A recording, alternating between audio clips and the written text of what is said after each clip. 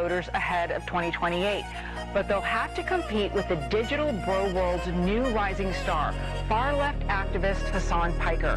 And what I really want is whether it's social media influencers on Twitch, YouTube like Hasan Piker, or other kind of promoters of hate. You must always maintain revolutionary optimism. You must always continue to organize. You must always continue to agitate, because the quicker we can create enough pressure that causes the American state to recalculate its suicide pact with Israel, the quicker we can save as many Palestinian lives possible. What's going on, everybody? I hope everyone's having a fantastic evening, afternoon, pre-noon, no matter where you are in the world. I'm Hasan Piker, and this is the HasanAbi broadcast coming to you live from sunny California, Los Angeles. Folks, we're live and alive, and I hope all the boys, girls, and MVs are having a fantastic one, because today's a beautiful day. Today's a wonderful day. Today is Tuesday. That's right, ladies and gentlemen. It's Tuesday. It's Newsday Tuesday, and I hope everyone's having a great one. I know currently Egypt was having a great one. Mo Salah, shouts out to Mo Salah. Unfortunately, it's not so great right now, because it's at 91 minutes with 6 minutes remaining plus 7, and it's 2-2 against the Argentina team after a 2-0 game. All of a sudden, out of nowhere, is the current predicament in front of the Egyptian team. There are a lot of you that are in support of Messi, Lionel Messi, as opposed to the good Muslim man, Mo Salah. Many of you have shown your real allegiance is not with the Ummah, and instead is with the Argentine team. It's 3-2. Oh, fuck. That's crazy. That's crazy. No. No. No. Are you fucking kidding me? Are you fucking, god damn it. Is this why people, you live early and now Egypt is bottling it? You spoiled it for me. My TV is behind. Fuck. Why did you go live early? Fuck you, Messi. Ah. Okay. Oh, Jesus Christ, dude. I always root for the underdog. It's principle. Fuck you for going live. End your stream right now. My husband says that's you in a diaper behind you in the wall. Yes, it's a fan art. It's an old school fan art. Many people don't know this, but back in the day, I used to have a P.O. box. And that's a OG. You've got your British accent ready? Want to start with another resignation in the UK? Since you went live, everything went wrong. Yeah, I did this. You got me. I did this, bro. Straight up. I'm responsible for everything. Egyptians are gonna riot. LCC is fucked. True. Okay, so this is is Mitch McConnell dead yet account is having a hard time. Yeah, that makes sense. They're about to announce that Mitch McConnell's not double alive because of you. I know. If you're the underdog supporter, let me send you a Los Angeles, San Diego football Chargers hat. March has said on stream, if he had to pick, he would be a Chargers fan. Hashtag fuck Larry Roden. Yeah, that's why we push for Turby Derby around these parts, because he's the true underdog champion. South Dakota is the underdog state, and Larry Roden is a power center in South Dakota. Anyway, folks, 3 minutes and 10. Yeah, 3 goals in 10 minutes is unbelievable. Fuck that. That's crazy. All right. So, this is part of the broadcast where I tell you about my personal news, but honestly, nothing has happened. Literally nothing has happened. And I spent the night just talking shit, reading, and doing nothing else, really. Going to bed early, waking up early, played some basketball this morning. That's why my freckles are coming back. Outdoors, spending some time outdoors, trying to up my cardio game, because my cardio is definitely a lot worse because I've been traveling a lot more. I haven't been working out as much. Like, I'm weaker than I've been at this point in my life last year. But I'm touching grass, the suit is just like sucking up my power, I feel like. But other than that, not really much has happened. I did an interview earlier this morning. That's part of the reason why I'm live early, because I did an interview at like 10 a.m. And that's it. That's honestly it. The suit demands more hockey. Sure.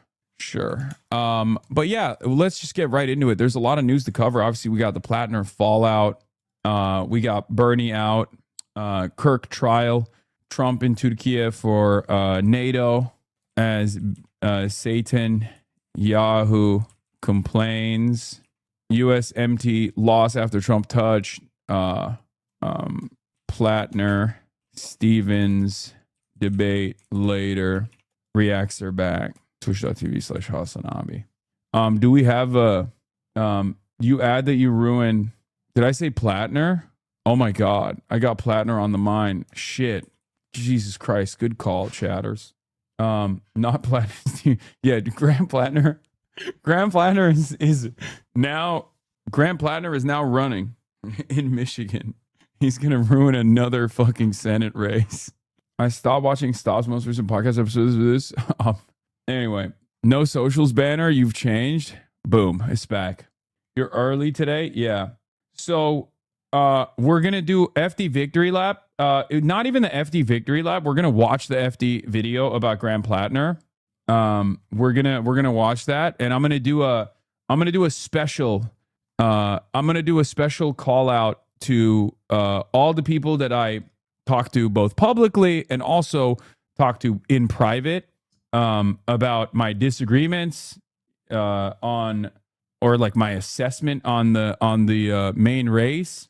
But yeah, big shout out to FD Signifier. Big shout out to Sean the Black, especially, who was, day one, was a day one. I'm not with this shit. Big shout out to a lot of the HasanAbi heads who were skeptical on the PLATNER tip.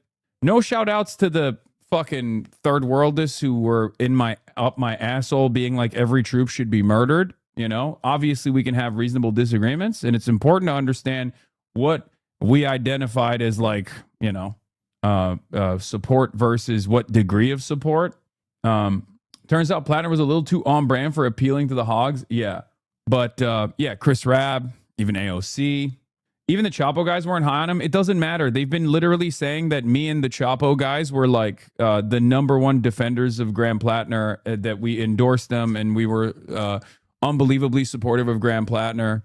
Shout out to Oni Spumoni. We'll get into that. Textures on that suit are on point. Definitely a good use of normal map. Normal map. Textures on the suit. I don't even know what you mean. Yeah. Also, why don't you ever have a take as brave as this?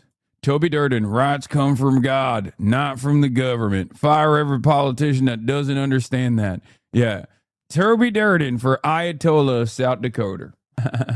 Toby Durden is going to be elected into office by 88 clerics. Not the Muslim ass style, but clerics nonetheless.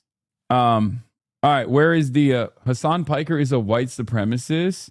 AOC is a white supremacist. AOC and Zoran hired actress Jennifer Rasico, who does not have any public profiles. AOC is Spain, not Puerto Rico. AOC is a white supremacist. AOC is a white supremacist. White boy Hassan. Hassan Piker is a white supremacist. Wallahi. Bro, I was going to say take your meds, but honestly, I don't even think medicine will help you. I don't know what planet you're on. Anyway, does anyone have does anyone have a blast off meme? Totally normal chatter. Little parting gift for the USA getting eliminated. Okay, we'll talk about the USA getting eliminated. We don't have a blast off meme. Okay, I'll just use the Austin Ox Zoran meme. Fuck it, why not? I want written apologies from all the freaks that called FD and Sean liberal wreckers. You fucking racist hacks. Look, one of the things that I maintained. Oh shit, this would have been a perfect blast off meme, but I missed my chance. This is awesome. Look, obviously the first story of today is going to be on Graham PLATNER. It's the major news story of the moment. We're going to be talking about that. Obviously, there have been a sequence of red flags that some valid, some not so valid, regular politics, regular political actors actively coming after what was a Bernie-crat anti-Israel candidate who certainly wasn't thoroughly or properly vetted at all. But this last allegation, hot girls for Toby Doby for South Dakota. I need y'all to be serious for a moment, man. Can we be serious for a moment? Can we just do that? Can we be Tooby Derby for South Dakota, Vargentina, VA Argentina? Okay, listen. Yes, the first story that we are going to be talking about today is Graham Plattner. Graham Plattner, 4-term. What happened to supporting Graham Plattner? I don't know. Were you not paying attention to what took place yesterday, where there was a credible rape allegation that came out from not that long ago as well, like from 2021? Gonna talk about that right now, as a matter of fact. So, credible rape allegation comes from out on Politico. It's one of the victim was actually someone who had given a statement to the New York Times, but had not said that it was, did not want it to be reported that it was rape, and she changed her mind, and yeah, it's done. It's over. Put a fork in it, right? The campaign is done. Now, obviously, I'm going to be talking about like what this means for the Senate majority and what this means for Maine in general. Legitimately, what were Plattner's qualifications other than endorsed by Bernie and says the right things? Fetterman was the same and Plattner could have done the same thing. Qualification sounds like a liberal candidate requirement, but we had no demonstrable history of leftism or advocacy, even normal non-Blackwater work that would ensure he wouldn't just stab you in the back while he got into office. I think that it mostly just stemmed from his, private profile, like his statements in private. But I did talk about his like lack of. There were some people in my community that made it seem as though Graham Plattner was, potentially going to run for president or whatever the fuck, and or was the face of this movement, which to which I pushed back on. But none of that matters. Okay. Majority Report enjoyer. Yeah, Graham Plattner talked about how Michael Brooks had one-shotted him and changed his worldview, all this stuff. I'm not here to say we told you so or anything like that, and you're not performative or a coward, but is there anything to say about the fact that the character issues were clearly there from the beginning? He invaded Afghanistan 4 times and did Blackwater. Those people are rapists usually already. Here's what I will say. What I will say about Graham Plattner is what I've said from the start about Graham Plattner. The red flags were there. But these red flags were totally immaterial for the voters in Maine. And that my assessment on this was the silver lining, which is something that I tweeted, I think like right after the Graham Plattner announcement or right after, like this was months in the past. And I've talked about this extensively.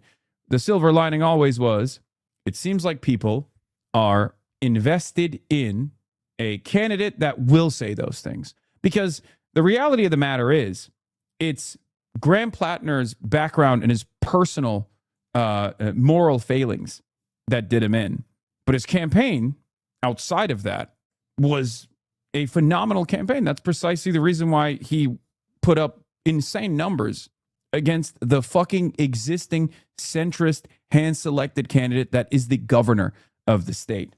That's important. That's important analysis. And I'm never going to shy away from giving you that analysis. My job is twofold. And I feel like there's been a lot of crosstalk on my perspective versus my analysis on the race and what this says about the appetite for change. Okay? Trump's 2016 campaign was good, though. See, this is the problem. Why do people do this? Like, why? This is my issue. And then like 98% of the clip compilations out there are always people making like a totally ridiculous comparison. And then me going back to Graham Plattner's like policy perspectives and what that means for the overall race, what that means for races all around the country. Many of the candidates you have actually excitedly endorsed and supported and fucking door knocked for, like Maylak Giros, Chris Rabb, Daria Lisa Avila Chevalier, Claire Valdez, candidates that I actually fucking went out, not only endorsed, but went out, fundraised for, actively campaigned alongside of, and am proud to not only endorsed, but went out, fundraised for, actively campaigned alongside of, and am proud to have played a role with this community in getting elected into fucking office. Okay? Like, here's the difference. When you say something like this, of course I'm going to fucking retaliate and be like, that's a stupid argument. And then people will clip it and be like, Hasan is defending Graham Plattner again. I'm not. It's very frustrating. The issues were there. It can't be all about the campaign. It can't be all about the Mainers like them. You know, I'm not shitting on the rest of your work. You do know that. Yes. Okay. In any case, can you look at Tom Tiffany's smears on you after having Francesca on? I'm worried. Rural racist Wisconsin is real. I don't know who that is, but we'll look at it in a second. So I think it was one of the first tweets that I had on the Graham Plattner issue was more so about like the broad appetite that people had all around the country, including in a state like Maine. That's a very old state, very white state. And I asked the question that I repeatedly asked over and over again. Does this mean that people have an appetite for the policies, or do they simply like that Graham Plattner is a white guy and looks the part? And this was a question that I had for the Mainers. And that question remains to be seen, because the comparison I always made was between Plattner with obvious red flags versus Abdullah Syed. So it's seeing a lot of libs defend Plattner over establishment pick Janet Mills because he has a leftist platform, and it seems like they're tired of the status quo electability arguments of the Dems. Now imagine if you had a candidate who didn't have a Blackwater CV and a totem cough, okay? But many people will take the time out of their busy days, they're not usually doing anything else, to make it seem as though I did not have a much more scrutinized opinion on Graham Plattner as opposed to many of these other candidates. And I will tell you exactly why. Okay? It's totem, not totem. Okay, whatever. I know. There's a difference in opinion that I have with many of the people that don't work on these sorts of campaigns in any way, shape, or form with other candidates who will go out and maybe door knock, go out and maybe phone bank, but they're not looking at the situation with a broader vision of winning the Senate majority. There are plenty of people in this coalition in the Democratic Party that are dog shit, okay? Policy-wise, background-wise, just horrible overall. Many people that I'm not going to actively go out and endorse, but many Democratic senators, for example, that have to be a part of this coalition regardless, just to have the numbers and the seats, okay? Because at the end of the day, when push comes to shove, a Democratic representative or a Democratic senator is going to be better than a Republican one, okay? It's that simple. And Graham Plattner was no different. But to simply say that this was just a lesser evil harm reduction attitude would be also incorrect. For Graham Plattner's race, what I was interested in always was the fact that he was an unashamed left populist. Now, the problem that comes along with that is that his stink and his background and the things that he did will now be slammed into every other Bernie endorsed candidacy, which is devastating. Okay? 100%. Actually, now just a shamed left populist? Yeah, well, that's true. So, am I wrong to have made the assessment that Graham Plattner, given his policies, regardless of his red flags, was still a better choice than Susan Collins and Janet Mills? No. Okay? With the current information that we have on Graham Plattner, obviously that's an entirely different predicament. If Graham Plattner had credible accusations of conducting war crimes in the same way that he has a credible accusation of rape, then that would have been irredeemable as well. Okay?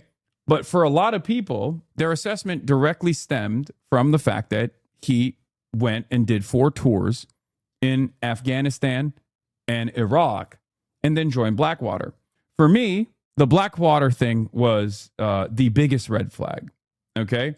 The Blackwater thing and the totem cough tattoo was major red flags, should have been seen in the vetting process, and it should have absolutely been a red flag that was, that would have stopped him from running.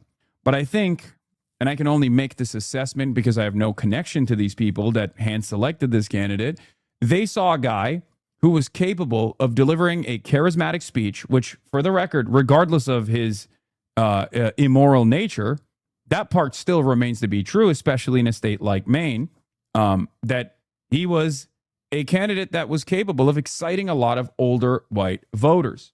Okay. Now, there's varying degrees of support that were thrown in the direction of Graham Plattner. I myself, of course, were at times talking about how ridiculous some of the campaigns were coming from people who were openly pro-Israel and were taking that position because they were pro-Israel. It wasn't because of it wasn't because they had seen red flags or anything. It was very clear that they were like, he's anti-Israel, or Graham Plattner is what do you call it? Graham Plattner is anti-Israel. I'm pro-Israel. That's it. I hate it. Right?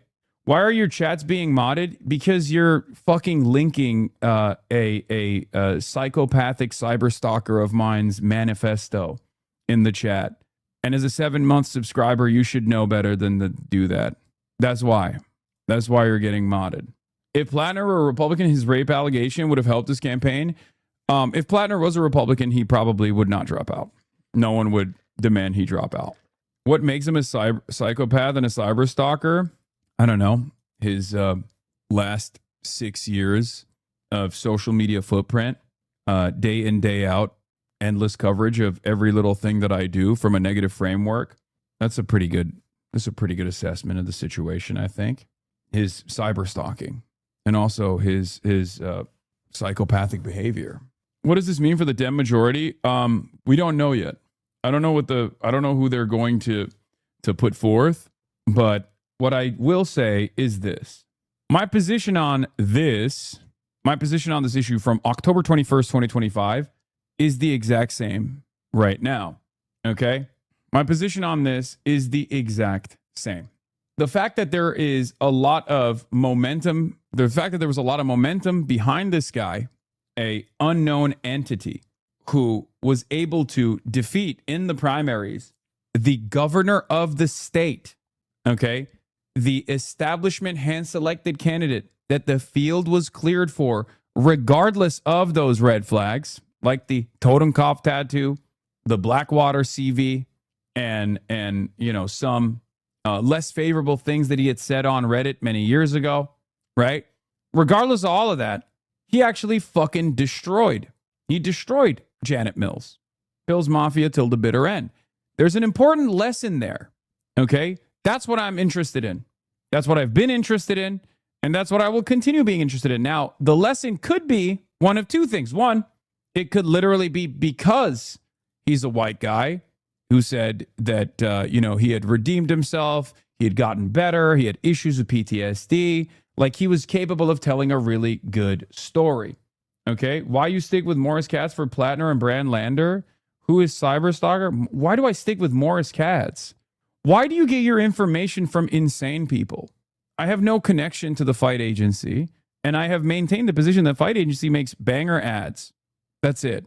They're an ad agency. They're not a political organization. I don't know why people are trying to tie me to the Fight Agency. It's an ad agency, and they make really good ads. Like, I stand by that. They make really, really great ads, okay? But they're an ad agency. They're not a political organization. They're not a political movement. They're an ad agency. And not only are they an ad agency, they're an ad agency. They've worked with like the likes of Michael Asher. Okay, perhaps that's the best that's the best proof that they are not like a part of a political movement, but more so just an ad agency, right? There is a level of mercenary work that you do in that situation, and I'm sure there's plenty of great people, and I think there are some great people there, some wonderful people that work there, but ultimately it is an ad agency, right? And before people say like, oh, the main DSA endorsed Graham Plattner, they did not. They suggested him, okay? DSA never endorsed Graham Plattner. They simply suggested him on the ballot as an acceptable substitute to Janet Mills and to Susan Collins, which is my position as well, okay? Recommendations are not endorsements, and even endorsements do not mean that someone is a DSA candidate in general. You could be a DSA endorsed candidate like Troy Jackson was for governor. That doesn't mean Troy Jackson is... I don't think Troy Jackson was a part of the DSA, right? But I think the important lesson here is, once again, to demand more proper vetting and not to go out to bat, even to the degree that I did on campaigns like Graham Plattner's. Even though I hedged my commentary over and over again, and had many private and some public disagreements with the likes of even FD Signifier, Cavernickel as well, and defended certain people like Chris Rabb when they criticized Graham Plattner, defended FD's criticisms of Graham Plattner.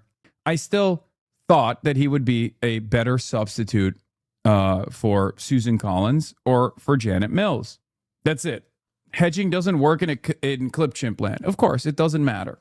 But if you're thinking like, you showed the same level of support, you lend your entire audience and your whole ass level of support to Graham Plattner, it's not true. As people have seen already, and as I talked about as well, there was a point where I wanted to interview Graham Plattner because I had certain questions of Graham Plattner. And here's one of those clips. I'm glad that someone at least found it. Okay. This is the reasons why people like him. When are you having him on? He's not. I don't think he's going to come on. He wanted to come on. Initially, his team wanted to bring him on, but y'all yelled and cried so much and pissed in your pants and farted that I couldn't even have a conversation with him about his background and get to know him better and get to understand where he was coming from. I don't think he's ever coming on because 100%. See, but this is it. We made fun of a Nazi. Brother, you have to be a little bit more tactical about this stuff, okay? You have to, I would have liked to have a one-on-one conversation about that and numerous other things. I wasn't going to glaze him. And that's now the reason why he's not coming on. It's all good, I mean, I don't really give a shit. Like I said, it's out of my hands. We're Pills Mafia, baby. We're Pills Mafia. Graham Plattner is literally the liberal Donald Trump people have been looking for. Yeah, that's still true, by the way. He is. Yeah, no, he is the candidate for the moment. He is the leader of the American woke chud movement. Anyone who actually watches the coverage can see the difference. No, there's plenty of people who are in this community as well who came in here and would regularly yell at me, but they would make it seem as though like my level of commentary or support for Graham Plattner was the same as like Abdul Al-Sayed. You know what I mean? Like that's, or my level of support for Daria Liza or Chris Rabb, people like that. That's just not true. And there's varying degrees of social democrats, leftists on the internet that did offer a lot more support. Not that it matters. Like I certainly made my position known, which is that Graham Plattner was a preferable candidate to Susan Collins and Janet Mills. None of these guys ever actually countered that for some reason. And it's still fucking true. You know what I mean? Well, it's not true any longer, but it was that conversation that consistently led to people clipping shit to be like, you defended him a lot. You defended him a lot. No, I didn't. I defended the idea that he is, at least at the time, for the information that we had, a better candidate pushing for better policies than Susan Collins and Pills Mafia. So that's where we're at, or that's where I was at. Okay. As a longtime fan, I think you need to reflect on how you take criticism, especially from the left. Not everyone is a wrecker or a Mao's third worldist. Sometimes they just disagree with you. I know. But we're playing a little bit of rewriting of history here as well. Because the people that were coming in here with criticisms weren't like Sean the Black's criticisms. They weren't like FD Signifier's criticisms. Their criticisms were Graham Plattner raped and ate children in Afghanistan, specifically did torture in Abu Ghraib, and you love doing torture to the Iraqi children. You have the death of 1 million Iraqi babies on your hands. You love when Iraqi children die.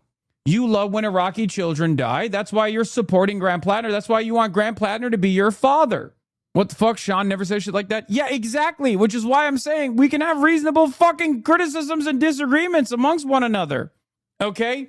But of course, if someone comes in and says that, I'm going to be like, you're an insane person. That's the whole point. And for some weird reason, people do this like weird Mott and Bailey where they go, well, there was some reasonable disagreements in chat with you, and not like me yelling at the people who were like, every person who's been a troop at any point in their lives deserves the death penalty. Okay? You're creating a non-existent person Oh, come on. Come on, brother. That's not a straw man. It's like, under normal circumstances, I like embellishing and I like exaggerating because I'm supposed to be someone who's an entertaining figure.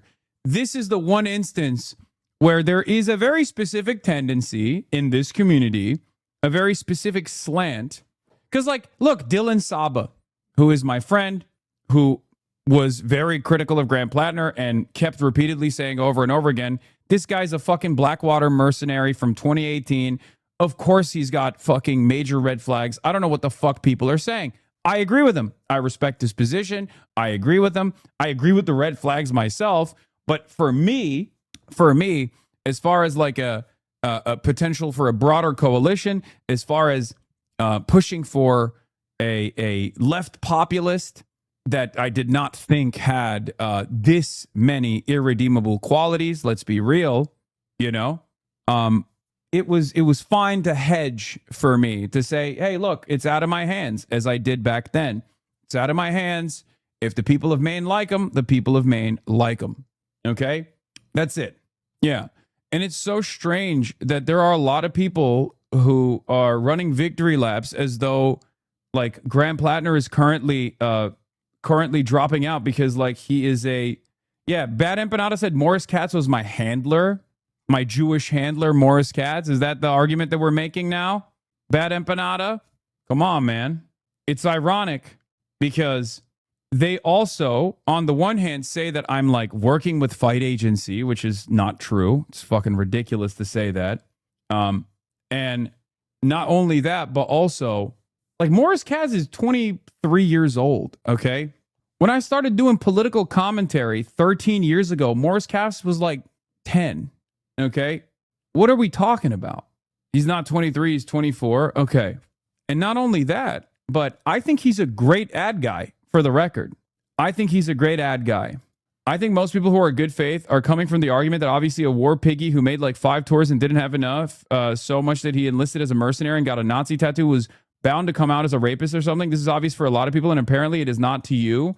That's not saying all veterans need to go through the gallows. No, I agree. But the problem is, I also shared that same level of skepticism, but it wasn't enough for me to just like come out and be like, fuck Grant Plattner, fuck Bernie Sanders, fuck the entire broad left populist movement. They're all a bunch of Zionists.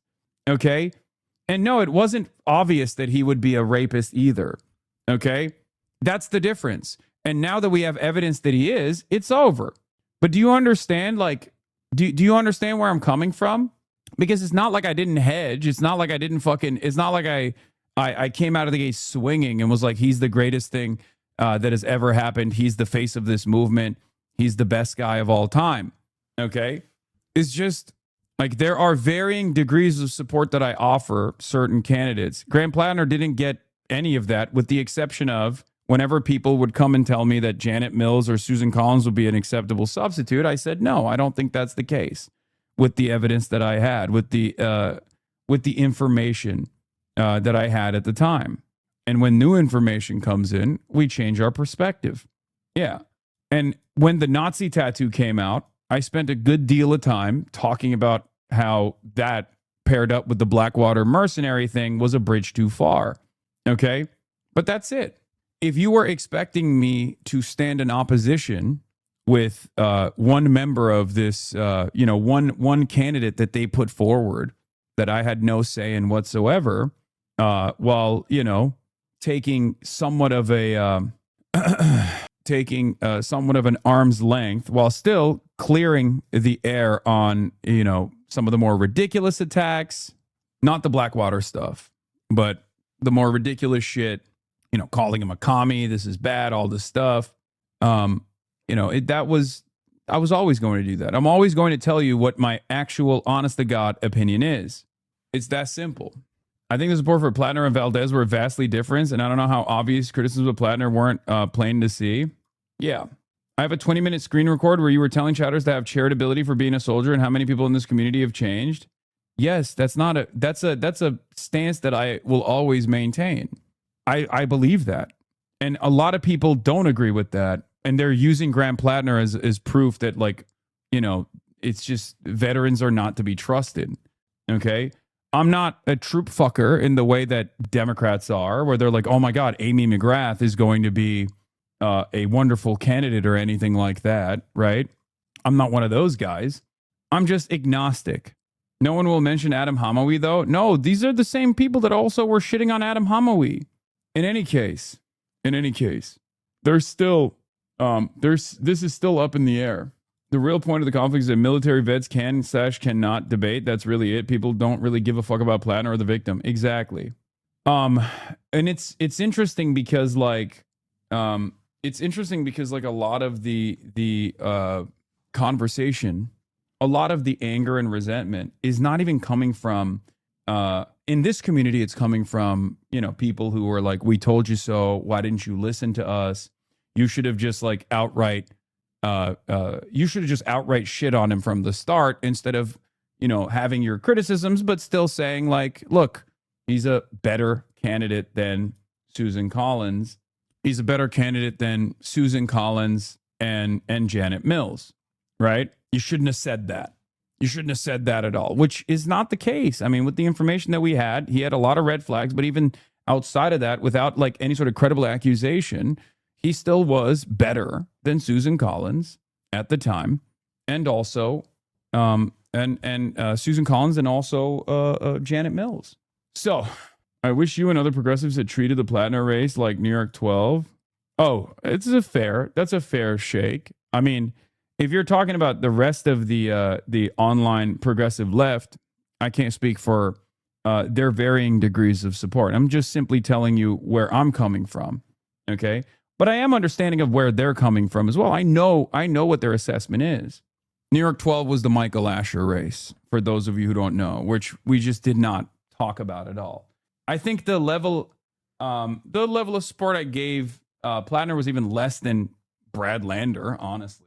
And I'm fine with Brad Lander being a part of this broader movement, despite my disagreements with Brad, right? On certain issues. It's tougher, though, because it was a Senate race. Yeah, it's a huge deal. At the end of the day, I don't know where this will go. I don't know what they're going to do. I don't know what they're going to do. I don't know where this, I don't know who the replacement is going to be. I'm going to obviously continue working on the candidates that I have been working with. But if you are trying to understand like what my assessment is, or if you saw what my skepticism was, but also saw a bunch of clips of me being like, I'm riding with Graham Platinum or whatever. Well, I'm here to clarify my position. And I know that no matter what I say, there's going to be a fucking barrage of misinformation out there, especially because no matter what, when I try to offer you any sort of nuanced critique or any sort of nuanced analysis, people want black and white. People don't want to hear. People don't want to hear what the nuanced perspective is on this. Morris Katz apparently has not reached out to the New York Post. His team is delusional, this person said, noting that Katz, a former campaign advisor to New York City Mayor Zohar Mamdani, is still recommending Platinum remain in the race. Morris Katz says, to be very clear, no one in campaign deliberations are familiar with my thinking is talking to the New York Post. Sam Piker tells me Platinum should drop out as sees Troy Jackson as a clear replacement that satisfies the needs for credentials and embodies some of the populist policies. I mean, Troy Jackson is not a great replacement for Graham Platinum. Like, I will be honest with you. I just don't know what the alternatives are. We'll see what they put up. We'll see who pushes for what. And we'll see where it goes. Choose me, I'll move, buddy. Yeah. As someone from the global south, I appreciate everything you've done. P.S. You are not going to get charitability from the people who are just looking to score internet points. I know. Yeah. I mean, all the fucking accusations that I'm like, a mercenary for the DNC or a mercenary for a fight agency. These are fucking ridiculous accusations coming from the schizo left conspiracy theorists. And there's not much else I can say. You can see the deliberate actions that I've taken. And it's really funny because those very same people will then turn around and will literally be like, oh, Hasan wanted to work desperately with Graham Platinum. It's his campaign that didn't want to work with him. And then they don't work through the motions of that. Like, they don't work through why that didn't actually happen. They don't ask the question why the PLATNER campaign had no issues working with like David Sirota, Majority Report, numerous other outlets, but for some reason they just chose to avoid being interviewed by someone like myself. They don't actually, because if they were to investigate a little bit further, they would understand exactly what I said. They would arrive at the same conclusion, that I suspect the skepticism coming from their camp was because I was going to ask him about his background in Blackwater, his tattoo, the decision-making process there. And they didn't want that. They didn't want to have that conversation at all. And in that conversation that I had with Chet, where I'm like, you guys have to be a little bit more tactful. I'm saying like, we have to be a little bit more tactful as far as like how much we yell about certain things, because then it undermines the opportunity to do proper vetting for a campaign, proper vetting for a candidate in the process of an interview. Okay? That's what that statement is about. That's why I say we have to be a little bit more tactful. Your haters don't even defend Daria, Claire, Corey, Rab, Hamawi. They're unserious people. Yeah, it's all a gotcha attempt. So yeah. Bro, you just showed a clip on which you were complaining they canceled because of chatters, not because of your opinions and doubts. See, this is what I mean. Brother, do you not understand the words that were coming out of my mouth, even in that fucking clip? What are you talking about? Yes, I said, you guys chirp too much. You wouldn't let me fucking cook. Hello? How do you think... Are you stupid? How do you think a campaign views a potential interview as like maybe contentious? They obviously look at the way that, you know, my community reacts to the fucking candidate. And no, I didn't even want to fucking cook him. I just wanted to investigate further, like ask some serious questions about like where he stands. Okay? What the fuck is this? Gasparino? Is Hasan Piker the one who calls the shots in the Democratic Party? That Hasan Piker has a voice. I mean, have you ever listened to that guy? Some of his theories about everything from Marxism, economic Marxism, to cultural Marxism, to Israel. He's way. So this guy is their standard bearer, and I just found it fascinating. People said, "Oh, it's all over for PLATNER," because Hasan Piker came out against him. I'm like, Hasan, he's the guy that calls the shots in the Democratic Party. I'm not. So the people Jackie's talking about in the primary. It's so funny that these guys have like invented this alternative reality. I'm not this person. Why does nobody give a shit about my perspective on this? Ironically enough, I'm not this fucking person, man. You guys keep saying it, and then you're like, I'm scared about the alternative reality that I have envisioned in my mind. Area, I think, to a large degree, but a lot of people, yeah, but that's what I mean. They are controlling. The left is controlling. The left has replaced the establishment as the driving force. Did you just say that Troy Jackson isn't a good option because you said yesterday that he's him? I'm saying that he embodies a lot of the populist qualities in his legislative track record.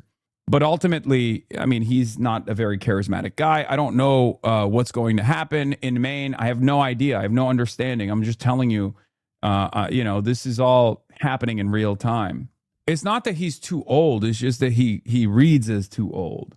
But when you look at someone like Troy Jackson, who has a legislative track record that's very good, like fairly reliable in a state like Maine, but then you look at the way he carries himself, and then you look at the way that Graham PLATNER was doing all these fucking rallies, and you develop a better understanding of why so many people in Maine fucking voted for this dude, okay, regardless of the red flags.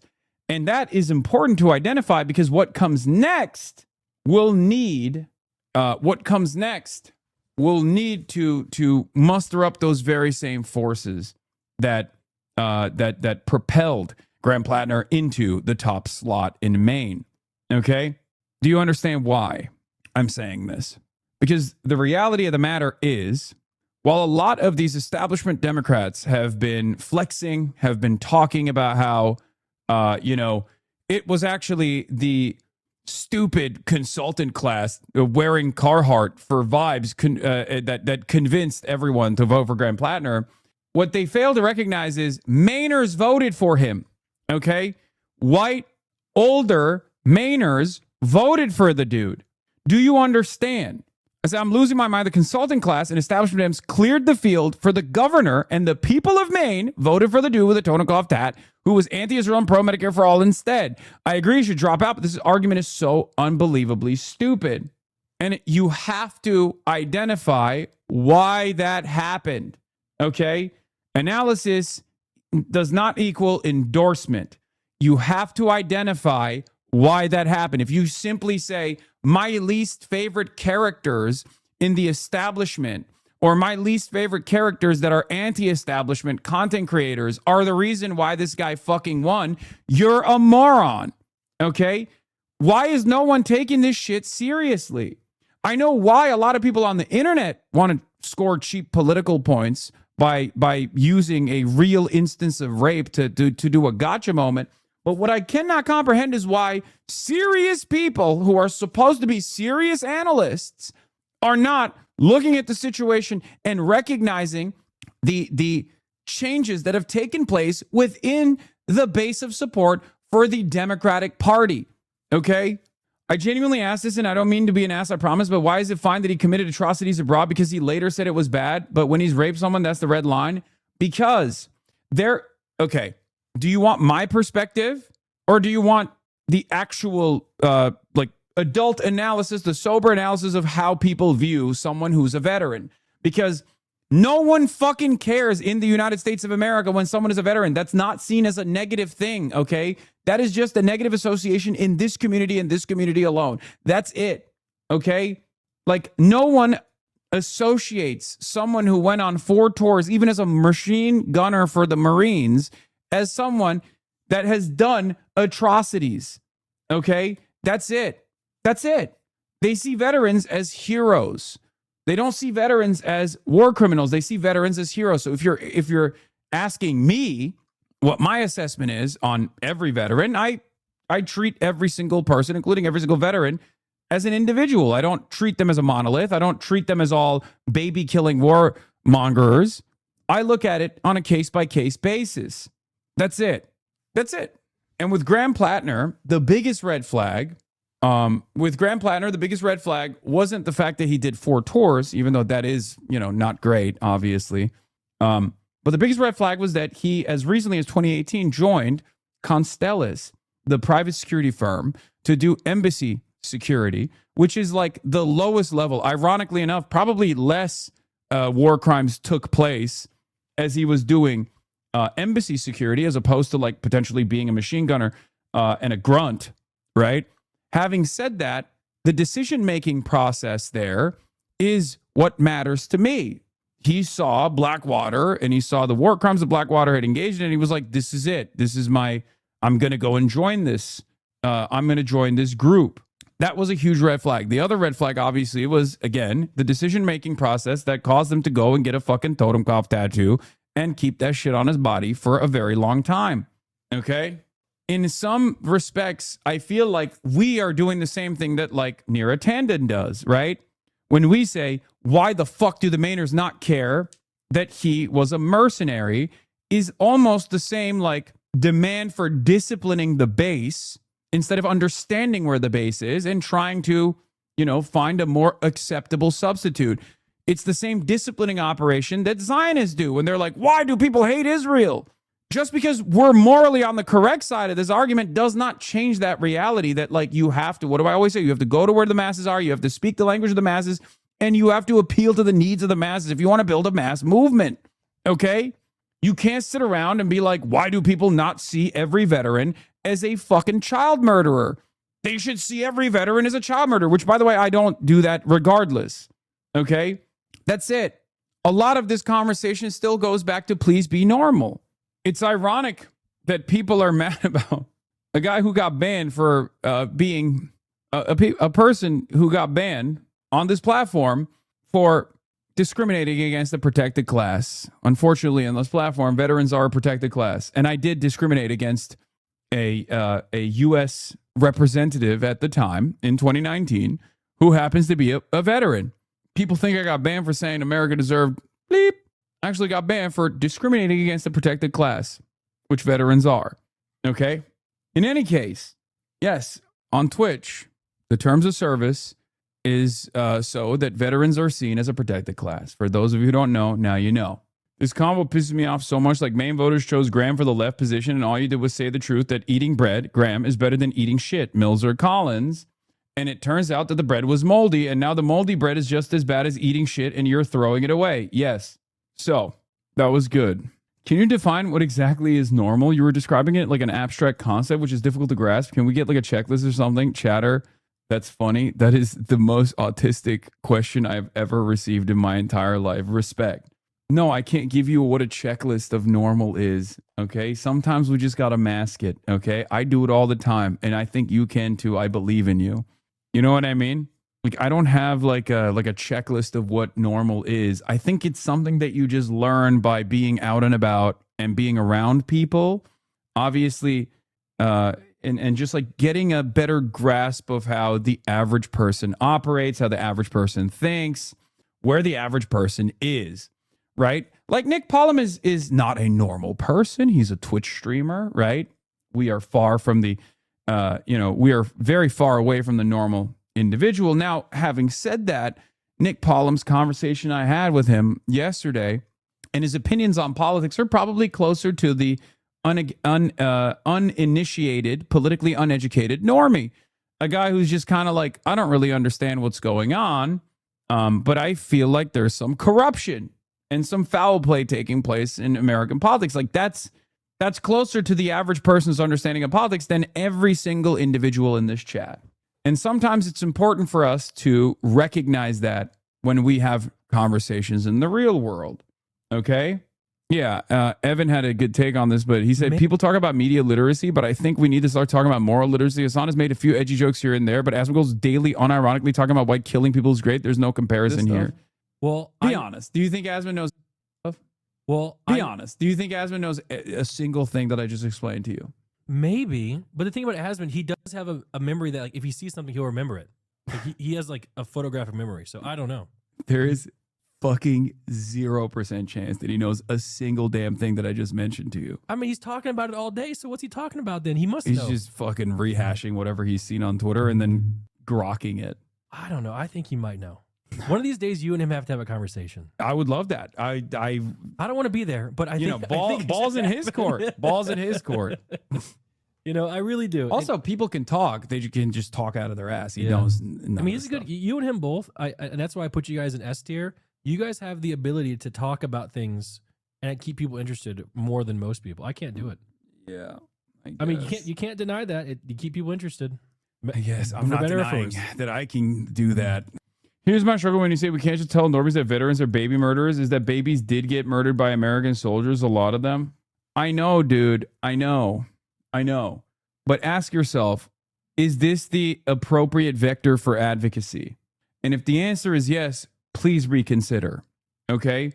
This is why I say you have to come at this from a point of understanding of where the masses are, what is normalized in American society, in American culture, and work your way through that process. Because there's never been a moment where I'm like, join the military. It's great. They are, the most important defensive force that's ever existed. I don't do any of that shit.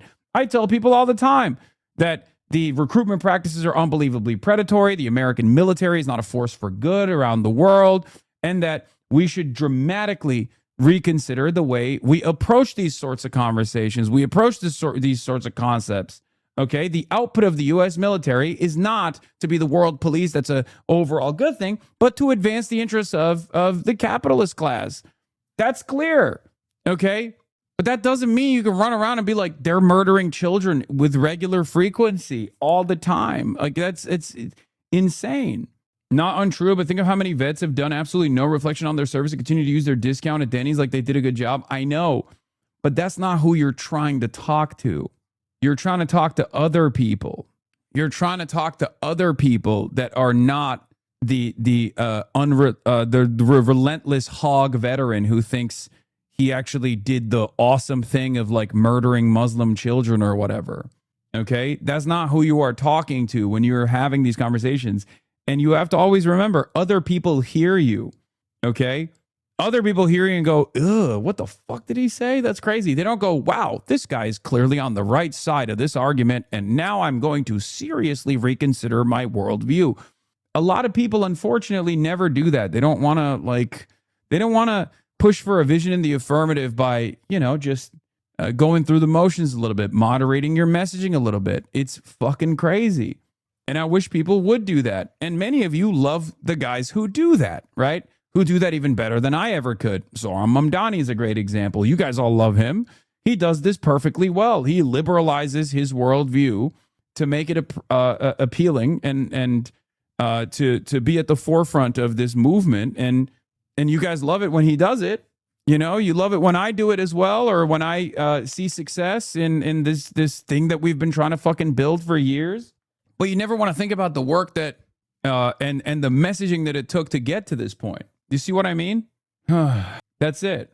I want to watch the FD Signifier red flag video and see what lessons we can learn from it, as he was, alongside Sean the Black, a very loud critic of Graham Plattner, which many people, I think, misunderstood his point as well. I talked to FD privately many times over leading up to this video as well.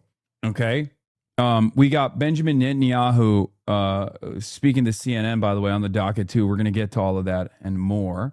But look, there were a lot of people who said these red flags are irredeemable. Okay. I was not one of those people until recently. Okay. You're not going to like the lessons because it's about white supremacy. No, first of all, see, this is what I mean. A lot of people misunderstand my position on this. I have made that argument all the way back in fucking November 2025. What did I tell you? You have seen me talk about this, especially in comparison to a candidate that I actually was very excited about and had endorsed and have been working with versus Graham Plattner. The Abdul El-Sayed versus Graham Plattner argument comes to mind instantly. This is something that I said on the Pod Johns' podcast all the way back in November 2025. Let's run the tape one more time. We shall see if the liberals are more forgiving of guys like Graham Plattner because he's a white dude, and they think that is like the primary version of electability for liberals in general. Yeah. Or is it because he came out of the gate swinging with very leftist, like left flank policies, and that's the reason why they're forgiving of him. And I think the contest I'm paying close attention to is Abdul El-Sayed, a person who has none of the red flags whatsoever. Another person that basically has an infallible reputation and has actually more experience in politics as well. He's run for the governors. He failed to defeat. I think it was Whitmer that he failed to defeat on a Medicare for All campaign, and he is the real deal, right? And he's also another early Bernie pick. He's also anti-Zionist. We shall see if liberals are just as forgiving of a brown guy that is running on a very similar campaign to Graham Plattner. Without the tattoo. Yeah, without the Nazi tattoo, but he's a brown guy. Does that mean that it's like scarier? My point is a white dude with a Nazi tattoo. I think we know the answer, don't we? Well, I think we know the answer. No, I don't. As a brown person, I think I know the answer. No, I think that's defeatist. And that's, I don't abide by that. I recognize that there's a hurdle, right? There's a hurdle, there's a higher threshold, but you can climb it. And you can make up for that higher threshold by instilling messaging discipline and being, and then not stepping on any landmines to the best of your ability. And also just focusing on issues that the largest base actually care about. That's why I always say center the working class, because the working class, even if they don't self-identify as the working class. Bro Master says, I was a child in Iraq during the war. I didn't like Plattner and didn't support him, but I also didn't mind flipping one voice to be pro-Palestine / anti-Israel. We need all the support we can get. My thought was maybe he is bad, but a bad person against Israel is better than Collins. That was my assessment as well. That's it. And a lot of people treated that assessment as an outright, like, he is your favorite person. And there's so much evidence to suggest that I had tremendous scrutiny for Graham Plattner's campaign. But if you look at just the clips of me arguing against chatters who were making insane points, like much broader points about every fucking veteran being a certain way or all this shit. Dog, I'm sorry, but you just white-splained work twice as hard for half the reward to a woman of color. Dog, don't you think maybe I have a little bit of background in this too? Yeah, I'm saying that because I fucking believe it. Yes, I know it. What do you mean? Hello? I'm doing that in defense of Abdul El-Sayed. I'm like, look, we know how it is. I understand how it is, but it's not unfixable. It's not unsolvable. I said this about Kamala Harris too. When people were like, oh, she's a black woman. Kamala Harris is a black woman. It'll never work. And I was like, no, it doesn't matter. That's a hurdle, but it's one that you can climb. It's just going to be a harder hill to climb, but it doesn't matter. It's still climbable. What am I supposed to do? Yeah, Zahra Mamdani is proof that you can do that, right? I don't think we just cut, great candidacy short like Abdullah al-Sayed, specifically because he's not a white man. That's it. But yeah, all jokes aside, lesser evil voter across the board, right? Leading up to the recent allegations, obviously, recent allegations aside, and I think, as I've said over and over again, I think he should drop out. You literally brag about the Rhodes Scholarship named after white supremacist Cecil Rhodes, and you ignored our criticism of Plattner. You have anti-blackness. You do work on it. I'm pointing to the credentials of a brown Egyptian Muslim man. This has got to be a joke, right? You can't be this Jay Sakai pilled. I don't think. This is a joke, right? Please tell me you're fucking baiting and you're joking. Like, there's no, like, you think that has anything to do with my assessment of Cecil Rhodes or Rhodesia or white supremacy when I point to the credentials of a person by naming the scholarship that he received? I can't understand. There's no way. I don't think you're being serious. I'm just going to move on from this. Especially because I'm literally talking about Abdul Rahman El Sayed.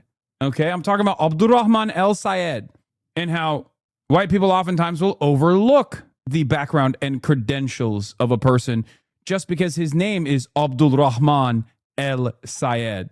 Chatter bringing back secret woke 0.1 alpha. Abdul Rahman Mohammed El Sayed. It's not a joke. It's coming from a black woman. Please stop uplifting that scholarship. Okay. Sure.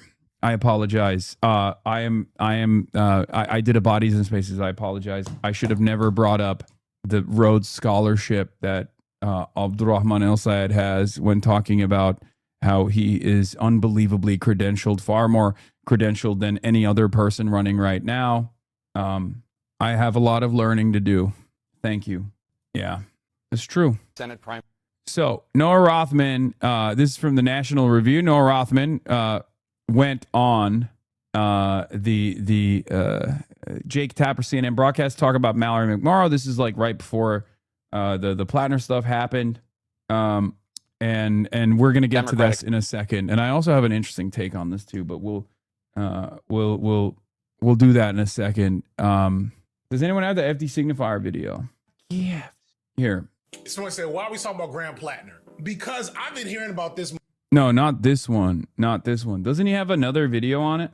Not a recent one. No, this is the recent one called White Fatigue, right? What I'm trying to make clear here is that No, this is from 3 hours ago. I'm not. Isn't there one that's like, I think, yeah, this is the one. Why I left the white left. I'm putting all white leftists on timeout until further notice. I've been hanging around y'all too long, and now I have lice. And black people shouldn't get lice. That it doesn't work like that for us. Lice in America cannot survive in black hair. Y'all probably don't realize that because a lot of y'all don't be knowing shit about us, but we already off topic. And the fact that I be explaining black people shit is kind of why I have this problem in the first place. We're going to start out talking Graham Plattner a little bit because he's a great framing tool for everything I want to get off my chest. I want to be really clear. I'm going to say that a lot in this video. I don't like this dude. He feels like a seasonal villain from a prestige political drama like House of Cards or Scandal or something. I'm not saying he's a Nazi, but he's at least like Hydra or Order of the Cyclops for those of you that watched Watchmen all those years ago. He just is that guy, and it's incredibly obvious to anyone who isn't some of y'all. And this isn't just taking issue with his military service. I don't have a purity politic toward anything, really, if you know me, but definitely not ex-military people on the left. I am anti-American military. Like, I don't want to misconstrue that. But there are also Black Panthers who were ex-military. The American military spends billions of dollars marketing and propagandizing young people across this country. So I try to hold a nuanced position for how that works.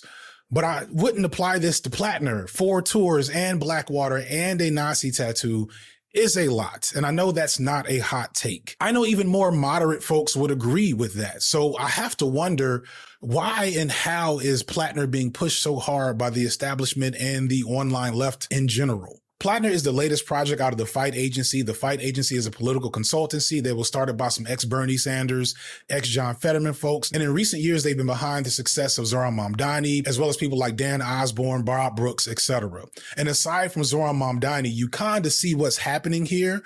All we're missing is Hank Hill. Like, the main, mostly valid argument that I will get about Plattner is that he's one of the few folks amongst the Democrats that vows to pull military support from Israel. Not a single taxpayer dollar should be spent. By the way, a lot of people consistently point to me talking about Graham Plattner being an exceptional communicator as like defense. That's literally the reason why he won. Okay. He is very good at telling a fucking story and playing a role. I don't know if FD will agree with me on this, but like that's why he fucking won the goddamn primary against the established name that is the fucking governor of this state. Okay? That's just true. It's objectively true. Okay? I don't think this should be beyond the fucking pale. On arming and defending a country that commits a genocide. And that is extremely important for Palestinian liberation. But I do have to ask, why are we being asked to not just tolerate Plattner for that reason, but to see him almost as the future of the Democratic Party and maybe even the left?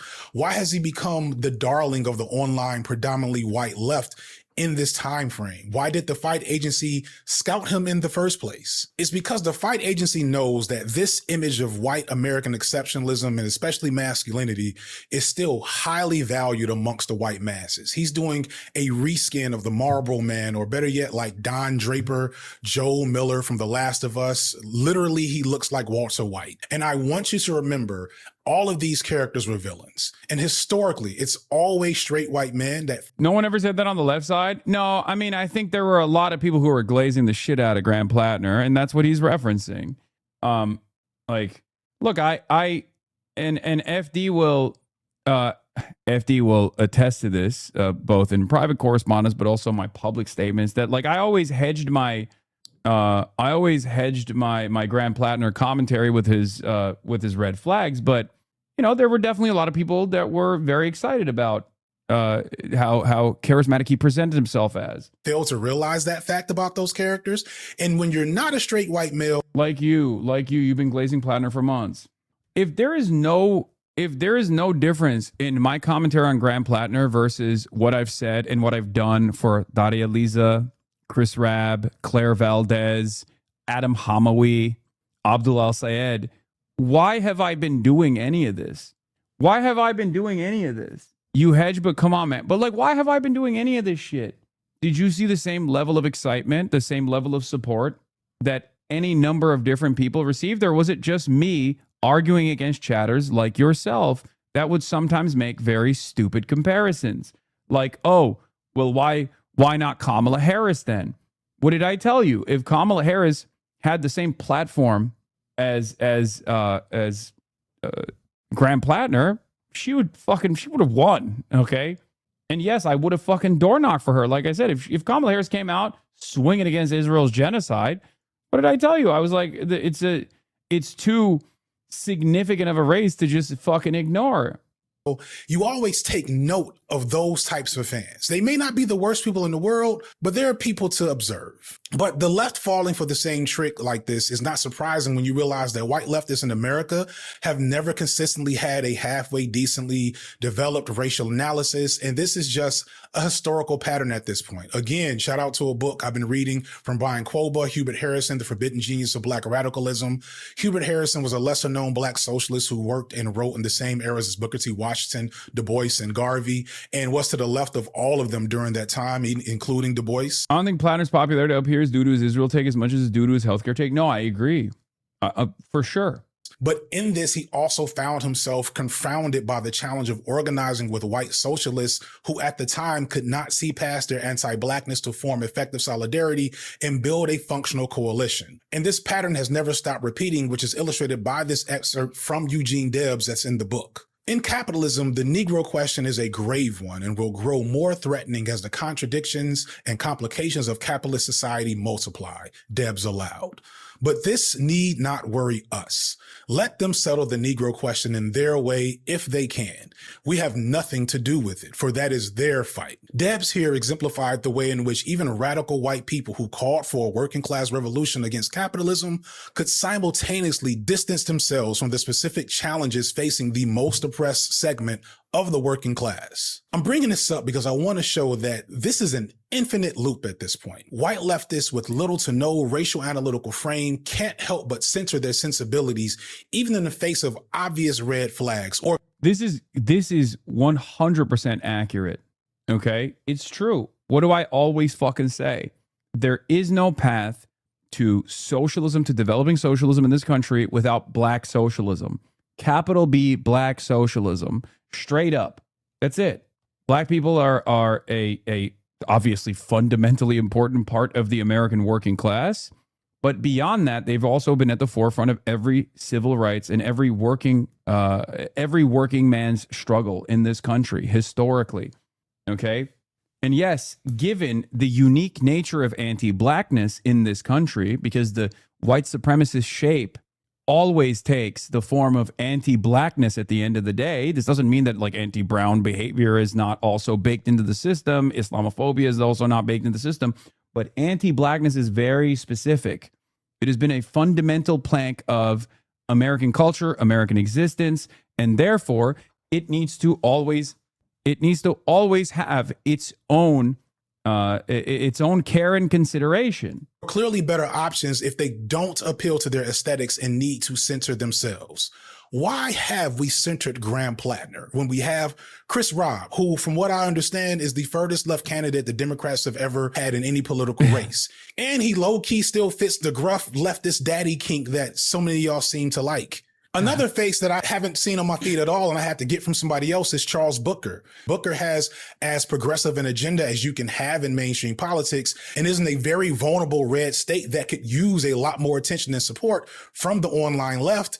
And the only thing I'll say here is the electoral calculation for Graham PLATNER it looked far better than Booker. That's it. I mean, Booker's dope. I've talked about Charles Booker. I've talked about how I would love to go and work with him if he wants my help. But Booker's in Kentucky. It's a far more difficult hill to climb than like what seemed to be an easy lock state in Maine, because Susan Collins is like finally going to get taken out. Not there. Booker's not just anti-sending weapons to Israel. He's Medicare for all. He's for universal basic income, stopping data centers, decriminalizing poverty, and reparations. Is everything you can want from a mainstream politician, but he's invisible compared to PLATNER. I don't follow elections much unless it's local, but I have seen PLATNER's face a million times more than either Rob or Booker. Rob did spend some time with Hasan. Booker, he's got nothing as far as I can tell. Meanwhile, PLATNER has tons of interviews, Majority Report, Mehdi Hasan, New York Times. Why is this happening? Why is that viable? From my perspective and experience, a lot of white leftists understand that it's bad to be racist, but they don't actually understand why racism is bad or how it works. The absence of a critical understanding of how whiteness works is why a lot of them fall for the same trick over and over, to the point where the fight agency clearly has this type built out just for y'all. If you want to vote for PLATNER as an odious candidate that will help end military support to Israel, go ahead, but it should be treated as a tainted compromise for the sake of a free Palestine, not a vision for the future of the left. He should not be in our faces as much as he is. He should not have the defenders that he has that I know will show up in his comment section. He should be the online left's sneaky link that you never see in the light of day and never talk about in public. And the fact that so many white leftists don't feel this is sadly par for the course. The red flags that he has don't bother some of y'all because those red flags have never been weaponized against you. But when you're someone who's historically been targeted by this archetype, you pay attention to those patterns. You don't compromise with that.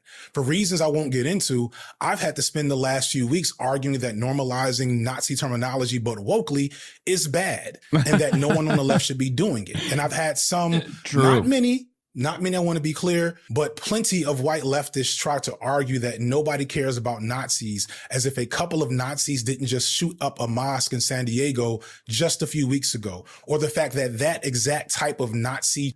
Why are we watching this victim mentality? Dog, come on. Come on. You are playing the fucking stereotype, man. This is not victim mentality, motherfucker. This is critical analysis. And also, it's correct. Like, this is the moment of vindication for FD Signifier. It's kind of ridiculous to still double down on your blind spot instead of just being like, you know what, maybe this is a good opportunity to reconsider some of the biases that I might have. It's not an accident that the people that were far more critical of Graham Plattner were people like FD Signifier, Sean the Black, Chris Rabb, okay? Even AOC shied away from an endorsement. And if you recall, there were a lot of people who were yelling at Chris Rabb when Chris did that interview with Crystal Ball. And I had to come in with a little bit of course correction even in this community where I said, look, Chris Rabb, as opposed to Graham Plattner, is someone who I have lent support to, who I have actually, gone and campaigned with and put the weight of this community behind. And there's a reason for that. Okay. Like, his skepticism turned out to be correct. My limited amount of skepticism was not correct, notwithstanding the conversations about broader issues about like how, veterans are this or that. I'm not having that conversation right now, even though many people will take those conversations and will slam it in, or even, what kind of attacks you receive if you come out as someone who is critical of Israel. Because if you recall, like, Zay Squirrel also immediately was like, this guy's a fucking no good candidate and is bad, Blackwater mercenary. But even Zay Squirrel, alongside myself, had the same exact assessment with the New York Times report, right? Where they also said the same thing I did, that this kind of feels like a hit job. It turns out that there was a lot more evidence that the New York Times did not report on for one reason or another. It's remarkable that they did not report on those reasons and simply left the assessment of this allegation as someone who had one weird moment with Graham Plattner, but ultimately was fine with Graham Plattner. It turns out she wasn't fine with that, right? Don't throw a majority report under the bus. I'm never going to throw a majority report under the bus. I'm not going to throw Kyle Kalinske under the bus. I think it's important to recognize blind spots, myself included. Having said that, I totally understand why they were in support. A lot of these people that were in support of Graham Plattner were also in support of Kamala Harris in ways that were far more meaningful than, my assessment of that race, right? They were doing harm reduction and lesser evil voting arguments. This is consistent with their principle, right? If someone is going to do harm reduction arguments for Kamala Harris, then of course they're going to make, of course they're going to be in the tank for Graham Plattner. FD was in support of Kamala too. Yeah. Did you not hear him literally also do? Yes. FD Signifier is also a harm reductionist. Okay. He literally said, look, you're going to vote for Graham Plattner? Just don't make him the face of the movement. That's all he's saying. And I think a lot of people don't listen to the nuanced criticism here. He is quite literally saying, look, if you're going to vote for Graham Plattner, that's fine. But like, there's obviously a lot of red flags and you shouldn't make him the face of a movement. You shouldn't be giving him this much coverage. You know what I mean? I think you didn't go as hard on him as the same reason people get scammed because you wanted it to be true. Of course I wanted him to be the base, like, commie former veteran that is like anti-imperialist, but he's like hiding his fucking he's hiding how radical he is. Turns out he was hiding his real experiences, just not in the direction that I hoped he was. But once again, the skepticism still remained. It was something that I wanted to make a personal assessment on. And unfortunately, well, I guess not even unfortunately, I guess I fortunately never had the opportunity to do so, especially considering, holy shit, the amount of cooking that I'd be receiving in this circumstance probably be even harder than that, regardless of the fact that I didn't lend him the same level of support at all. You had chatters in here calling saying that FD was calling you out for making him the face of the movement. Nobody listens to what they watch anymore, man. I know. Terrorism happens like every 6 to 18 months in America. And it's impossible to remain in community or struggle with people who don't seem to mind that, who always put themselves first, especially when the struggle isn't about them in the first place. And after half a decade online, I'm tired of seeing this pattern and repeating these same complaints. But the problem is that this entire space has always catered to a specific type of white guy online. And that's what it was built for and what it always probably will be. See, BreadTube emerged as a venue to rehabilitate right-wing edgelords into leftist progressives, all after the rise of the alt-right. It has always had an extremely high tolerance for what Graham Plattner is, because he just like them for real. And while not every aspect of BreadTube has catered to this reformed edgelord Reddit troll archetype, it's clear that this element of the space remains influential and often sets the tone for the space. Because even if these types don't make up the largest part of our audiences, they're almost always the loudest part, always the most online and the most active of the bunch. So let's talk about some drama for a bit. For years, I have not responded to drama publicly, and any drama from other creators whose opinions I don't care about, you haven't heard me talk about it publicly. And the reason for this is people don't care. People don't care about petty squabbles between creators that agree with each other 90% of the time. None of this is really material to any useful action toward a free Palestine or any social issue that you might care about. So rarely do I dedicate time to it. And also people will couch a lot of content creators, like their entire thing is just their output, right? Which is content. And if they actually swing in the direction of drama, if they start swinging their content in the direction of drama, they start generating a lot of value. They start, generating revenue off of that.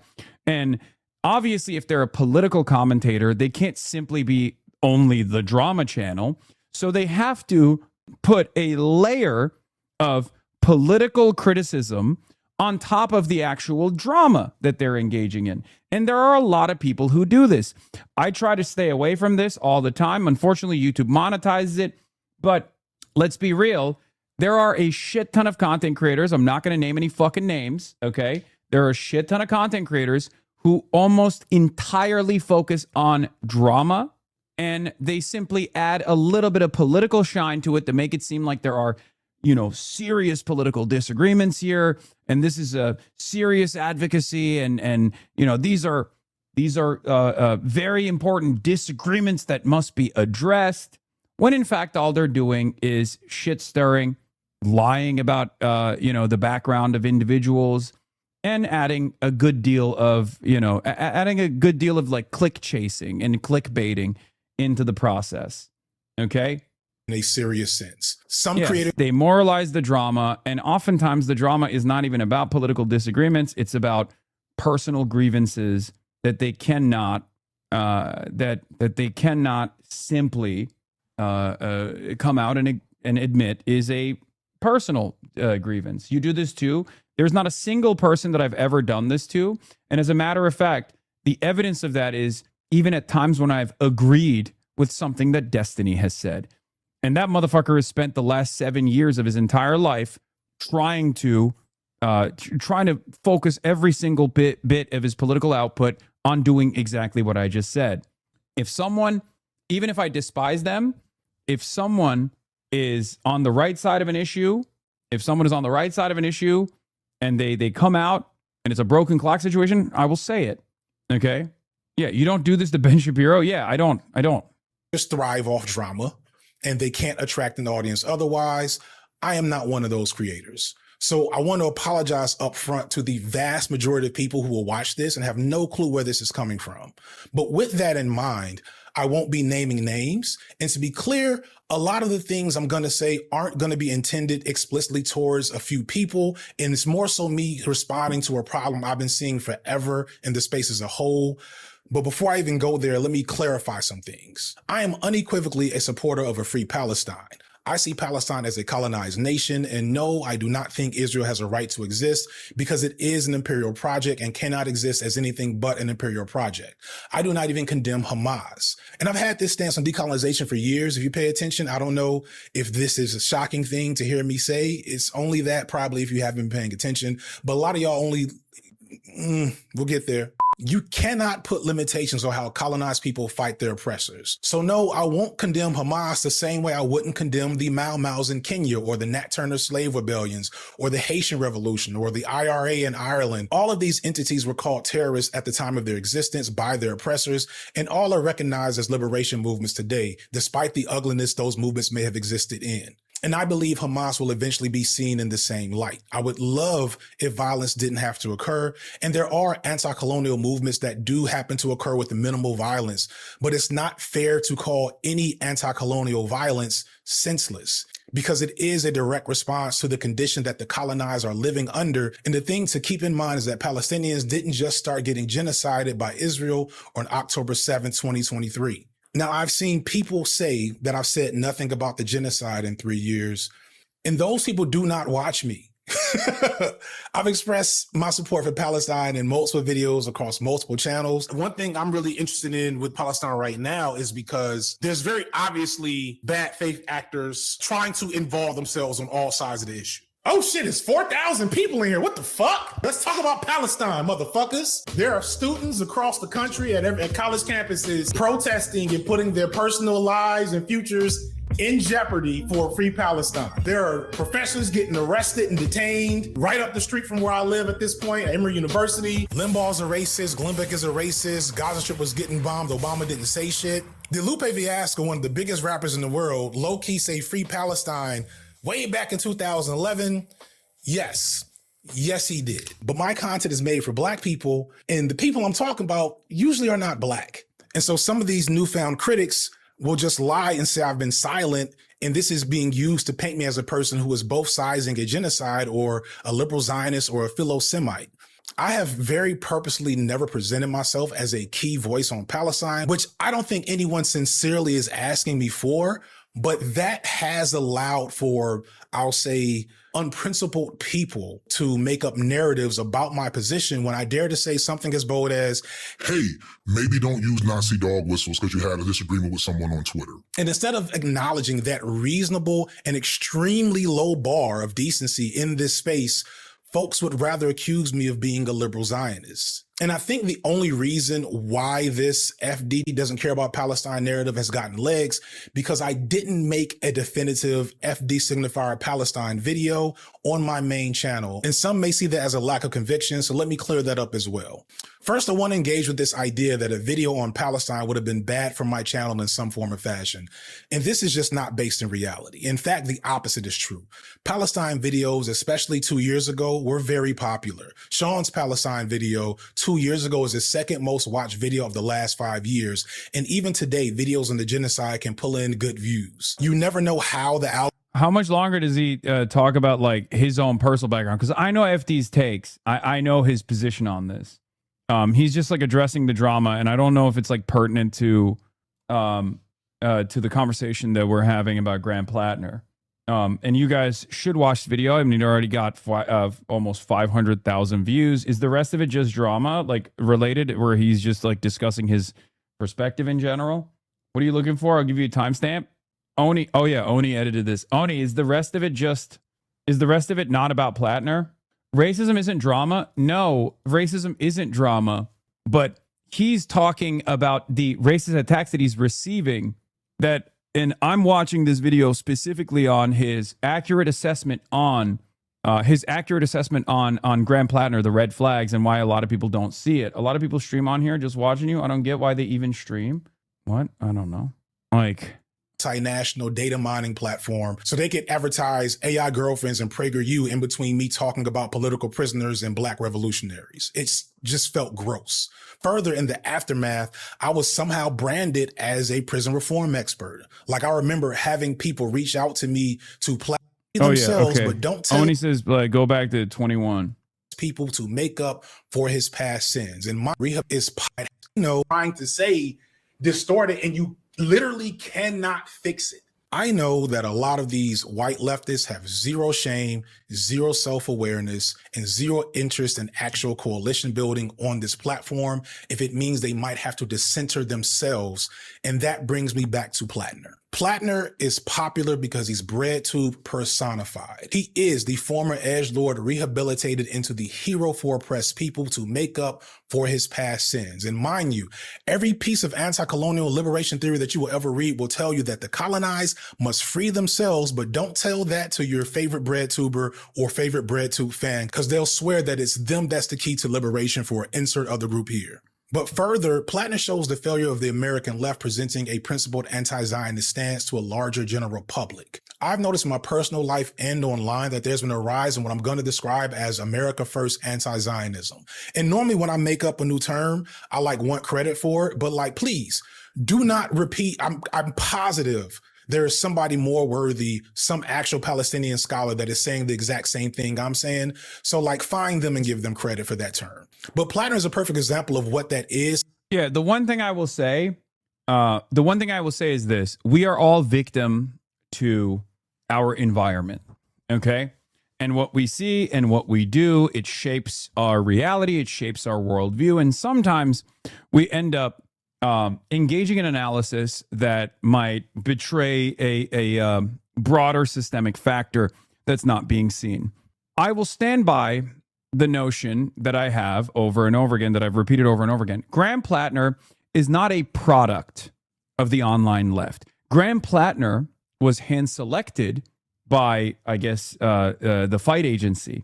But having said that, what made Graham PLATNER popular was not the online left. The online left, Majority Report, myself, if you consider me to be a major booster of Graham PLATNER, Pod Johns, these people have a lot of influence, but they cannot make or break elections, no matter how big or small.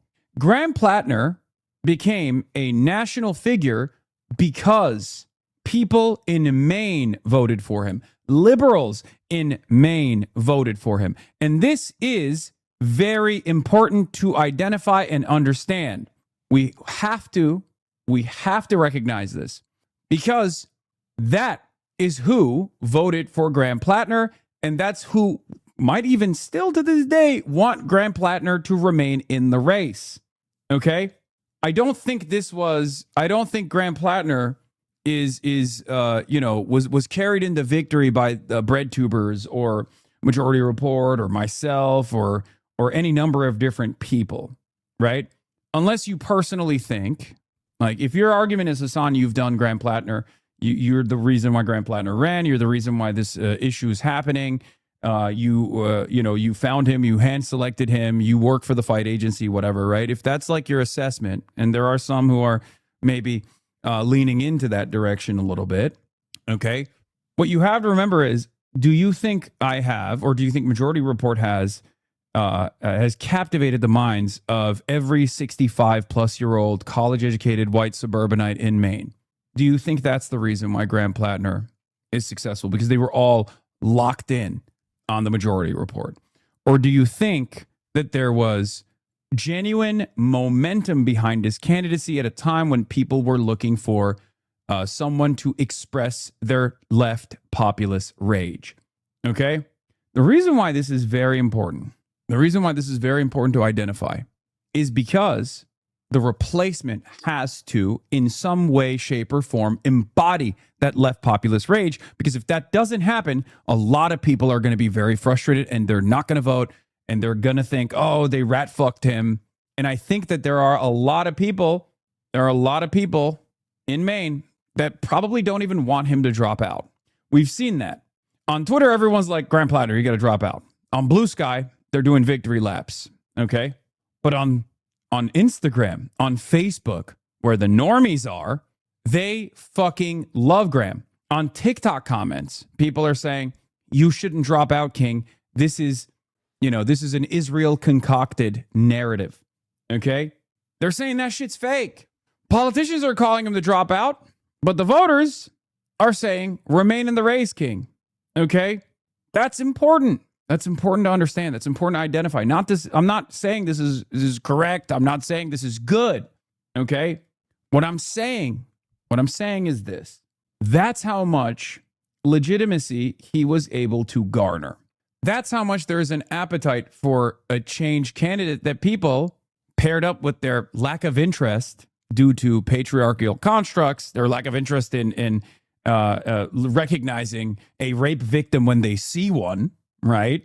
And the amount of influencing power a white man has, the amount of Teflon that a white male candidate clearly has, especially when they come from a veteran background where people are just like, that's my fucking guy. I will ride into the depths of hell. That's why I've said, ironically enough, this is the true liberal Trump.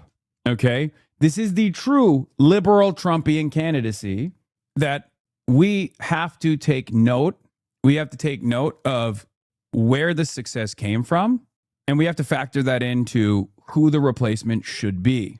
Because while he does claim to want to stop aid from Israel, he also wants to improve military recruitment. So he is not against American imperialism like you might think, which undermines any anti-Israeli stance he holds. And that's typical of pretty much all the Democrats right now. The sad reality is that the Democratic Party and the alleged progressive leaders in America have allowed themselves to be outmaneuvered on Zionism by the likes of Tucker Carlson and Marjorie Taylor Greene, who, unlike anti-Zionists on the left, are in fact obvious anti-Semites. Tucker Carlson is a crypto white supremacist who has spent years trying to normalize the Great Replacement theory, and Marjorie Taylor Greene is a former QAnon adherent who brought us Jewish space lasers and believes in blood light. Yet both are being mainstreamed in a way that I wouldn't have thought possible just a few years ago. People like Carlson and Green have infinitely more reach and influence than any of your favorite bread tubers, and thus they have been able to frontline this American first anti-Zionism, and it's become a popular position. It feels like for the first time ever, and this is a good thing, and I'll explain why in a second, anti-Zionism is a popular sentiment to hold,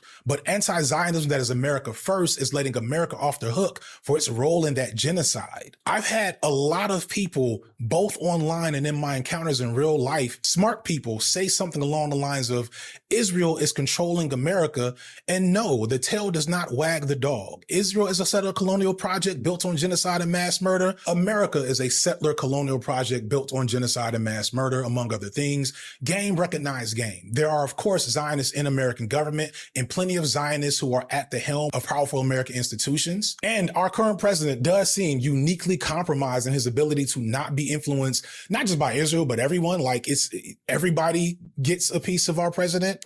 But please believe that confluence of power between Israel and Zionists in America is not some secret, like, mystical thing. That's just how power and capitalists have always worked. One example of this America first anti-Zionism is, like, people often say America was forced or tricked into a war with Iran due to Israel, but this ignores the history of hostility America has had with Iran. Iran, as a sovereign, strong nation, has been able to withstand American influence and thus impedes on America's dominance of that region and the resources that Iran controls, even with Israel sitting at Iran's doorstep. And Israel, because of its Zionist nature, has always wanted to attack Iran, along with everyone else in that region for years. But for the longest, America has not allowed them to, because most American presidents fully understood that we probably can't win a war with Iran, which, if you're paying attention, is clearly correct. But that doesn't mean that we didn't desire to do the exact same thing Israel did. This is why you see so many other American politicians wanting more action from America in Iran, low-key on both sides of the aisle. America has not just allowed, but has encouraged Israel to be exactly what it is for decades at this point. It's just that this time around, Palestinians were able to show the world what is happening to them. And I want to be clear, Palestinians do not care and should not care how they get free or who in America is going to bring them to that point. If they get free because of a right-wing regime ushered in by Tucker Carlson decides to act on their innate hatred of Jewish people and pull support from Israel, that's an us problem. That's not a them problem. There's a great short essay from Laith Marouf. Again, I apologize if I got that wrong, where he's responding to a recent interview where Norm Finkelstein basically says exactly what I'm saying here. But Marouf comes back to reiterate that none of that is a Palestinians' concern. Marouf says literally, why is it so hard to believe that America first could actually be Israel last? So if the left, and by that, I don't just mean us here on YouTube, although we are somewhat to blame, if the left can't present a crystal clear principle stance against Zionism to combat the nationalistic and ultimately fascist version that's taking a hold everywhere, including somewhat on the left, then we're fucked and we deserve it. I don't like how Hasan is framing the situation as the online left has no responsibility in platforming PLATNER in a positive way, regardless of how main voters voted. is just a lack of accountability. It's my least favorite statement. It's my least favorite word. And I know people will clip this and be like, oh, yeah, see, he hates accountability. It just doesn't mean anything. Okay? It just doesn't mean anything. Like, what do you mean? Like, I say it too at times. But like, what does it mean? What would accountability look like? Like, what would you want me to do? What would you want, I don't know, like Majority Report to do? Because I saw pieces of Emma's takes earlier where she did hold herself accountable. Like she said, look, I apologize. I was duped by this person to a certain degree. I really pushed for this person. But like in my situation, it's like, what do you want me to not cover the fucking main Senate race at all? Calling out the Nazi tattoo? Why did so many people minimize that? Wait, but I did do that. So what I did numerous tweets, numerous extensive hours of coverage. So what do you want me to do about that? Like, answer clearly. Use your words. Like, what would you like me to do about that? That was actually a big part of my criticism as well. So I think for a lot of people, it turns into, it basically turns into like this whole thing where it's like, I want you to satisfy my needs.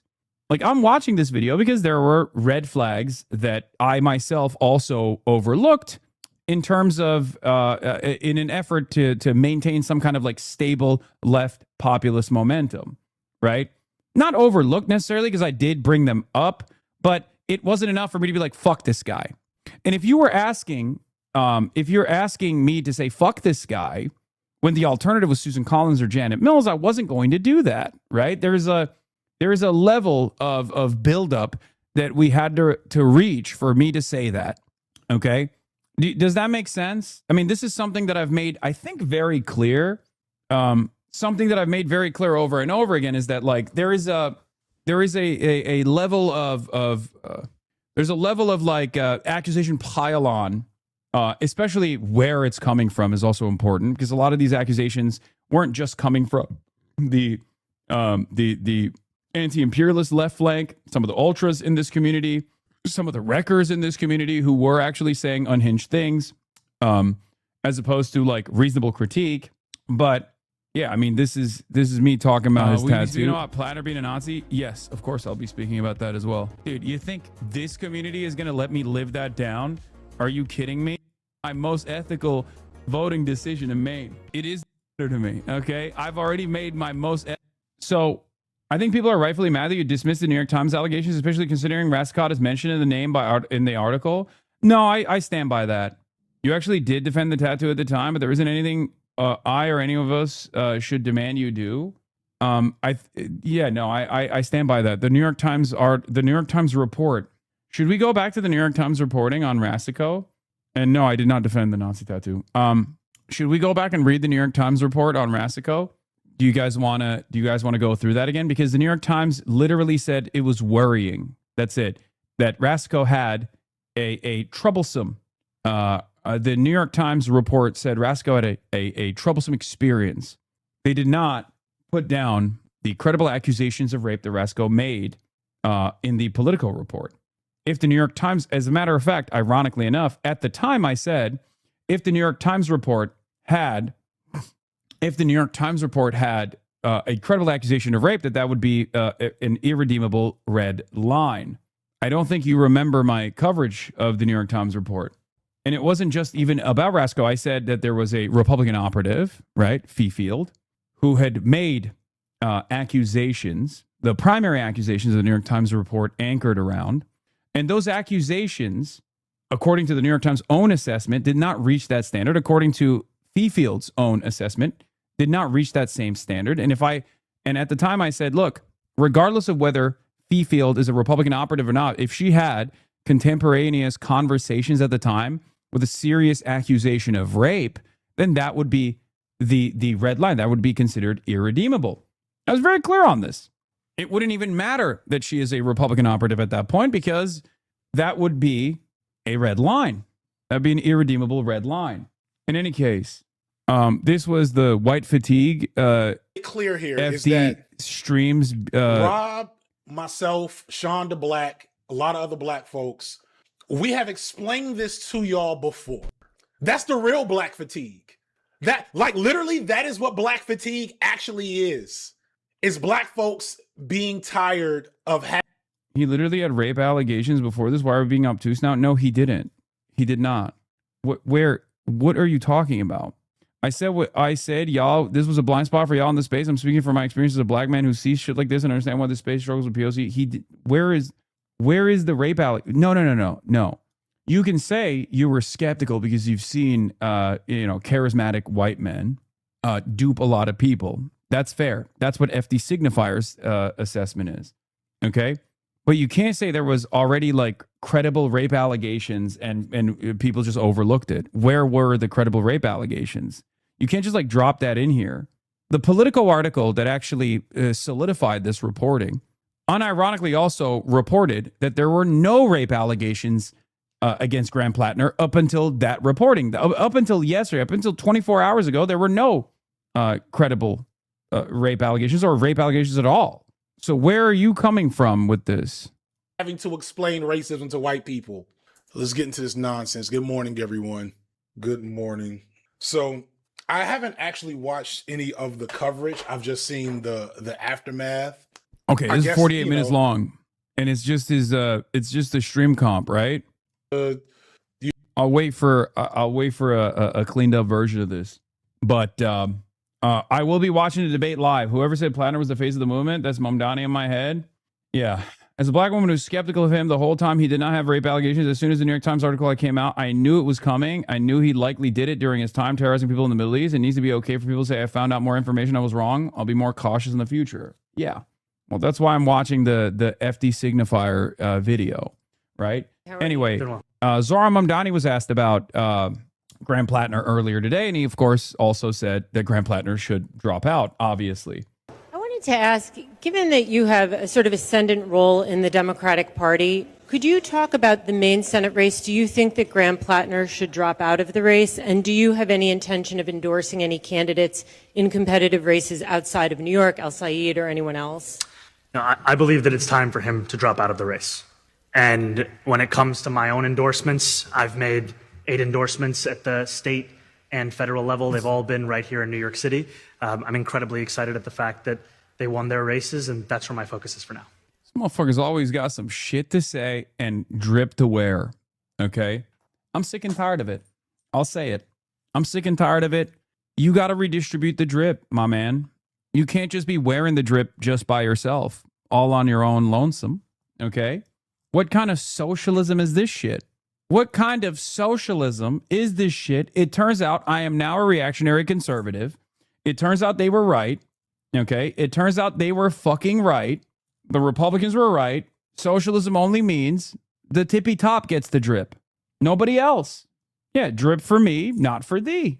You know, I think the focus of today should be to respond to the gravity of what so many of us have read. And I think that the only appropriate response is for the campaign to come to an end. We turn now to a stunning new allegation rocking a pivotal contest for the U.S. Senate in November. Maine Democratic nominee Graham Plattner is accused of rape by a woman he once dated, a claim Plattner denies. At least 13 Democrats are now calling on Plattner to drop out of the race. Caitlin Huey-Burns is on Capitol Hill. Caitlin, good morning. Good morning to you, Natalie. Well, Graham Plattner is vigorously denying this allegation, but he did say he is taking time to reflect on the path forward. And Democrats in Maine and across the country are calling on him to drop out ahead of a key ballot deadline just days away. Graham Plattner, once considered a rising star in the Democratic Party, now facing an allegation of sexual assault from a woman he alleged to have dated 5 years ago. Jenny Rassicott told Politico she first met Plattner in 2019 and that their relationship...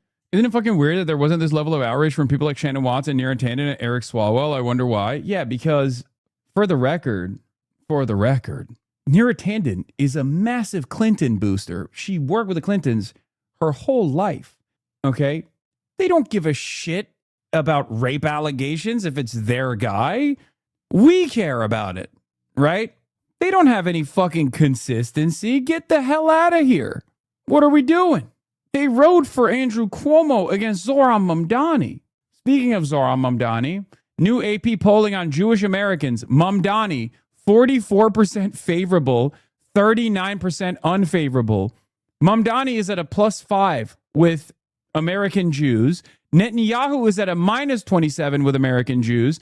And Trump is at a -42 with American Jews. Interesting. Yeah. Replace Zoran Mamdani with the word Israel, and it's not so funny, is it? That's right. Replace the name Zoran Mamdani with anti-Semitism, and all of a sudden, you see a very different picture. Not so funny, is it? How about that? 30% of Jewish adults say Israel has committed genocide, although about half, 49%, say it has not. This is being base boosted generationally. Easy explanation. 30% of those surveyed are imbeciles, this guy says. How crazy is it that about 1/3 of America is a massive erosion? AP NORC poll, about 3 in 10 U.S. adults believe Israel has committed a genocide against the Palestinians. Devastating numbers, by the way, for the truth. Devastating numbers.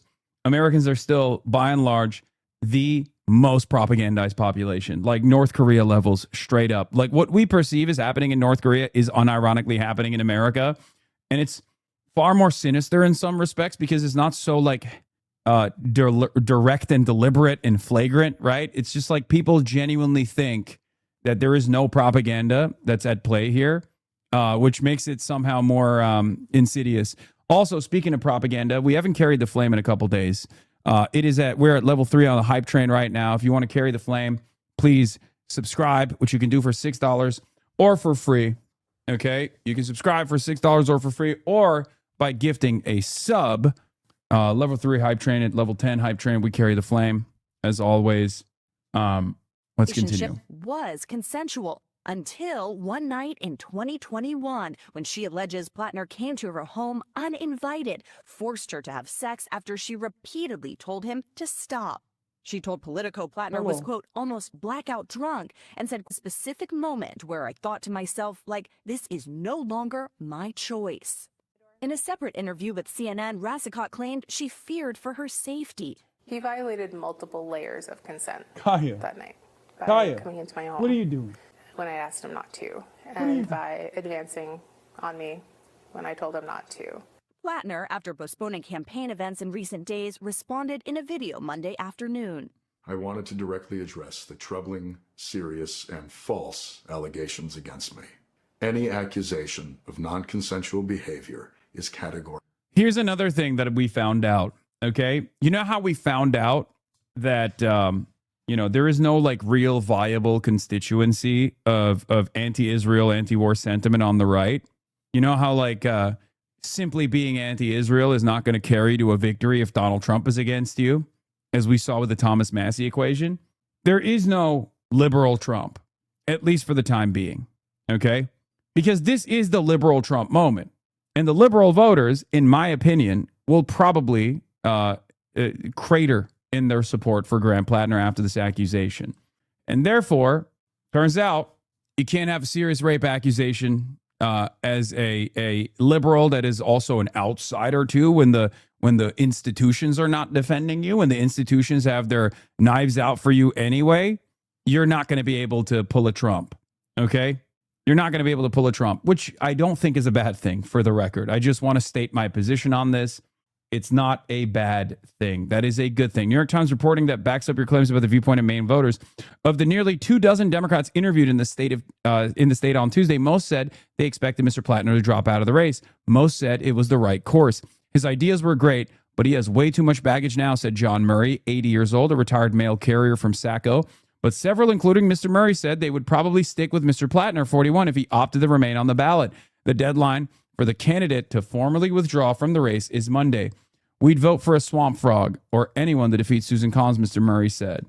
Is it even fair to say that someone should have known this would happen? I mean, the only people I think that should have known this would happen were the people who did not sufficiently and thoroughly investigate Graham Plattner's background. Let's be real. I think a lot of people that saw Graham Plattner deliver a speech in a very convincing manner they fell in love with him. They were like, this guy has unbelievable talent in comparison to what Maine normally has. He has the look, the build, the CV that is, you know, obviously not great for our perspective, but certainly something that Mainers responded positively to. And that was it.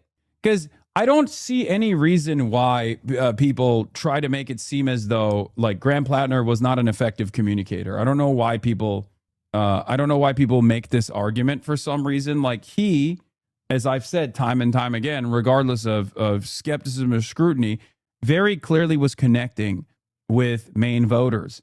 And the reason why he was able to do that is because he was a very effective communicator. That's it.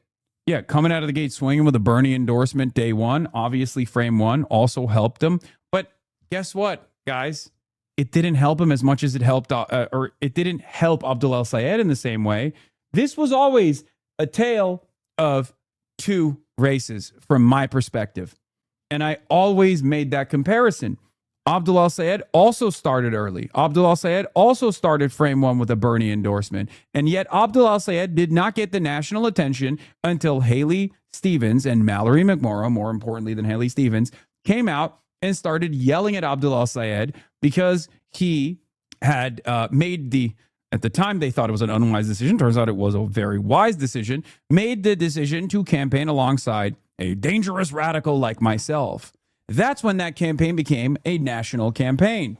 That's when people started paying close attention to Abdul El-Sayed. So why is it that Abdul El-Sayed did not get that national recognition? That is ironically what FD Signifier was pointing to. Is Abdul not charismatic? Of course he is. And on top of that, he had the background. He had the experience. So why did he not get the same recognition? Two candidates, two Senate races. Two candidates, two Senate races. What gives? He is no Plattner in regards to charisma. I think you're wrong. Are you kidding me? He's great. Have you listened to his stump speech? It's fantastic. It's just as exciting as Graham Plattner's is. This is also the Abdul story, though he had started with a leg up because he'd run before and had a different resume. Town halls everywhere, making himself much more available and visible to Dems than Stevens. McMorrow did this too. It just didn't work as well. No, I disagree with David a little bit, with Weigel a little bit. Okay? I think a large part of Plattner's success in the primary, beyond expressing what his mainstream Dem view on Gaza, was holding town halls, laying out his views, and answering questions after questions. It's rare for polls to do that. He did that 80 plus. Agreed. But so did Abdul. So why was Abdul's chances nowhere near as good as Graham Plattner's was? I think it's because a lot of people don't pay attention to radical candidates that embody that carry that populist rage in their attitude, in their policy, when those candidates aren't white guys. It's true. This was my primary point that I made over and over again. And there are still racist motherfuckers in the centrist democratic forces, the pro-Israel forces, that are trying to say Abdul doesn't have the juice, saying that Abdul doesn't have the credentials, the background. He has too many red flags, they say. What are those red flags? We ask what those red flags are, and there's never a decent answer for it beyond taking the long road home to say he's Muslim and brown. Okay? That's it. That's it. Anyway, let's get back to the story. False. The oyster farmer and Marine veteran is no He's very millennial coded, to be fair. Abdul, yes, but that's not a negative. That's a positive. I mean, Zoran was too. This is the age of the millennial, folks. While I find some of those instincts to be cringy, I think wine moms have a very different attitude. Okay, let's be real.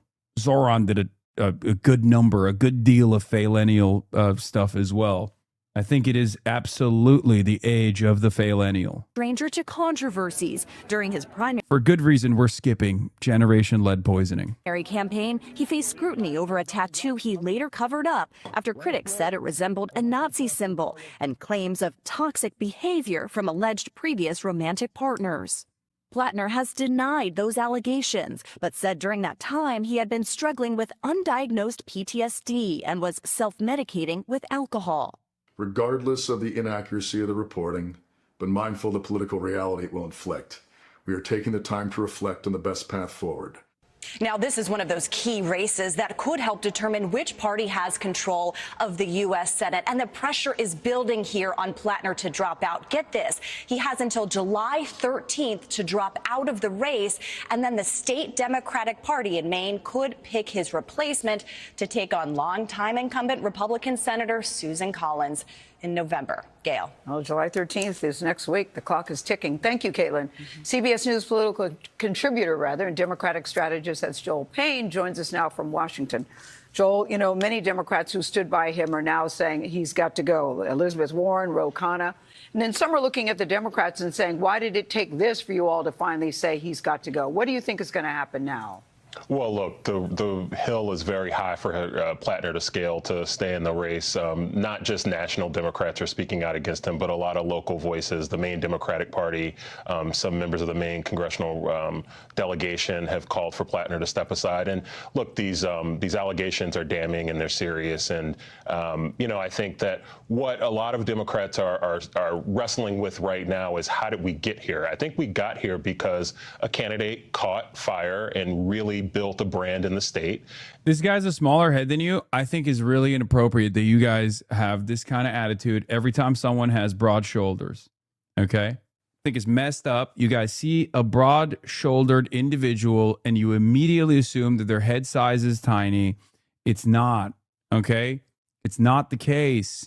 This is a perspective issue. Okay? And it's a significant issue and I'm sick and tired of it. I'm sick and tired of it. Okay? What is this? Glad you finally got your first lead acting. Wide shoulders equals wide bed from my husband's short film. Okay, this might be literally age restricted. I'm not going to watch it. And really built trust with voters. This is not a candidate who is someone who was placed in this position by national donors or national influencers. This is someone who really caught on locally. And when you have that and you have an thank God someone is making that assessment. Jesus Christ. It's definitely one that is unfortunately lost in the tit-for-tat, shit-slinging battle that's been taking place over the last 24 hours of this news cycle.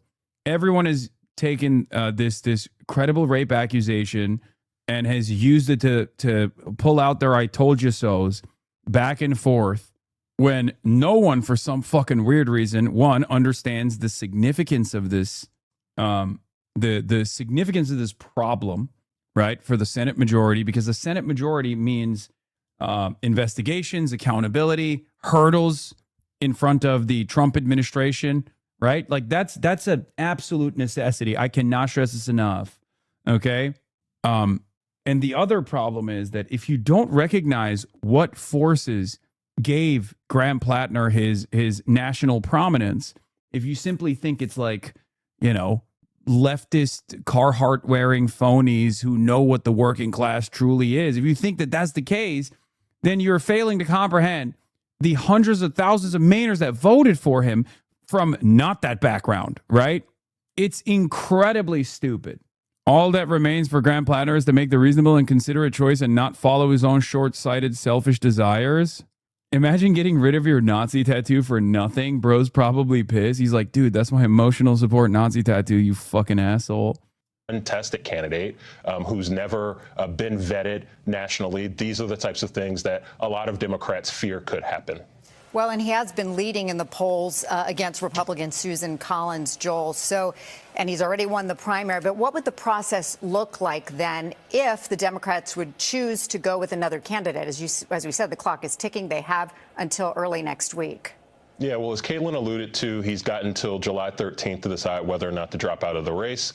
And then there's a 2-week period until July 27th where local Democrats could choose somebody to replace Plattner on the ticket. Now, there are already rumblings of the types of folks who could potentially replace him. Someone like Troy Jackson, who was a Democratic candidate for governor recently, Narav Shah, who's also a candidate for local office, are some of the names. And, of course, there's Janet Mills, who Plattner defeated in the Democratic Democratic primary, who's the sitting governor of the state right now as well. Those are some of the folks who people are discussing. I think what's challenging here for Democrats is making sure that if there is a change in candidate on the ballot, that Maine voters are people who have actually the say. This is not a decision that's put upon Maine voters, but this is a decision that comes from Maine voters. And I think that's a priority for a lot of folks who are thinking about what happens next. All right, Joel Payne, thank you. A woman who dated Maine U.S. Senate candidate Graham Plattner. What happens if, one, he doesn't drop out? Does he still win or lose by a landslide? Two, what happens if they put a centrist Democrat back in the race? I suspect that he's using the threat of staying in the race to make sure that they don't fucking navigate. The centrist Democrats don't put like a fucking dog shit candidate who will literally lose the support of the ground. Like, I cannot stress this enough. Look, it doesn't matter. This is not about Graham Plattner, right? He's out. That's clear. But if the Democrats come in and they're like, well, it's Janet Mills time, I cannot begin to explain to you how bad that will be, because it'll be a twofer. One, a lot of people that voted for Graham Plattner will not vote for Janet Mills because they voted against Janet Mills. They voted for Graham Plattner. Okay? Like, I cannot, dude, this is unique. My unique fresh hell, okay? My unique fresh hell, specifically because this is not one, but two different Kamala Harris 2.0 situations. And maybe even a taste of Hillary Rodham Clinton. Okay, fuck, my hair is out of control. Because there's two scenarios here, both in Maine and Michigan, where the Democrats are salivating at the fucking prospect of pulling another operation where they just do a no primary, hand-selected Democratic establishment candidate. Okay? That's what's going on here. Terrifying prospect. Terrifying prospect. New York had his back, baby. Yeah.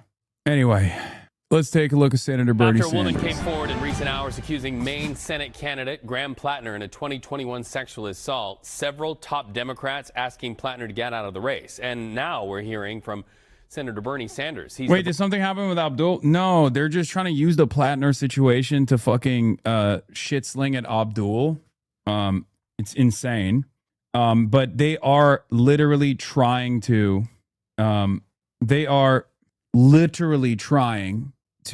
put Haley Stevens in there, who's basically Hillary Rodham Clinton, basically Kamala Harris.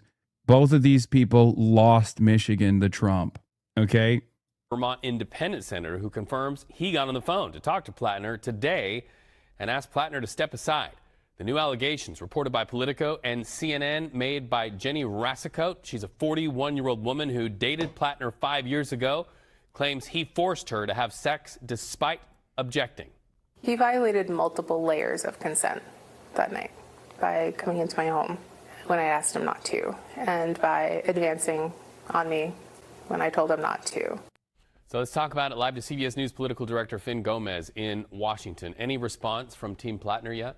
No, not yet. As of we do know that, after the story first broke, Plattner issued a statement Monday denying the new allegations from his former romantic partner, Jenny Rassicoat, calling them, quote, categorically false, and issued a campaign video soon after the story first broke. Plattner called the allegations, quote, troubling, serious, and false in a statement, and said accusations of non-consensual behavior as categorically untrue. The candidate went on to post a video to social media after the story broke. Take a listen. Any accusation of non-consensual behavior is categorically false, regardless of the inaccuracy of the reporting, but mindful of the political reality it will inflict. We are taking the time to reflect on the best path forward for the state that I love, the people that I love, the movement I belong to, and the goal of defeating Susan Collins. He also acknowledged what he called the political reality surrounding the accusation read, which I find notable. He's saying it's time to reflect on the best path forward. He didn't say he's dropping out there, but he's also stopped short of saying he's going to stay in the race, which in turn fueled speculation because Maine law gives Democrats only until next Monday, July 13th, for Plattner to withdraw if they want to replace him on the general election ballot to face incumbent Republican Senator Susan Collins, who's running for a sixth term.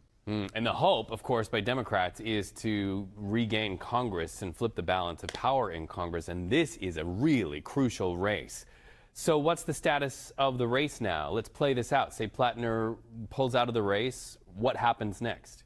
Well, look, I mean, right after the news first broke, top Democrats, including Chuck Schumer and Kirsten Gillibrand, concluded the situation in Maine had fundamentally changed, that the situation had changed there.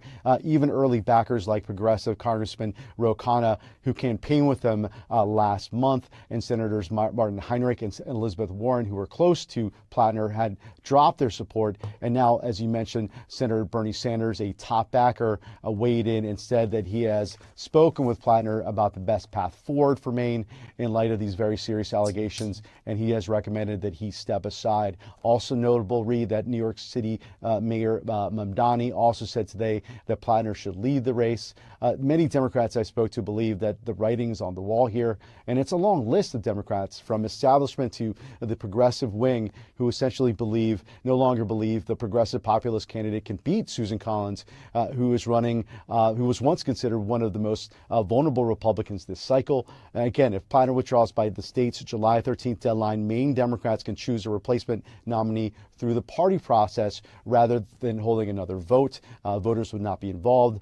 They have up until July 27th to make that replacement.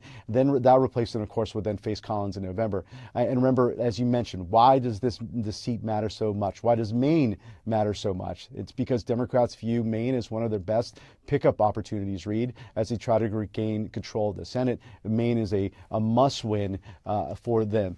And there's some new developing news. According to the Bangor Daily News, former Maine Senate President Troy Jackson, a progressive, has filed with the FEC on today to form a Senate Exploratory Committee, becoming the first Democrat to formally campaign for that spot, according to the paper, if Plattner appears to, if he vacates his nomination. And has a clock to beat to do that. CBS News political director Finn Gomez. This is yet another one to watch. Glad you've got your glasses on, Finn. Thank you so much. President Trump is in Turkey right now. He said this morning he will. Oh, yeah. All right. Now let's get to Benjamin Netanyahu, the true president of the United States of America. Plattner can now run and win the pedophilic elite with Trump's camp. Plattner isn't Fetterman, but he's fucking the Democrats just the same. I know. Yeah, the Plattner is John Fetterman conversation.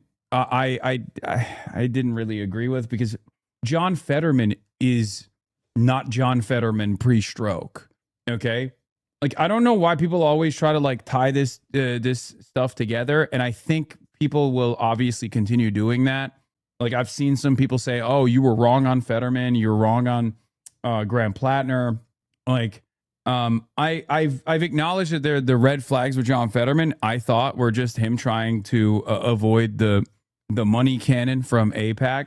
I have mentioned that because I knew that he was shaky on Israel, but a lot of people, myself included, made the assessment that he's probably just trying to not get attacked nonstop, But as far as John Fetterman goes, John Fetterman literally has gone back on fundamental planks of his policy platform that pertain to his personal existence. Undocumented migration, for example. His wife is an undocumented immigrant. His wife was an undocumented immigrant. He was very pro-immigrant. John Fetterman, post-stroke, is literally pro-ICE. The idea that, bro, he said he changed and opposes rape now, why don't we just forgive him? I like that. I know what you're trying to do here. I know what you're trying to say here, right? I think redemption, even for someone like that, is possible. It's just that he has done nothing of the sort, okay? He's done nothing of the sort. And I know you're going to turn around and say, well, what has he done for redemption in terms of American militarism or whatever? He's talked about his experience and how stupid all of it was and how it was for nothing. He's denying it.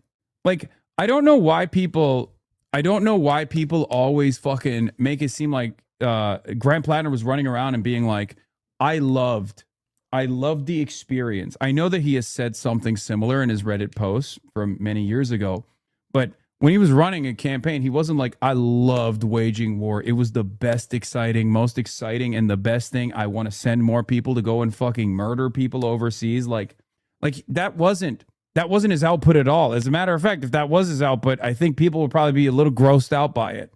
I mean, yes, he did low. No, he didn't. No, he did not. He did not. He said he joined for adventure, and after his buddies died, and you can also get mad about that too. You can be like, well, he only cared about it when he personally experienced the death and destruction, and that's selfish, and I agree with you. Okay. And you can talk about the inconsistency between saying like, oh, I really didn't like this experience, but then I fucking joined Blackwater in 2018, which is true, right? That's ridiculous. That's a ridiculous claim. There's an inconsistency that I wanted to personally address. His campaign did not want to do this interview. But the idea that he was running actively on how awesome. Like, you're making it seem like it was hoorah. The Iraq War was great.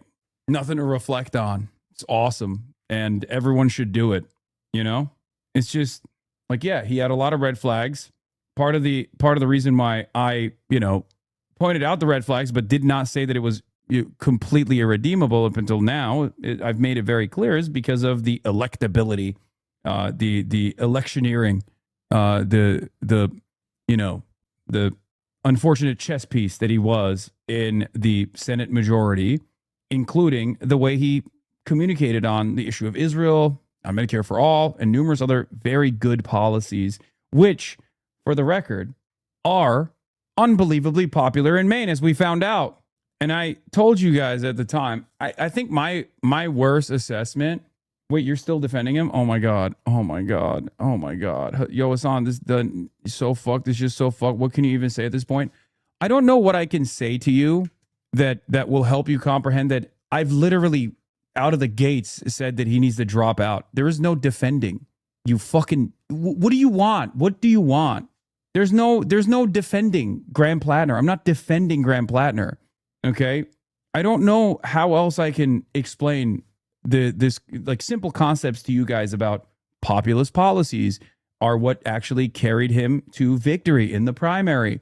He was a very good communicator from the perspective of Maynard, which is what led him to win the primary with a resounding level of success against the candidate that the establishment put together. Okay. A guy with a Nazi tattoo was capable of getting Mainers to vote for him against the establishment aggressively pursuing everything that he did, which turns out was filled to the brim with fucking landmines beyond the red flags. Question, do you think you have to change anything in the future? I think I'll probably extend the arm's length beyond even like coming across as I'm defending certain people that I'm scrutinizing in the future for candidates, because I just don't want the fucking endless back and forth that's taking place right now. Like, I should have just, I literally should have just stuck to just this and never spoke about it beyond this. Because my initial analysis and my initial scrutiny and my initial assessment is correct. I said, seeing a lot of libs defend Plattner over the establishment pick Janet Mills because he has a leftist platform, and it seems like they're tired of the status quo electability arguments of the Dems. Now imagine if you had a candidate who didn't have a Blackwater CV and a totem cough. When I smell something wrong, I should just continuously keep that distance, because there are a lot of people who will come in here. There are a lot of people who will come in here in the process and make like ridiculous arguments, ridiculous comparisons, and I immediately eat the bait, and I immediately eat the bait and start fucking arguing against the bad argument that someone is presenting. And then that gets clipped as like, or that turns into, you have hours and hours of defending Graham Plattner. That's it. Just coming from another autistic person, I truly think part of the reason people get mad at you about this is an autistic tone thing. Perfectly, I understand 100% your perspective about this, including when you're arguing about hypotheticals and making broader arguments using Plattner as an example. But I think it's not coming across to everyone. Yeah. Do you see what I mean? People would have been bugging you literally every day to talk about Plattner if you'd maintained distance. It doesn't matter. At the end of the day, I still obviously control what we talk about here, and I do fall for the I do fall into getting into these arguments over and over again. Consider selling F-35 fighter jets to Turkey, which is a reversal of a ban he put in place. You said yesterday that would, quote, upset the power balance in the Middle East. Have you made that clear to President Trump? Yes, I have actually spoke to him several times about it, and I think that everybody understands that, notwithstanding the personal friendship that President Trump has with Erdogan, it doesn't make Turkey a friendly or a friendly state to the United States. To the contrary. Like, Benjamin Netanyahu is not on Fox News, but on Dana Bash, CNN, ZNN.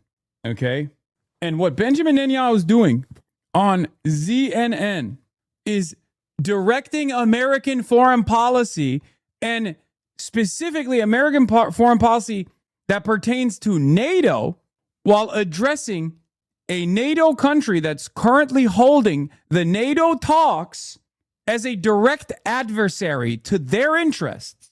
Think about how insane this is.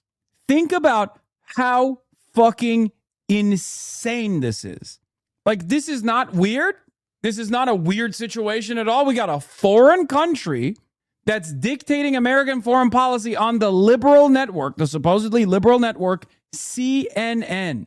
And this foreign country that is supposedly a sovereign nation that relies on us and our tax dollars and our political cover to do the violent things that it's doing with no scrutiny whatsoever, gets to now dictate American foreign policy around an American ally that is a part of an American security partnership, which I don't like, for the record, just so you guys understand my position on this versus my analysis. I know a lot of people mistake the two sometimes, okay? He's saying a country with American nukes that is hosting the American NATO conference right now is bad, and America should reconsider giving that country F-35 fighter jets. What is this? This was your brief mention in the Politico video? Line out of the race. I'm withdrawing my endorsement. Hasan, the very well-known Twitch streamer, described it as curtains for Plattner's candidacy, and looking, I think, specifically at your corroborative work, said, I believe this allegation based on the work that you do. It feels like at the time of recording this, there's really no way back for Graham Plattner's campaign here. Yeah, I mean, it's true. All right, anyway. Once again, Hasan is talking about the most moral nation in such a negative way. Yes, it's fucked up. It's fucked up, I know. This is the most moral nation. There's no other way to do it. It's a regime that's infected with the Muslim Brotherhood, which hates the United States. He harbors Hamas, the Hamas terrorists. He supports them. He finances them. He's thrown his opponents in jail, all of them. He throws more journalists in jail than anyone can understand. So he's not exactly a model ally of the United States. But even worse than that, he threatens Greece, a NATO ally. He occupies half of Cyprus, another NATO country. And the most important thing, and I put it right on the table, he threatens to destroy my country, the one and only Jewish state, is number two. Yeah. Can you believe it, Dana? Can you believe it? The country that currently maintains an oil and gas pipeline that is responsible for 80% of my country, Israel's energy needs, actually wants to destroy Israel. Can you imagine, Dana, the horror? First of all, if that was the fucking case, he could just literally tweak the faucet, okay? He could just go burp, burp, burp, burp, and shut off the oil and gas pipeline from Azerbaijan to Israel, okay? What the fuck is this guy talking about? If Erdogan was Erdo Goat, okay, if he was a real one, that's what he would do. Says that we have no place among the nations, and you know what that means. And his number three, the interior minister, says that he's looking forward to be the governor of Jerusalem. Hello? But we're a sovereign country. Yeah, but Prime Minister, the president said this morning and we tend to stay independent. President said this morning that they are... Does Israel want to be in NATO? Fuck no. That would require them to even give troop assurances to any other country. And Israel is not doing that. Okay? Are you fucking kidding me? Pff, Israel joining NATO. Great. Yeah, Israel trying to act like it's more of a NATO than a founding NATO member? Yes. Israel is more NATO now than America. Okay? Great friends, and not just the two of them, the countries of the United States and Turkey, and that Turkey is perhaps a better ally than other so-called allies. So he is considering giving the country these these planes, F-35s? Well, as I said, it would destroy the power balance in the Middle East because Turkey, I think, has aggressive aspirations. I mean, they openly say that. They want to restore. Wait, you don't say. You don't say. Turkey has aggressive aspirations in the Middle East. Dude, literally any other country leader says this, and there is a valid point, okay? Any other country. Fuck it. Iran says this, and I'm like, okay, not wrong.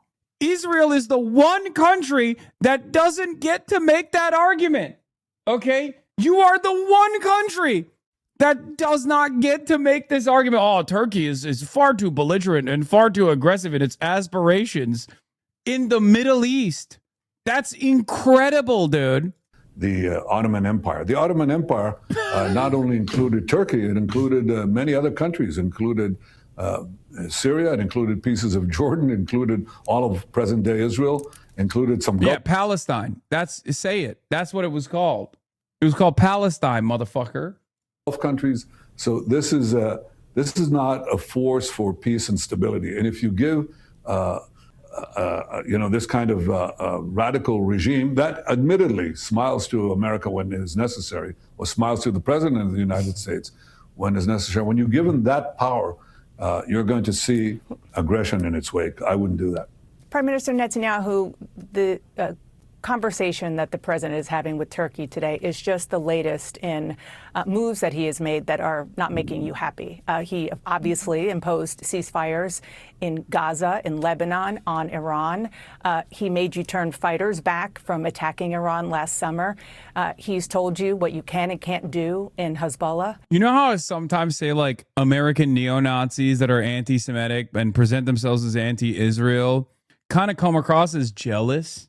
It's like projection where they're like, oh, why do Jews get to do this? Like, why do they get to have an ethno-state? Like, why can't we have a fascist white Christian ethno-state here in the United States of America? Like, that's what it comes across as when Benjamin Netanyahu goes on CNN and is like, Turkey is a very dangerous force, a very belligerent force in the region, unlike me, unlike Israel. And it's like, and Turkey does present a destabilizing factor at the behest of American investment and at the behest of American interest in the region, as it's, done time and time again. However, Turkey also has its own regional ambitions, right? Erdogan, one of his only qualities that even his critics will at least recognize as sound, because they also operate out of a nationalistic framework. That is the fact that he has maneuvered around the regional ambitions of Turkey and has been able to utilize the leverage that it gains against Europe over and over again, the leverage that it has with the United States of America over and over again. The problem from the Israeli perspective here is that is making Turkey an irreplaceable force in the region, and Israel doesn't like that. Israel doesn't like the competition that Turkey represents for America. The difference between Israel and Turkey, however, is that Turkey has the second largest. Turkey, one, has a massive defense industry, and that massive defense industry has actually played a major role in Ukraine, for example, with the Bayraktar drones. But then besides that, Turkey also has the second largest standing military in NATO. And Turkey deploys that standing military. Turkey also trains other troops as well, on top of deploying that military both in the region and potentially anywhere around the world. Israel doesn't have that. Israel does not have that ambition. Israel will never put Israeli troops in the line of fire if it's not something that is related to the greater Israel project. This is what makes Turkey a client state that is technically more valuable than Israel, which is precisely the reason why Benjamin Netanyahu is chirping here. Okay? Who is calling the shots for Israel? I think there's a wide misperception of everything you said, because a lot of these things, some of them were not true, and some of them were agreed in advance. And some of it, yes, we had occasional disagreements. Look, he is the president of the United States. He does what is good for the United States. I'm the prime minister of Israel. I do what is important for what is good for Israel. And most of the time, these things are identical. I have to commend the president. He brought a huge American force to counter our common enemy, which is Iran, that chants death to Israel, death to America. Had they developed nuclear weapons, if we hadn't acted, they would have them already. They would eventually use them against America, not only against Israel. So on the big things, we see eye to eye, and occasionally we don't, but we're true allies. They call us, the National Security Council issued a memorandum a few months ago. They called Israel the model ally. And I can tell you... Oh, okay, never mind then. My mistake. My mistake, Big Yahoo. Okay, then if they said so, shit, my bad, bro.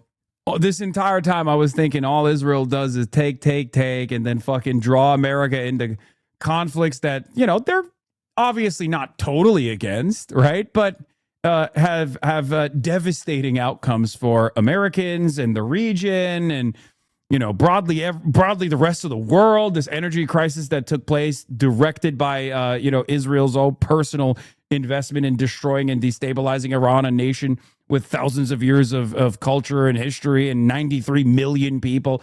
You know, all of that, my mistake. I thought all of that was actually at odds with any sort of greater American project. It turns out I was wrong because, you know, they said the National Security Council issued a memorandum. The National Security Council issued a memorandum, Dana. Don't you understand? The National Security Council issued a memorandum that said Israel #1? Fuck. Yeah, you would be dead wrong. Never think that again. Exactly. It's cool though. It's cool. It's wonderful. I love to see the truth get mentioned on CNN. Fantastic. Thank you, sir. Thank you for clarifying. A memorandum a few my mom said I'm the most handsomest boy. Months ago. They called Israel the model ally. And I can tell you that even allies can have their differences, but I think America has no greater ally in the world than Israel, and Israel has no greater ally than the United States. Yeah. And I say that with complete recognition of the fact that we sometimes see things a bit differently. It's natural. You're a big country, you're far away. We're a small country, beleaguered and close to these regimes that want to destroy us. I want to talk specifically about Iran for a moment, sir. President Trump said the memorandum of understanding with Iran is probably an unconditional.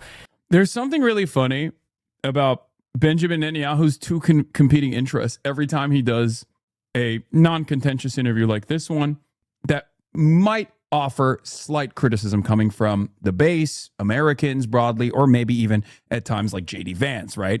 On the one hand, he has to sit there and you know, be the reliable puppy, right? The attack dog turned into a puppy because he's on American television. He has to present himself a certain way. But also on the other hand, he is chock full of supremacist values. And therefore, he wants to say what he truly thinks, which is, how dare you ask me such a fucking question? I am the most important figure in American politics. Israel is the most important country on the planet. And you kind of see the cogs turning in his head whenever they ask him a question where, like, they'll be like, so what do you think about J.D. Vance saying that the rest of the world has actually dropped their support for Israel? And he has to just sit there and be like, well, India supports us. What do you have to say to that? India's a big country. Surrender. But the specific question is, under this MOU, the United States terminates all types of sanctions against Iran. Is this a failure for your country, for Israel? Look, I think it's too early to say what will happen. The president believes that he can stop Iran's nuclear program, which is a nuclear program to create atomic bombs. He believes that he can do this through negotiations. Do you? And various pressures. Look, I have my doubts, but I think he should be given the chance, and he's, you know, trying to achieve that. It's funny to see him like being forced into the cuck chair, even for a little bit, even if it's like symbolic, even if this is beneficial for him, right? Because look, I don't think that these guys are interviewing him and making him sit on the cuck chair because they genuinely think it's his time to sit on the cuck chair because he deserves it. I think it's more so it looks better for the American audience if he just kind of sits there and takes a bruising, right? Like, I think that's the highest priority here. This is a part of the propaganda machine that's still trying to launder Israel's reputation. It's a face-saving operation, right? This is not an about face. This is a face-saving operation. And it's very, very funny that even then he can't do the fucking damage control theatrics necessary. He can't sit there like a good boy and be like, you're right, Trump is the guy. He's right. It remains to be seen. But I have said, and by the way, I think President Trump has said too, that deal or no deal, I certainly will not let Iran have nuclear weapons. And that is also the president's position. In 2015, I was there. I remember that you came to the U.S. and spoke to Congress over the objection of President Obama because of your opposition to that Iran deal, the JCPOA. You specifically mentioned the deal's sanction relief in that speech. What's different about now? I think Iran, look, our combined action, the U.S. and Israeli action today destroyed, I think the lowest estimates are $400 billion of the regime's infrastructure. And some say as much as $750 billion or even $1 trillion. So I think what is being discussed now are very small numbers. Admittedly, any number is a high number as far as countries like Israel and others see it. But it's not going to allow Iran to reestablish itself. The question remains, at the end of the negotiations, if there's a deal struck, then you have to see, does the deal actually meet the main goals? The most important one being ending Iran's nuclear program, taking out the enriched material, dismantling the enrichment sites. And there are other things that have to do with proxy warfare and ballistic missiles. If it achieves that, then yes, Iran will get sanctions relief, and that would help the regime resuscitate itself. But I don't see that happening yet. And I hope that the president will do exactly as he promised to do, to make sure that Iran does not have a nuclear weapons program. The issue of supporting Israel as a Jewish state and just U.S. support for Israel overall, they have become a central issue in American politics, really a litmus test right now in Democratic primaries here in the U.S. I want you to listen to how the mayor of New York City responded when he was asked if he supports Israel as a Jewish state. I've said time and again that I support. Oh, shit. Oh, brother. Well, I guess it's important to ask the real president about the only country that matters. The perspective of the fake and phony mayor of New York City. Who gives a shit? You know, you got to hear Big Yahoo's take on this, right? I mean, come on now. You got to hear what Big Yahoo has to say about, Zoran. I can't wait to see what his face looks like. The state of Israel is a state with equal rights, I believe. Yeah, they're ratting out a fellow American. This is true. No, literally. Dana's like, Big Yahoo, get in here. I hate this guy. What do you think about him? Look at how anti-Semitic he truly is. Get in there, Big Yahoo.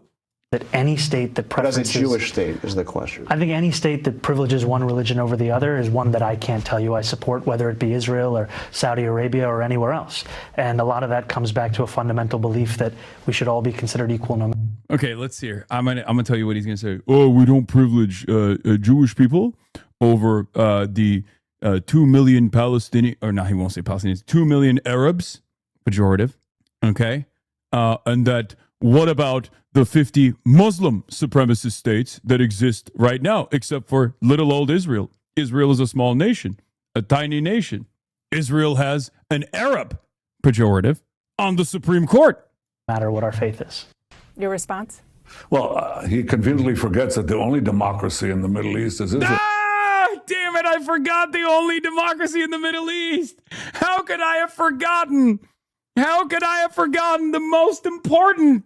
The most important. I said tiny nation, but I forgot. I forgot the most important democracy. 20% of our citizens are, in fact, Muslims. They're not Arabs, but they sit in the Supreme Court. They're in the Knesset, our parliament. They share every walk of life. That's the only place in the Middle East where you actually have this equality that he's talking about. But he has supported, or his supporters have supported Hamas, these people who murder people, who beheaded our men, who raped our women, and then murdered them, burned babies alive and so on. He said, the river to the sea, he supports them. This is not mere cynicism. I mean, it's ridiculous. It's absurd. There are. Wait, is he saying? Uh-oh.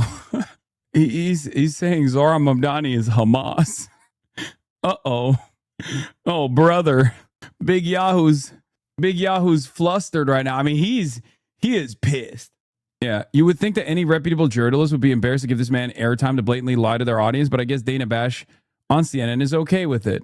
Yes, I'm going to be tuning into the Abdul Stevens debate, yes. Are always imperfect democracies. Israel is an imperfect democracy. The United States is an imperfect democracy. Why? Because we live in the real world. But it's 100 times better than these dictatorships and these horrible tyrannies that... Dana, don't you understand? We democratically decided to do genocide to the Palestinians. Pooh, these Arabs, they don't know how to do democracy. We are taming, we are civilizing the barbarians, Dana. Mamdani and his supporters support. So yeah, Let me I stand ask you beyond completely with the Mamdani. Jewish state, the democratic Jewish state that fights for its life, but we also protect so many. Notice how he didn't. Okay, to be fair, he did say like, "Oh, Supreme Court Arab, so many Arabs, Muslims, disgusting. Live in Israel. We let them live there for now." But he didn't even address the whole like Jewish state that privileges Jews or a Jewish ethno state. Others by fighting these barbarians who have no qualms whatsoever to murdering their own people and trying to terrorize everyone else. Some American Jews in Congress who support Israel and support what you just said say that a lot of the actions by you and your government are making Jews in the United States unsafe. Congresswoman Haley Stevens, she's running for Senate in Michigan, said Benjamin Netanyahu has made us less safe. He has frankly put Jews in an uncomfortable position across the country. Have you? Well, it's made her uncomfortable because she can't stand up for the truth. She's trying to probably excuse anti-Semitism. Haley Stevens is, 1, not Jewish. 2, what gives? What gives? Bro, Haley Stevens is Hamas. Dude, look, I'm of two different minds here. On the one hand, I think this is a way to try to boost maybe Stevens' credibility as like an Israel critic in a race that I know they are paying close attention to. The idea that Benjamin Netanyahu doesn't know the like maiden name of Abdul's parents and the name of the dog that Abdul had when he was in 5th grade is ridiculous. He knows all of that shit, okay? The level of involvement that Israel has in American elections, especially one that is as pivotal, where there will be an Israel critic going to Senate, okay? They know everything. So on the one hand, I do feel like he's just maybe attacking her so that, because they know their unpopularity, so that they can give like a little bit more credibility to Haley Stevens as a critic of Israel that's being supported by AIPAC for some reason. But the other reason why I feel like he just knocked this out of the chamber, okay, is because any sort of criticism that Benjamin Netanyahu hears from American Congress, whether it be a Democrat or a Republican, immediately has one speed, okay? I think it could be one or the other. I think it could be either. And I'm kind of leaning on the side of the latter rather than the former. He might have just heard someone who has famously said, Israel comes to me in my dreams, and immediately go, how dare she criticize Israel? How dare she? How dare she criticize the greatest nation on the earth? How dare she? She is Hamas. She is Hamas. We will do away with all of our critics on American soil. She's not. She's, I just want to explain, she's somebody who supports Israel. She supports funding Israel, which is diminishing big time among Democrats and even some Republicans in the United States Congress. Well, let me. By the way, there you have it. I mean, this literally is the reason why Israel is cratering in popularity in America, amongst Americans, even Americans that will say that they like Israel, that they want Israel to one day be a peaceful nation or whatever, right? Like, This is it. This is the reason.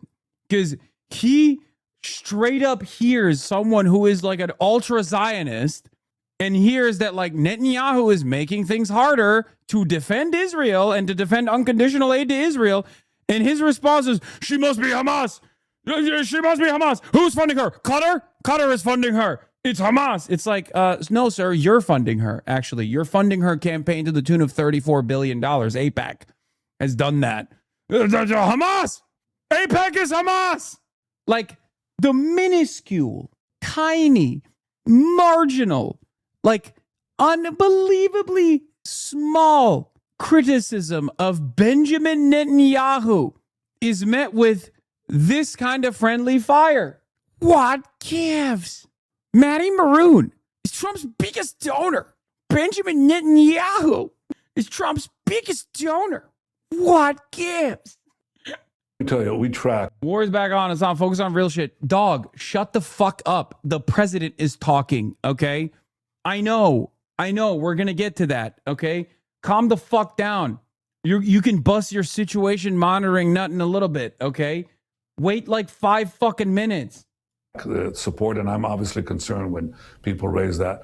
And I've looked at the support, and I'm obviously concerned when people raise that.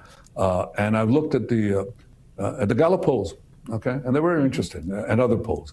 And you see the decline in support for Israel, okay, and it's several years before. Here's another poll. Hamas's investment in TikTok. Hamas and Qatar are investing in TikTok to make Americans support anti-Semitism. The Gaza war took place, okay? And you ask, why did that happen? Well, the one correlation you see, which is almost a perfect correlation, is the penetration of TikTok and other social media in the United States. And as the penetration increases, the support for Israel decreases. And let me tell you something else. The support for America decreases. The number of people who say they're not proud to be American is just correlation. So I think that what has happened here is that there are several countries and organizations that have penetrated the social media, have used them by putting in bot farms and other things to... Stop giving the president no's. I just know my president, man. I know my big Yahoo, my big beautiful president, the real president, okay? I know him. I know what he's going to say before he says it, okay? Call me the doctorate of Hasbro. What the fuck? Oh, there it is. I got a doctorate in Hasbro. Especially directed at young Remember when I said I got a doctorate in racism? A PhD in racism? What do you think? What do you think the specialty was? What's racist? What's more racist than fucking Zionist Hasbro? All right, we got another hype train. We failed to carry the flame earlier today. Maybe we'll be able to carry the flame right now. We're at level 1 hype train. Gift subs. Support independent media. Piker Broadcasting Services sponsored by you the people for you the people. No ads. No thrills. Piker Broadcasting News for tomorrow's news today. Jaeger 08 Larson, thank you for the 5-tier-1 gift. Only subs. I gotta pee. To hate Israel, but also to hate America. And you know what? Those who say they hate Israel usually end up hating America. Mr. Prime Minister, I think all things can be true. Well. All things can be true. What you're saying about bots and about the internet, no question. But are you saying that Israel and you personally bear no responsibility? Let's just talk about Gaza for 1 minute. Currently, Hamas is continuing to refuse to disarm. The IDF is also carrying out nearly daily airstrikes in Gaza. You've taken over more territory there. And the Palestinian people are continuing to suffer, still displaced, dealing with intense heat, limited care, limited resources. Will you do more to help those suffering in Gaza? And will you concede that the images that people are seeing on their phones as part of social media is very much contributing to the turnaround and the diminishment of support of your state of Israel and of you? Yeah, look, I think that what you're raising is how do you fight a war in the digital age when when you have terrorists that embed themselves in civilian populations, in schools, in civilian neighborhoods, in apartment blocks, in mosques, and so on. How do you fight them?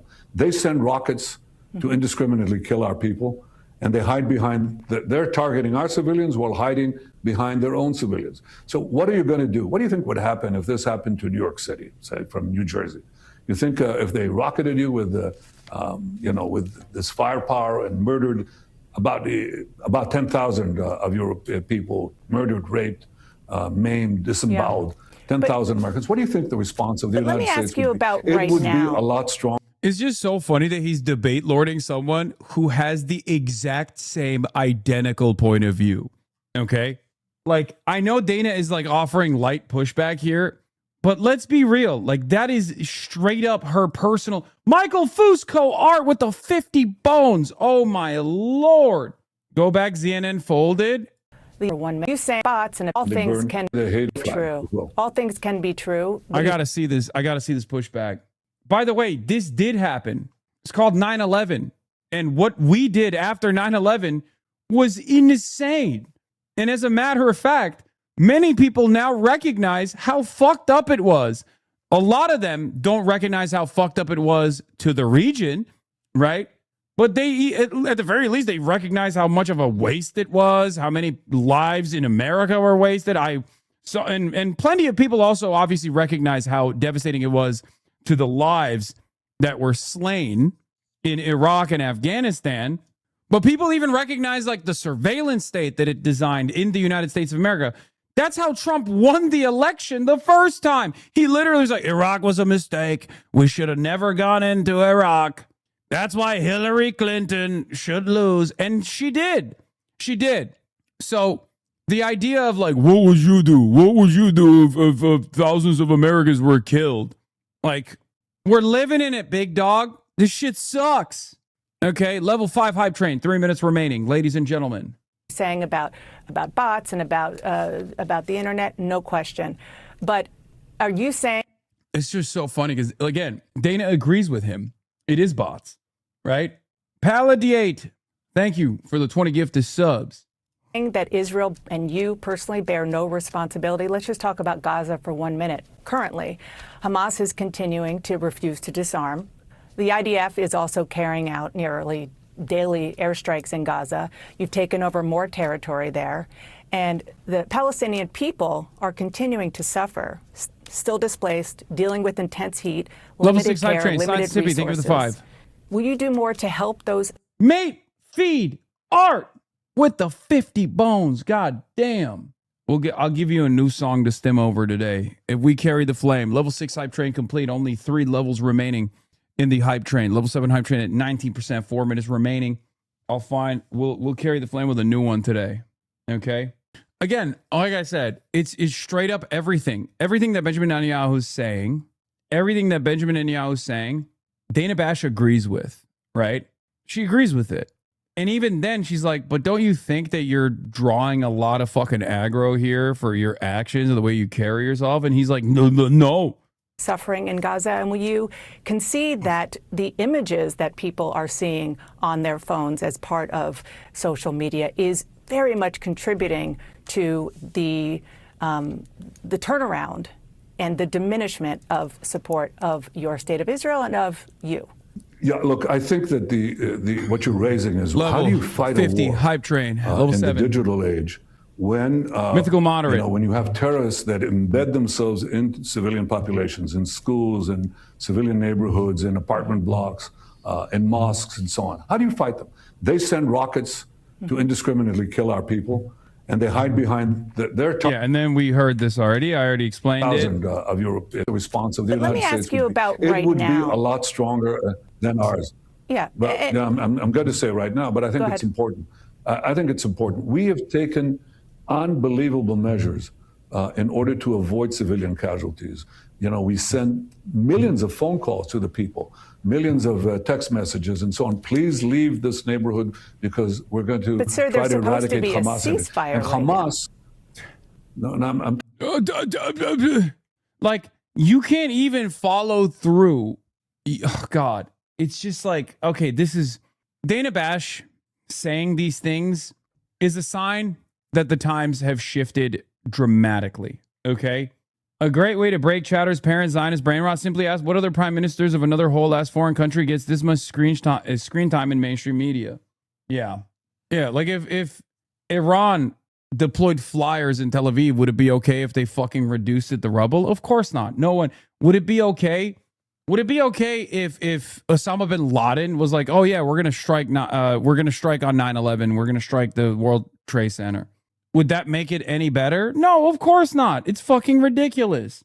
Fucking ridiculous. Level 7 hype train. 1 minute and 46 seconds remaining. Support independent media by subscribing to the Piker Broadcasting Service. Ladies and gentlemen, the People's Broadcasting Service, PBS, is sponsored by you, the people, for you, the people. Piker Broadcasting Service for tomorrow's news today. Yes, we're going to talk about the U.S. strikes on Iran. I know. While this conversation is taking place, America is already prioritizing or at least advancing the interests of Israel by continuing the war rather than trying to find a manageable conclusion in the memorandum of understanding that they're supposed to be abiding by. Okay, so, no matter what Bibi says, no matter what Big Yahoo says on this broadcast, Israel's needs are still being met somehow. Win or lose, Israel is still on top. Operation Epstein's fury seemingly has unpaused. Yeah. However bad you think political discourse is on here, TikTok makes it look like the Federalist Papers. Yes. Don't drop out. Highly suspicious that this was dropped right after the other candidate dropped out of the race. Not even confirmed that you guys want him to drop out. Sue her for defamation. This is why I was saying, like, normies are on a fucking different wavelength, okay? Normies are on a different wavelength. How did this man develop this much popular approval and support? Because he's liberal Trump. How did Trump develop this level of cult-like fandom around himself? Because he saw what the people were demanding and he said he would fight for it. Okay? That's important to identify so that the next time there isn't a guy who fucking has rape allegations is running for that position or any position, really. That's it. That is the level of anger and resentment people have towards the establishment Democrats, towards, pro-Israel politicians. That's the level of scrutiny they have. This is the liberal version. This is the liberal version of Israel assassinated Charlie Kirk. Okay? It's the secret sauce. It is straight up the fucking secret sauce. I'm telling you right now. And those who don't see how much the environment has shifted underneath their feet will always lose. There will be more situations. There will be more instances. There will be a lot more instances where they end up getting caught off guard. Also, it is a superpower to be a white guy, to look like a chud too, like a chuddy white guy. Holy fuck, dude. Talking about a ceasefire, I'll talk about in a minute. Well, obviously, there's no real fighting going on. There are occasional actions that they try. Hype train level 8, only 67%. Hype train level 8 in order to carry the flame. Blonde Bob, thank you for the 50 bones. Level 9 hype train. We're at level 9 hype train. Only one level remaining to carry the motherfucking flame. Level 8 complete. Level 9 hype train at 11%. Try to do against us and we do against them, but it's not the kind of broad warfare that we had before. Everybody understands that. But I still come back to this point, Dana, and I insist on it because people say, Israel, how dare you? How come civilians are killed? Because Hamas did not let the civilians leave. And when they try to leave... Mate feed art with another 50 bones. We're at 53% at level 9 hype train. I love that you basically don't listen to any music except Carry the Flame, because I carry the flame. A lot of you don't, okay? A lot of you can't. A lot of you don't. It's just the reality, okay? Carrying the flame isn't just about embodying the values of the late and great Kirk, which is, freedom of speech and things of that nature. But it's also about listening to one song and one song only, and that song happens to be "We Are Charlie Kirk." Okay, that's it.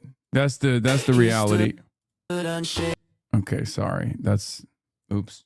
I accidentally almost carried the flame. Only the woke can stoke the flames. Yes.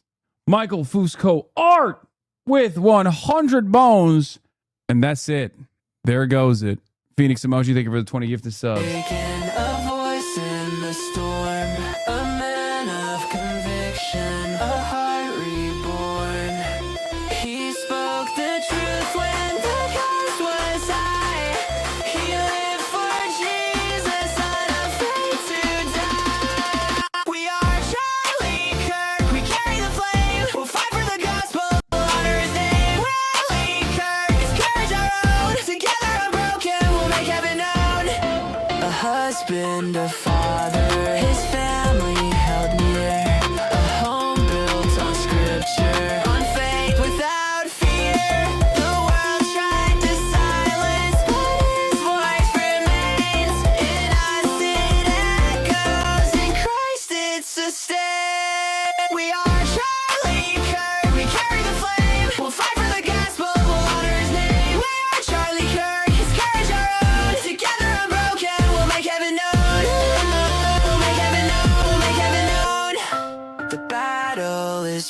watching, the darkness will fall. We rise with his spirit, we answer the call. The truth is eternal, the cross is our guide. With God as our captain, we march side by side. Charlie Kirk, we carry the flame. We'll fight for the gospel, we'll honor his name. We are Charlie Kirk, his courage our own. Together unbroken, we'll make heaven known.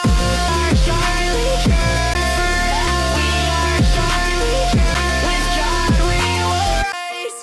Oh, so good. Do people remake this song just for you? Who's actually asking for these? This is like the 5th version I've heard, and I feel like you are the only audience at this point. First of all, my friend, that's not true.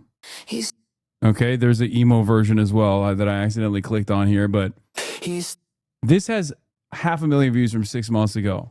Okay, people, I assume people throw this on at parties, right? Like they have to, especially because it goes fucking hard. It actually goes super hard. I think it goes crazy hard. At our behest, they would shoot them. They would actually kill their own people in order to keep them in a place where they would be injured by us. So when you have this cynicism and this horror, you don't support the terrorists. You support Israel because you will end up being in the same place exactly. We're not fighting just our battle. We're fighting your battle, both against Iran and its proxies, Hezbollah, Hamas, the Houthis.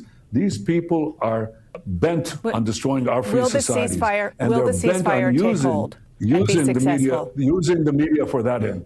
Well, look, it depends. Every time they try to kill our people, make a move on our people, obviously we act. But I think that the most Abdullah Sayed, Haley Stevens debate is going to happen in an hour. Important thing is the disarmament factor in the agreement, the 20-point agreement that President Trump put forward. And the most important one is that Hamas has to disarm and Gaza has to be demilitarized.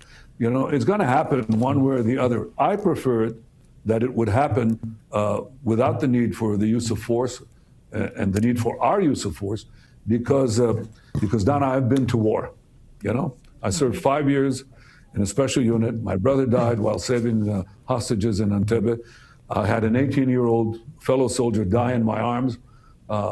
That's not something that you forget. And I saw the grief of my parents and the grief of so many others.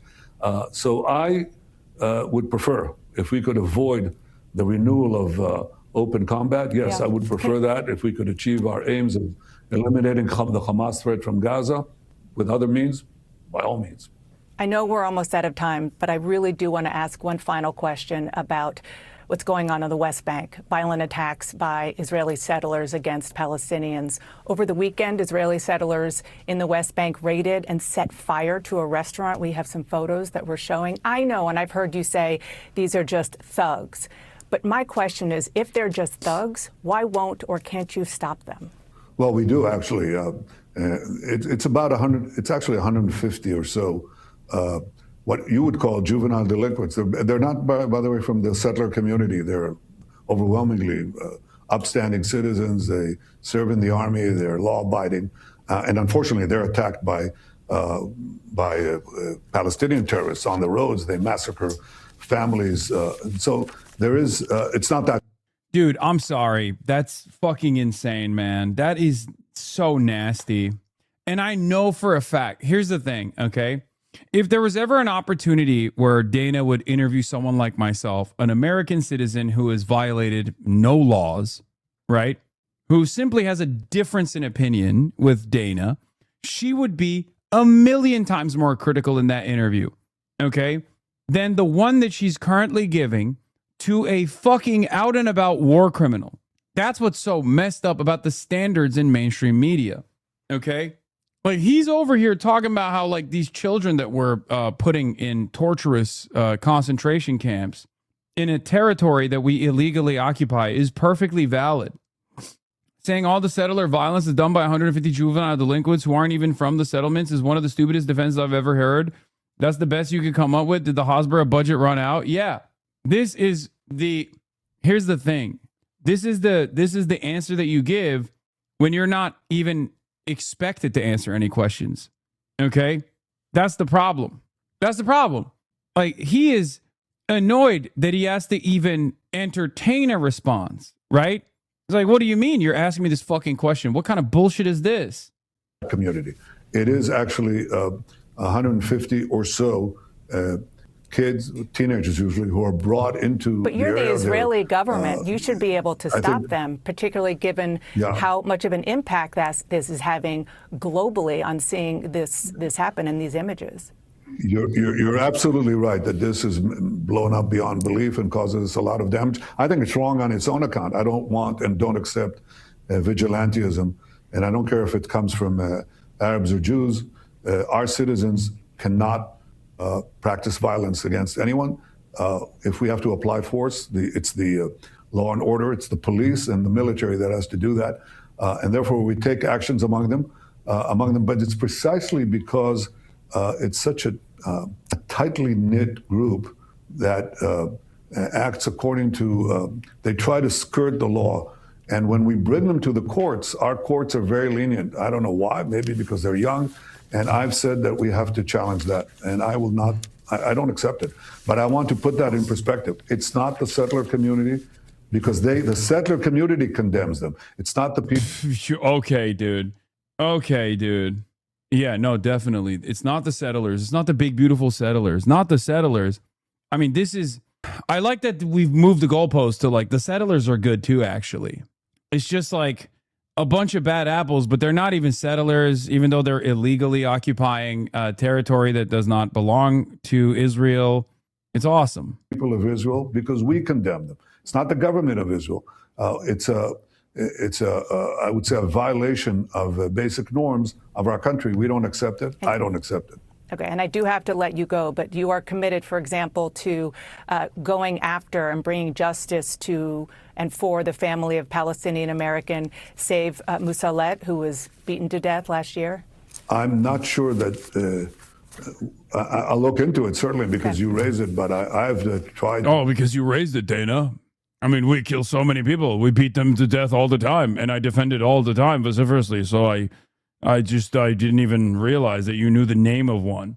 To make sure that, look, every time you have this, you do it. Him even calling that the settler community is interesting. Isn't it supposed to be Judea and Samaria to these guys? Settler implies the international crime aspect of it. Weird that he's conceding on that name.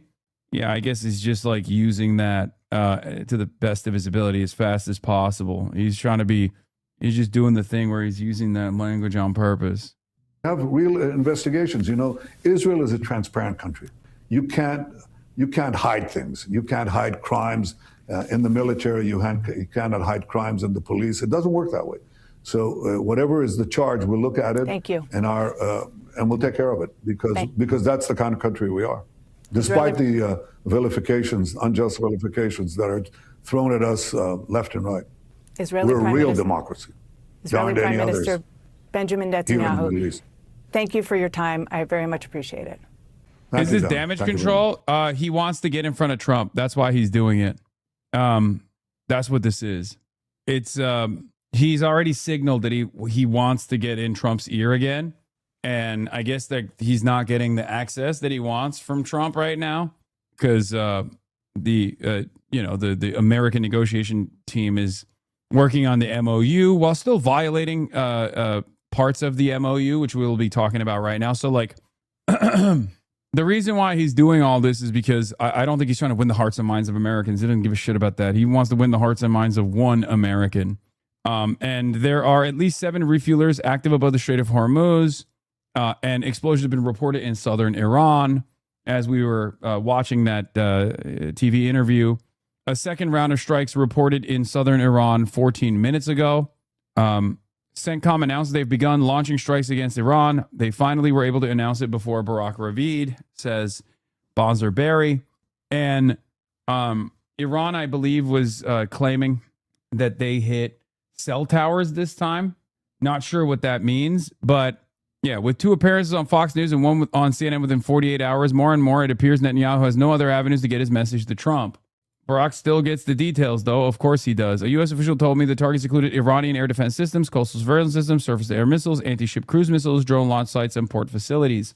So the reason why this is happening, for those of you who don't know, is that a part of the memorandum of understanding on the Iranian side is that Iran still gets to control the navigation through the Strait of Hormuz.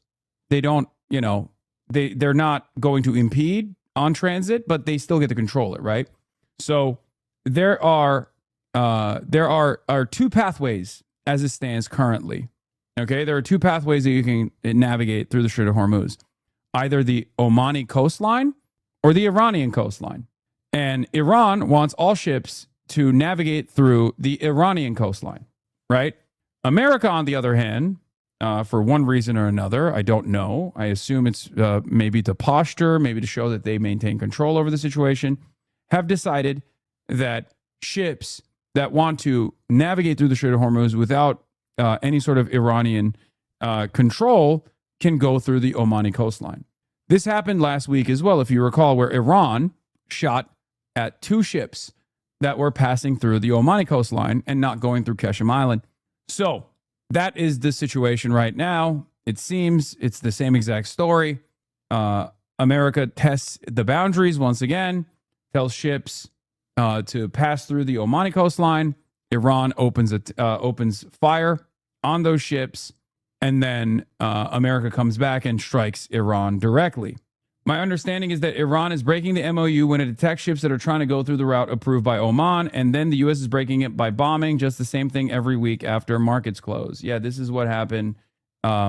This is what happened last week as well. Speaking of rehashing old metas, Donald Trump is also talking about acquiring Greenland again, this time at the NATO summit. But no, I don't think it's a violation for Iran to, it's a violation for Iran to strike at any ships. But Iran is doing that because they want America to forcibly follow through on the memorandum of understanding, which I believe clearly dictates that the ships have to go through the Iranian coastline and not the Omani coastline. Okay?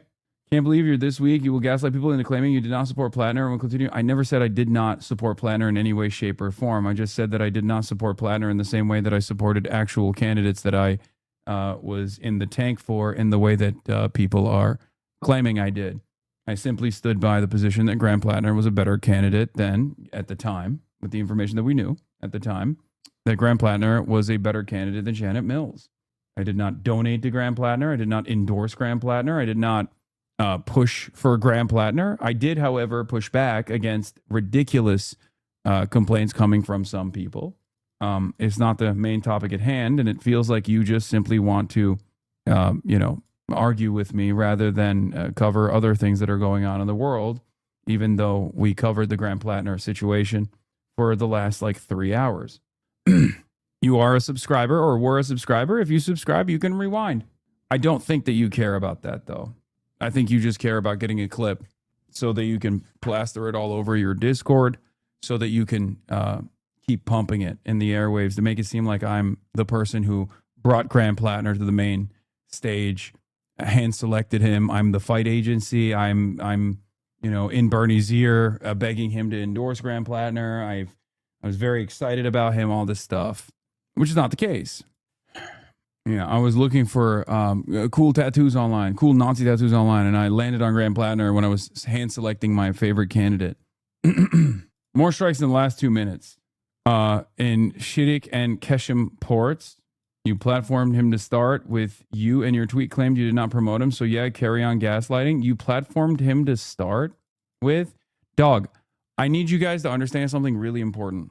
Okay, I'm a political commentator. Graham PLATNER is running for Senate on a populist, or was running for Senate on a populist slant. Okay, he was the #1 talked about story for months on end. Of course, I'm going to cover it. But you defended the tattoo law. No, I didn't. As a matter of fact, I did not do that at all. I said it was a major fucking red flag when we first found out about it.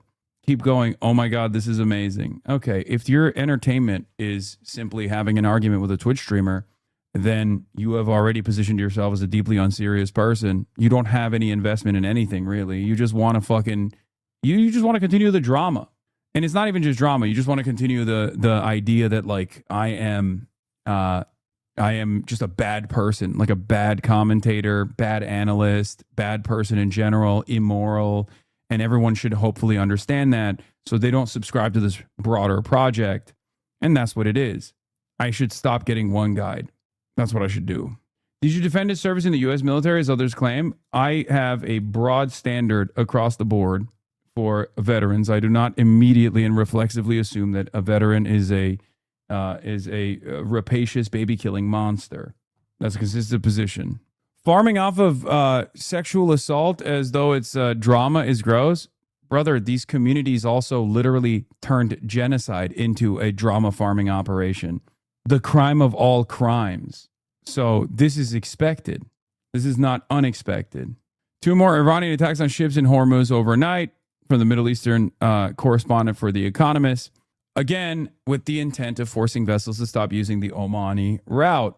One of the vessels under attack appears to be Al Rekayat, an LNG tanker owned and managed by Nakilat, the shipping arm of Qatar's LNG industry. Zachary Cohen on CNN says a U.S. official tells Zachary Cohen on CNN that the strikes are punishment and not proportional and won't be over for a bit. I would simply say this. I would urge people to reconsider who they are aligning with. Okay? If you are advancing the same cause as Epstein, a Zionist sex pest currently in court over distribution of revenge pornography, Neera Tanden, or numerous other people, as I've said time and time again, I would urge you to reconsider whether or not what you're doing is productive, or if you have been played a fool. That's it. Anyway, Trump blasts NATO allies and sets sights on Greenland again. Less visiting dignitary attending a summit, more court of King Donald gracing a grateful alliance with his presence. Turkey put out the bling. President Trump showed his appreciation, announcing he would lift US sanctions on Turkey for buying Russian missiles and is open to selling them billions of dollars of fighter jets. For NATO, though, the near 8-decade-old alliance his nation is a cornerstone of, the tongue-lashing they feared. We helped them, but I'm not sure that they'd be there for us. And Italy turned us down, and Germany turned us down, and France turned us down. And it's okay, but, you know, why are we spending hundreds of billions of dollars and they're not there for us? We've always been there for them. His core message has never changed. The US is being taken advantage of. Europe needs to step up and defend itself. Last year, NATO allies, including the UK, agreed to raise their defence spending to 5% of GDP by 2035, 3.5% of which must be on core military spending. Last year, the UK spent 2.3%. Keir Starmer says his defence investment plan will boost that to 2.7% by 2029. But he hasn't explained how the government will get to 3.5% in the next 9 years. That's crazy. Adam Friedland and Clavicular made the New York Times most fashionable list, but you didn't. Did Clavicular actually make that? That's crazy. Modeling his talk show on Dick Cavett, Friedland pays homage to the semiotics of the forum, but one never forgets his intent to subvert those tropes down to wearing cowboy boots, which he pairs with his raffish suits. That's crazy. RFK Jr.? Okay. No, never mind. I'm good. I mean, that's crazy. They put Rama Dawaji right after RFK. That's messed up. Pregnant women in the Trump sphere. Okay, I feel like this is a bit of a diss because this is okay. Chase Infinity absolutely deserves this. Clavicular. Yeah, this is like a meme list. They put like serious people next to not so serious people, if that makes sense. That's come on. No, this list is ridiculous. Adam does deserve it, by the way, straight up. I will say that. All jokes aside, Adam is a valid pick. He is very stylish. I think he has he very clearly has a look. I hope he never hears me say this. Adam does deserve to be on a most stylish people list, unlike some of the other people on this list. Oh, come on, John Travolta. Yeah, bro, Clavicular. Have you ever put on a polo before? Yeah. This is the biggest journalistic malpractice I have ever seen. Straight up. It is unacceptable. All right, let's get back to Turkey being at the table, or rather being the table. For European nations, it isn't just about spending more on defence, but shouting about it from the rooftops and making sure that message is heard on the other side of the Atlantic. To meet the challenge, we need a transatlantic defense industrial revolution. The hum of machinery must become a roar. Now, that sounds dramatic, but it can be done. This is a shorter summit. Leaders walking on eggshells, hoping for minimal opportunities for falling out with the US and maximum pledges of support for Ukraine. The most urgent priority? Air defense systems. 50 civilians killed in Kyiv in just the last week alone by Russian missiles. While this war continues, please help us get more air defense missiles. This is our top priority right now. We are capable of doing everything else ourselves. But when it comes to air defense, we need our partners' determination. This is a war on NATO's doorstep. The threat of Russian aggression is real, and for some, the US has merely focused attentions. It is true, it was catalyzed by US, but it's each country's commitment and each country's progress. And whatever the reason, are you happy to see that increase in commitment? We're happy to see that increase in commitment because that enables us to have a better deterrence and defense. Not so long ago, NATO said that all members of the alliance should be prepared for Russia to launch attacks against NATO members by 2030. Is that a fear you live in the shadow of? It is quite clear, and I think it's a common understanding among us, that we need to accelerate those plans. In our case, there are more than 40 cases where we've seen drone incursions into our airspace as a spillover effect from the war at the border. While some are clamoring for cash commitments and missiles, others are clawing for relevance. Leaders sitting down for dinner tonight just hope King Trump will deliver. So much Mehtar shit. It's kind of crazy to see on the main stage. I just, you know. His blessing.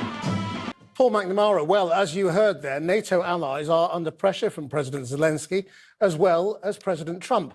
Our Foreign Affairs correspondent, Porrick O'Brien, joins us now from Kyiv. Porrick. Krish, Trump meets Zelensky tomorrow, and Zelensky will have to walk a tightrope here. We all know that Donald Trump loves a winner, and Zelensky will be trying to impress upon him the fact that Ukraine have an upper hand in this war. Yeah, the problem with that is Zelensky's victories, and there are some you can point to for sure, like the drone, the peppering of like the all bets are off drone warfare on oil and gas infrastructure and the ships is giving Zelensky some significant leverage, in my opinion. Okay. The problem is every moment of leverage that Zelensky has is actually hurting Trump's broader goals of normalizing the oil prices around the globe. So anytime Zelensky is actually getting leverage, which he certainly is a moment where you know Donald Trump is probably getting pissed. As far as like allegiances that Russia had, you know, that's been a given that this has been a lost cause. Meanwhile, while that is disrupting the oil prices in the global market, Donald Trump's actions against Iran now is also going to increase the volatility, especially as the oil reserves in the United States of America hit and the rest of the world hit critical levels. So supposedly oil tankers were hit by the coast of Oman, which is not an approved path that Iran agreed to. So they shot at 3 ships and the U.S. struck Iran as a result. Yes. They do, but Zelensky's also asking for stuff, and he has to do that in a way that doesn't make him and Ukraine look weak. What will he be asking for, as Paul alluded to in his report? He'll be asking for the missiles that Ukraine uses to take out those Russian ballistic missiles incoming to Ukraine, because he has run out of those interceptors, those missiles, those Patriot missile interceptors. How do we know that Ukraine has run out of them? Because of what happened here in Kyiv on Monday night, this huge barrage of missiles.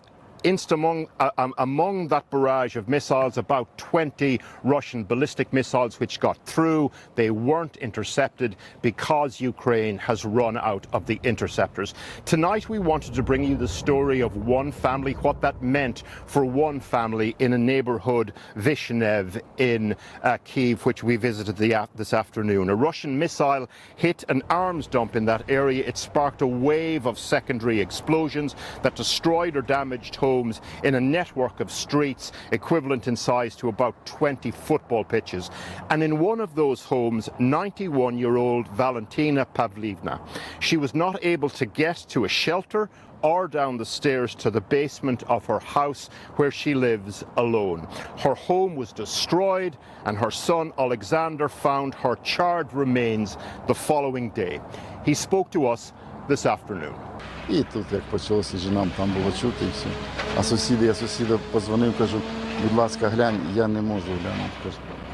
Я не можу навіть з погреба виглянути, кажу, я тільки Армагеддон. Я кажу, треба бігти маму якось вивезти, навіть не вдома. Загинеш і ти. Тут невозможно було. Такого не було. The leaders of NATO are meeting today. If you were sitting around that table, what would you say to them about the war in Ukraine? Хай приїжджають до нас і побачать. Хай би одну ніч цю пережили тут. Отут. Я побачив би, як би вони зреагували. Я думаю, що вони не приїхали. Тут ніяка каска, ніякий бронежилет не поміг. Ні натовський, ні наш ніякий. Жалко. Now that, of course, just one of thousands of stories of civilians who've lost their lives since the full-scale invasion began, and you would hope that those sorts of stories in some way inform the conversation with the suits at the summit. President Trump last night repeated his warnings that the rise of democratic socialists represents... Oh my God. Ugh. Everything's fucked up. Once it hits 150 million barrels, the SPR might start to physically collapse, as in it will not function properly anymore. It looks to me like it will hit that before the midterms unless they pull back on the releases. They play your clip here. A new communist threat to the United States. Some of those far-left candidates are using the term comrades now to describe their supporters. Half of the people here are strangers to you all. Just months ago, you didn't know them. But now you have comrades. You deserve to make sure that your international comrades are actually working with you and getting the benefits that you all deserve. I gotta give shout out to my comrades. I mean, we are winning power. It's not just winning tweets or winning messages. We're winning power. Let's bring in Fox News contributor Richard Fowler. Richard, you're a solid Democrat. You got any comrades out there? I don't have any comrades, I must say, John. Thanks for having me. Happy 4th to you. Happy 4th. Yeah, what's going on? I mean, dude, what the fuck are we doing? Like, how is this a news story? You ran out of shit? That's what it is? That there's nothing else going on today? Missouri Democrat congressional candidate Hartson Gray tells Hassan Piker he would force taxpayers to fund gender mutilations and abortions. Hassan, is that your childhood's bedroom? Get a real studio, meathead. I like my studio. There's no problem with the usage. By the way, this is a banger. Wide as hell, super tall, blonde. Let's be real. He would have been Div Sheet meant draft pick #1 in Renaissance era Macedonia. It's true.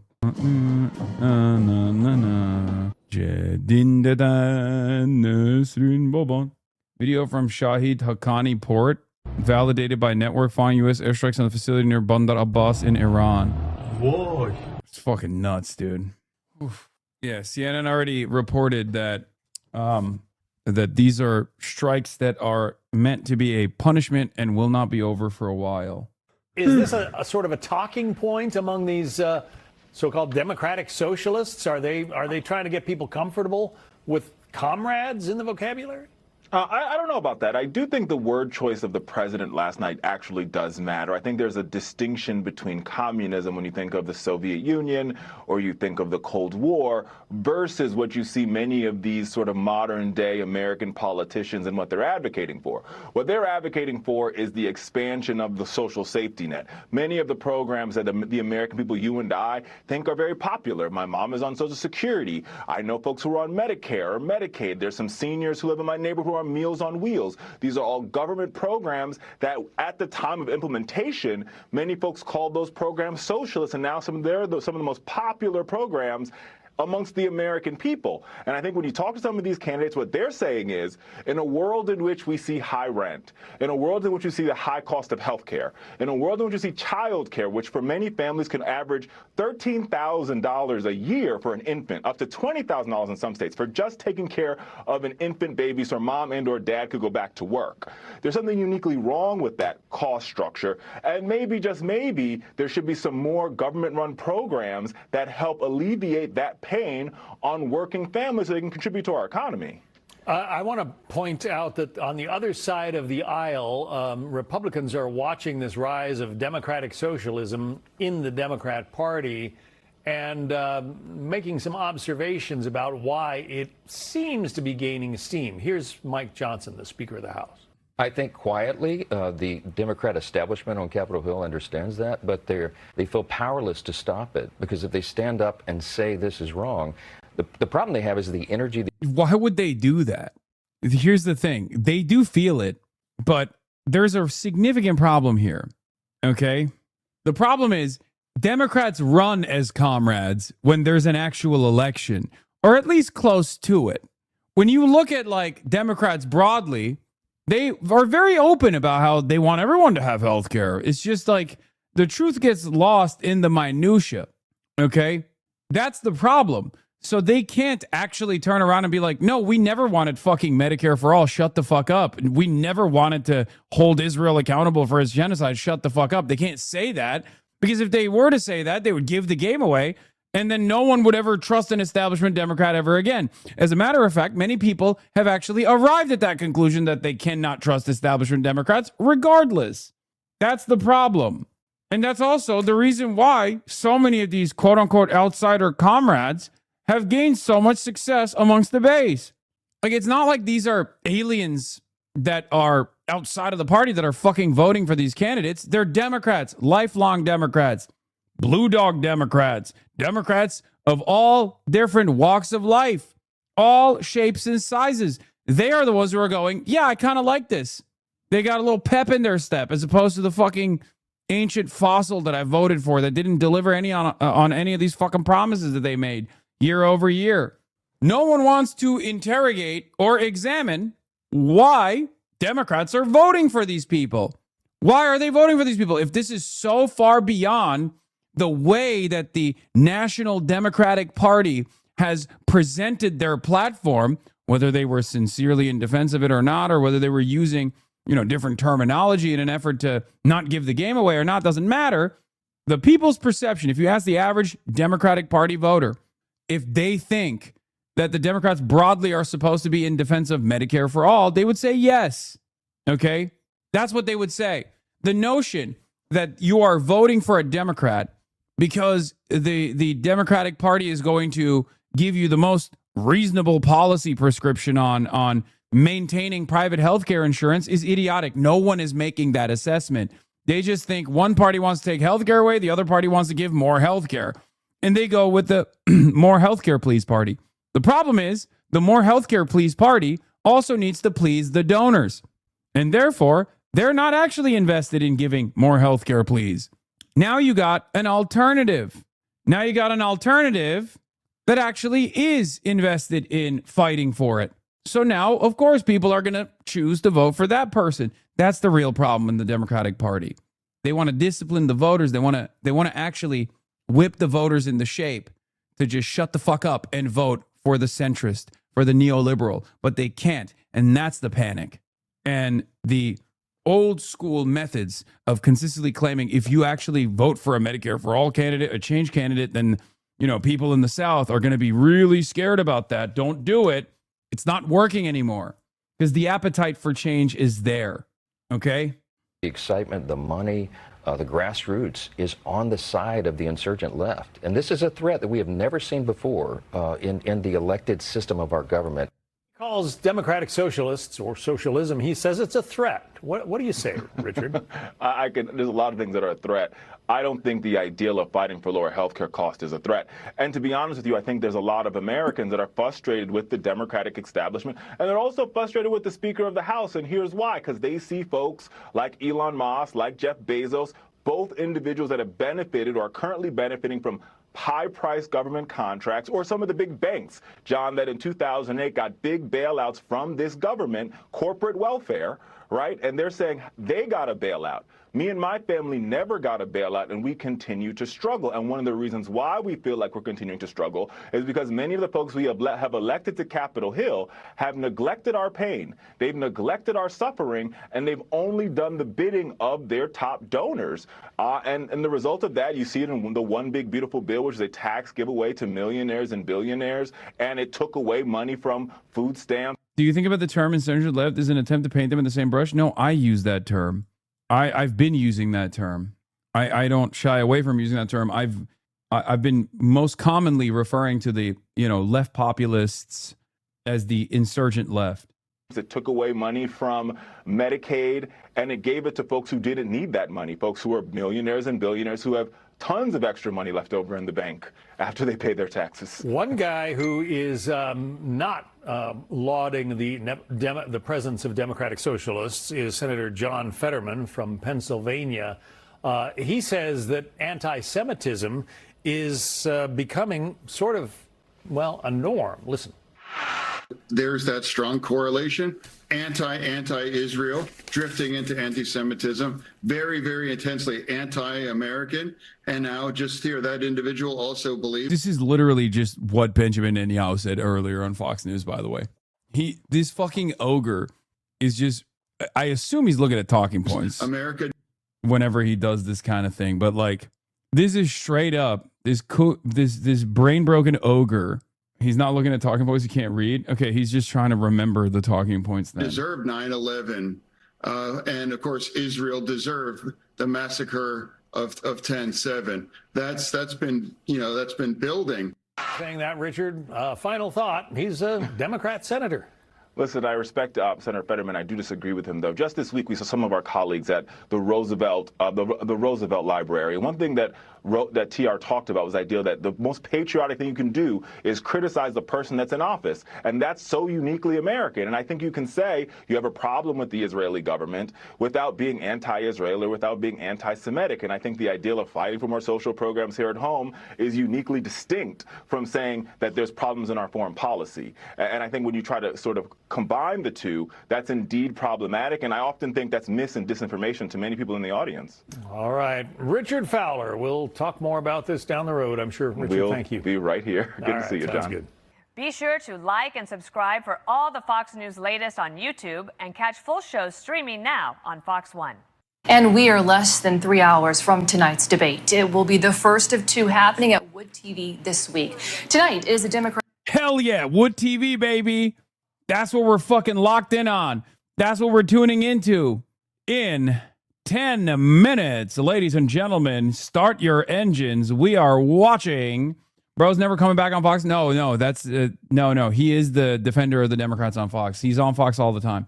We have a Abdul link, don't we? We have a Abdul fundraiser link, don't we? Like a specific link. We'll pin it. I'm excited to see what Abdul does in a head-to-head matchup, but I'm not gonna lie to you and say that I'm not excited about hearing Haley Stevens. What gives? Abdul, what gives? It's what gives o'clock, ladies and gentlemen. Primary debate for Michigan's open U.S. Senate seat. And Thursday is the debate for the Republican primary for Michigan governor. Political reporter Rick Albin will moderate both debates. He joins us now live in the studio with a preview. Okay, yes. Rick, the big night is here, debate one. Kind of walk us through tonight what we can expect. Well, I think this has become a much more important debate than perhaps we thought it was when we first started booking it, because as you know, Mallory McMorrow, the state senator, dropped out of this Senate race over the weekend, somewhat unexpectedly. So now you have two people, one a more established candidate, one a more progressive candidate, and they will be right here at these podiums. Dr. Abdul El Sayed will be here. Congresswoman Haley Stevens will be right here. My podium is right back there, and we will be talking to them about the issues that are important to the people of the state of Michigan, including, Amber, questions that you have prepared from our viewers that sent questions to us. So tonight is going to be the night. It's the first night of debate week in Michigan, but it's the night for these two candidates to make their argument to the entire state. We're on the air in Detroit, in Flint, in Traverse City, in Alpena, in Marquette, in Lansing, and of course, right here in West Michigan. I'm an intern with the campaign. Can you please pin this link tonight? I have my link too, intern, for the Abdul campaign. Don't worry, we'll link it. We're gonna link it. Yeah, HP4 Abdul El Sayed 26, AES 26. All of those markets will have. Oh, Hasan questions. Hasan condemnation questions incoming. I doubt it. I don't even think Haley addresses that. It would be shocking if she did.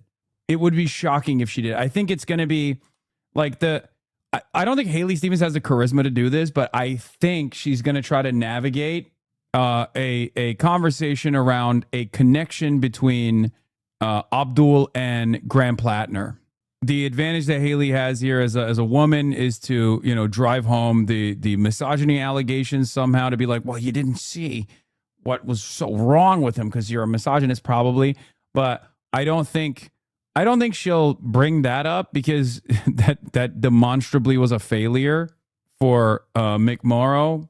I don't know. I mean, it depends. It depends on the instincts that they have, right? Interesting change.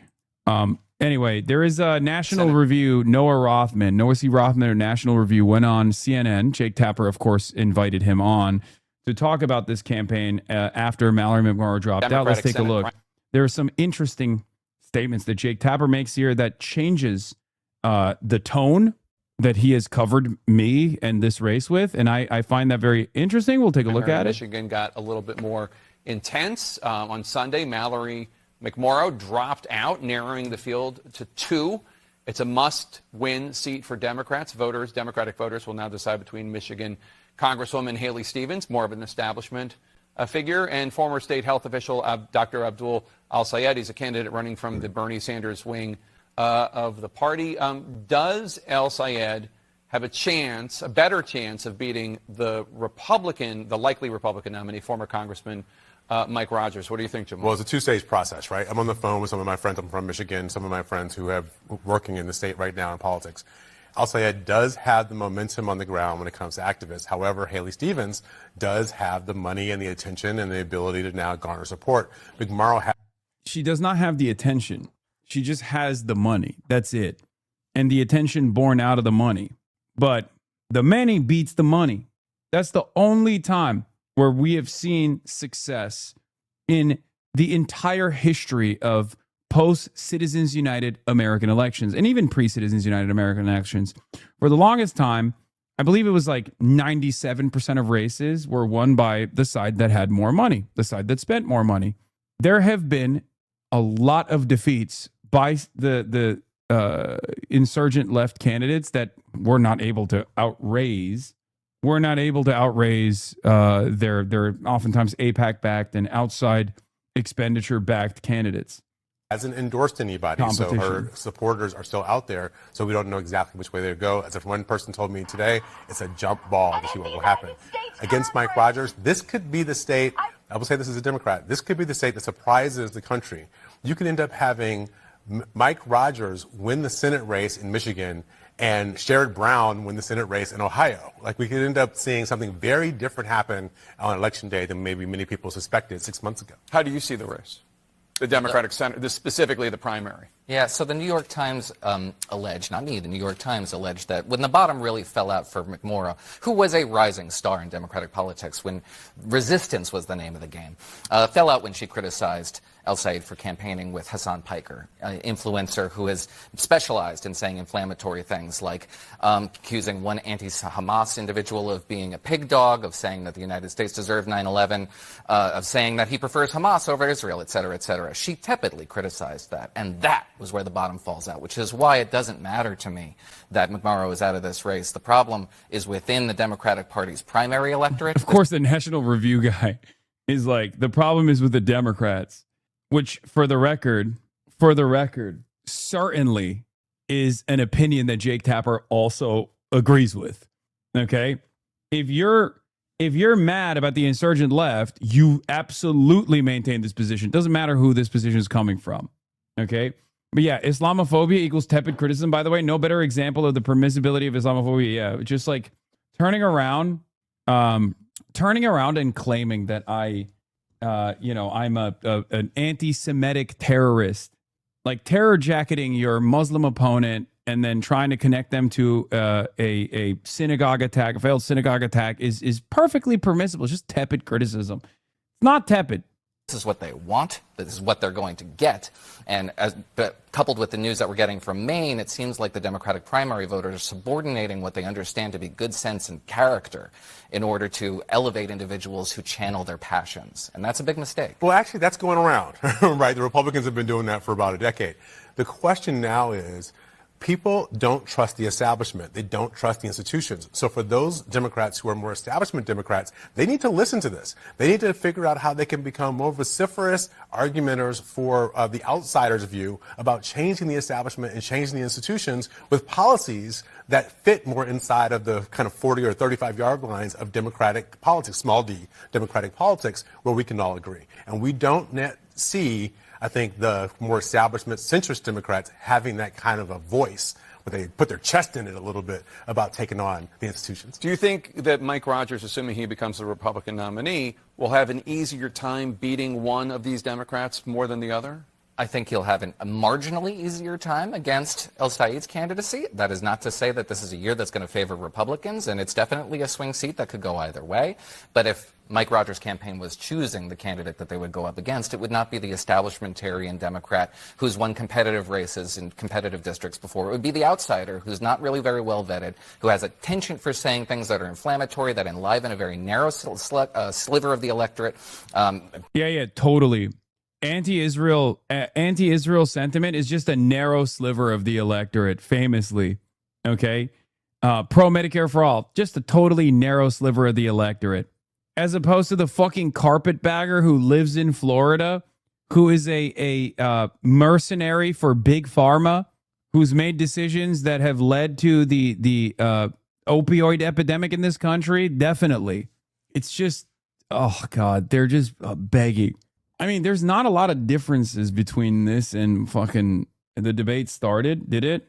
Or are you lying to me? Are you just saying that because it's 3:30? Because usually it takes a little bit. Committed supporters, Let's nevertheless, turns off other debate. elements of the electorate. So yes, Mike Rogers is going to have a better time against El Said. Do you disagree? I think it's a weird year. I think it's a weird year. And we don't know how any of these things sort out. The anti-Trump fervor that exists is very big. The price problems that people are having where they can't afford their day-to-day lives, that is very significant. We just don't know how this is going to turn out on Election Day. But I will tell you, Michigan is in play. And anybody who thinks that this is something Democrats are going to be able to win should pay more attention to what's happening on the ground. Do you think in any way, Noah, that President Trump, for instance, having dinner with Kanye West and Nick Fuentes, has set precedents where Dr. Al-Sayed, I'm not comparing Hassan Piker to Nick Fuentes, but they're both See, that was an interesting admission from Jake Tapper. Yeah. When I heard that, I thought, damn, because he has done that in the past. So what's going on?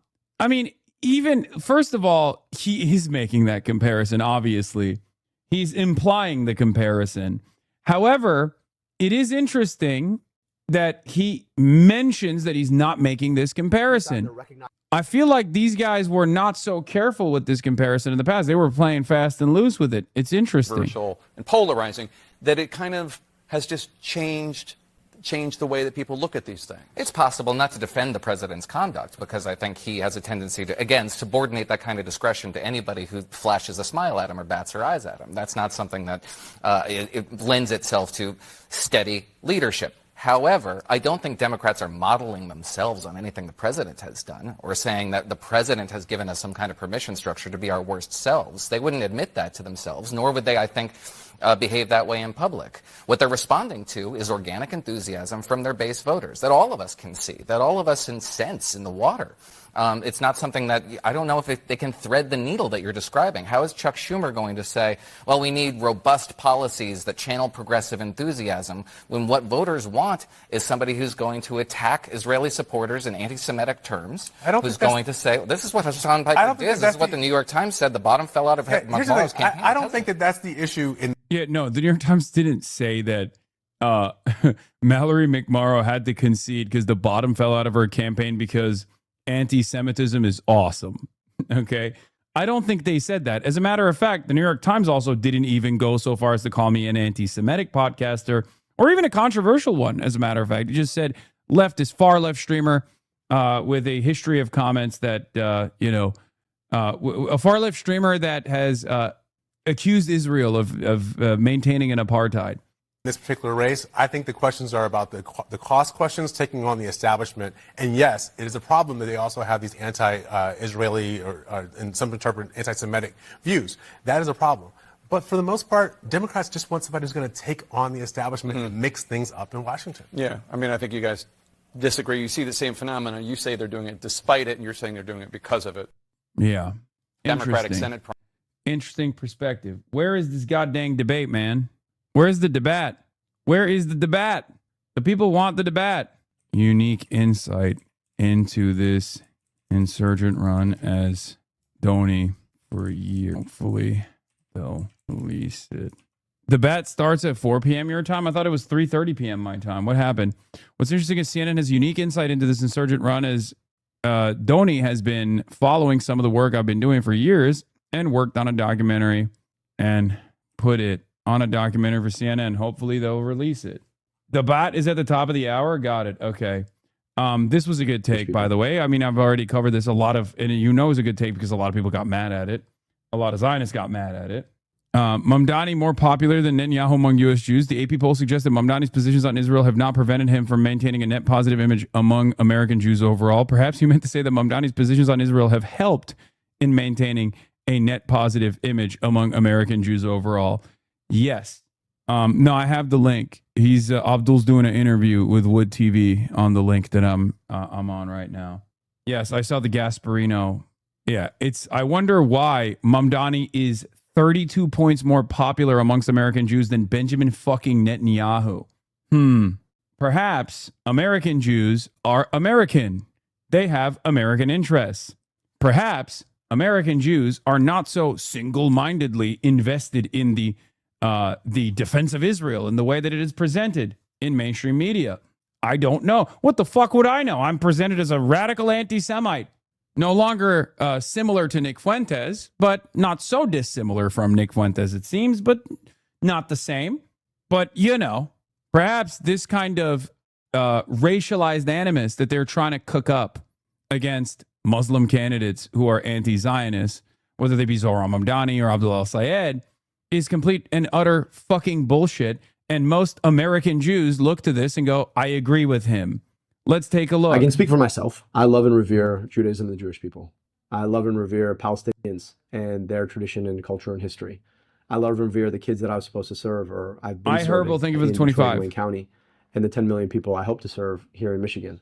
And because of my love for all three of these groups, I cannot allow our tax dollars to be misappropriated away from these kids whose parents paid those tax dollars to go bomb and destroy the lives of Palestinian people. I'm just not going to be okay with that. Now, I can't speak for the intentionality of other people. I know that anti-Semitism exists and it's a very dangerous force. But I also know that trying to meld the interests of Judaism and the Jewish people with the interests of a super PAC and a foreign government itself risks exacerbating anti-Semitism. Because just like I don't want to be held accountable for what the Egyptian government does because I share ethnicity with the people who live in Egypt, I don't think Jewish people in Michigan or America want to be held accountable for what the Israeli government does because they share ethnicity or faith with the people who live in Israel. And so we have to be able to create a very clear line between those two. Now, I know what it's like to be discriminated against for how I pray and my ethnicity. And as such, I will always stand forthrightly against anti-Semitism in every form, in every shape here in America. And I've called it out. And I find it deeply frustrating when people use anti-Semitic terms to attack the Jewish people because of what Israel and its government are doing. There's another even better quote where is this myself? Or no, this is the one. Never mind. So a lot of people got very mad about this, and people were just straight up like, "Oh, dude, you're fucking anti-Semite for saying this." I will never understand where that intensity comes from. I think some people are straight up living in fucking la la land. When I was in Michigan, I met with people who said the way for Abdul Said to beat Haley Stevens would be to just play her clip saying Israel comes to me in my dreams over and over again. Now his campaign has built a website that does just that. There is no way. There is no way. Make it stop donate. It's funny. There is no way that this clip played anywhere in Michigan. Bro, you play this in a normal synagogue in Michigan. Okay, you play this clip in a normal synagogue in Michigan with individuals that are to varying degrees sympathetic to Israel, and they're going to be like, "This is crazy. Actually, this is a crazy thing to say." What gives is what people would say.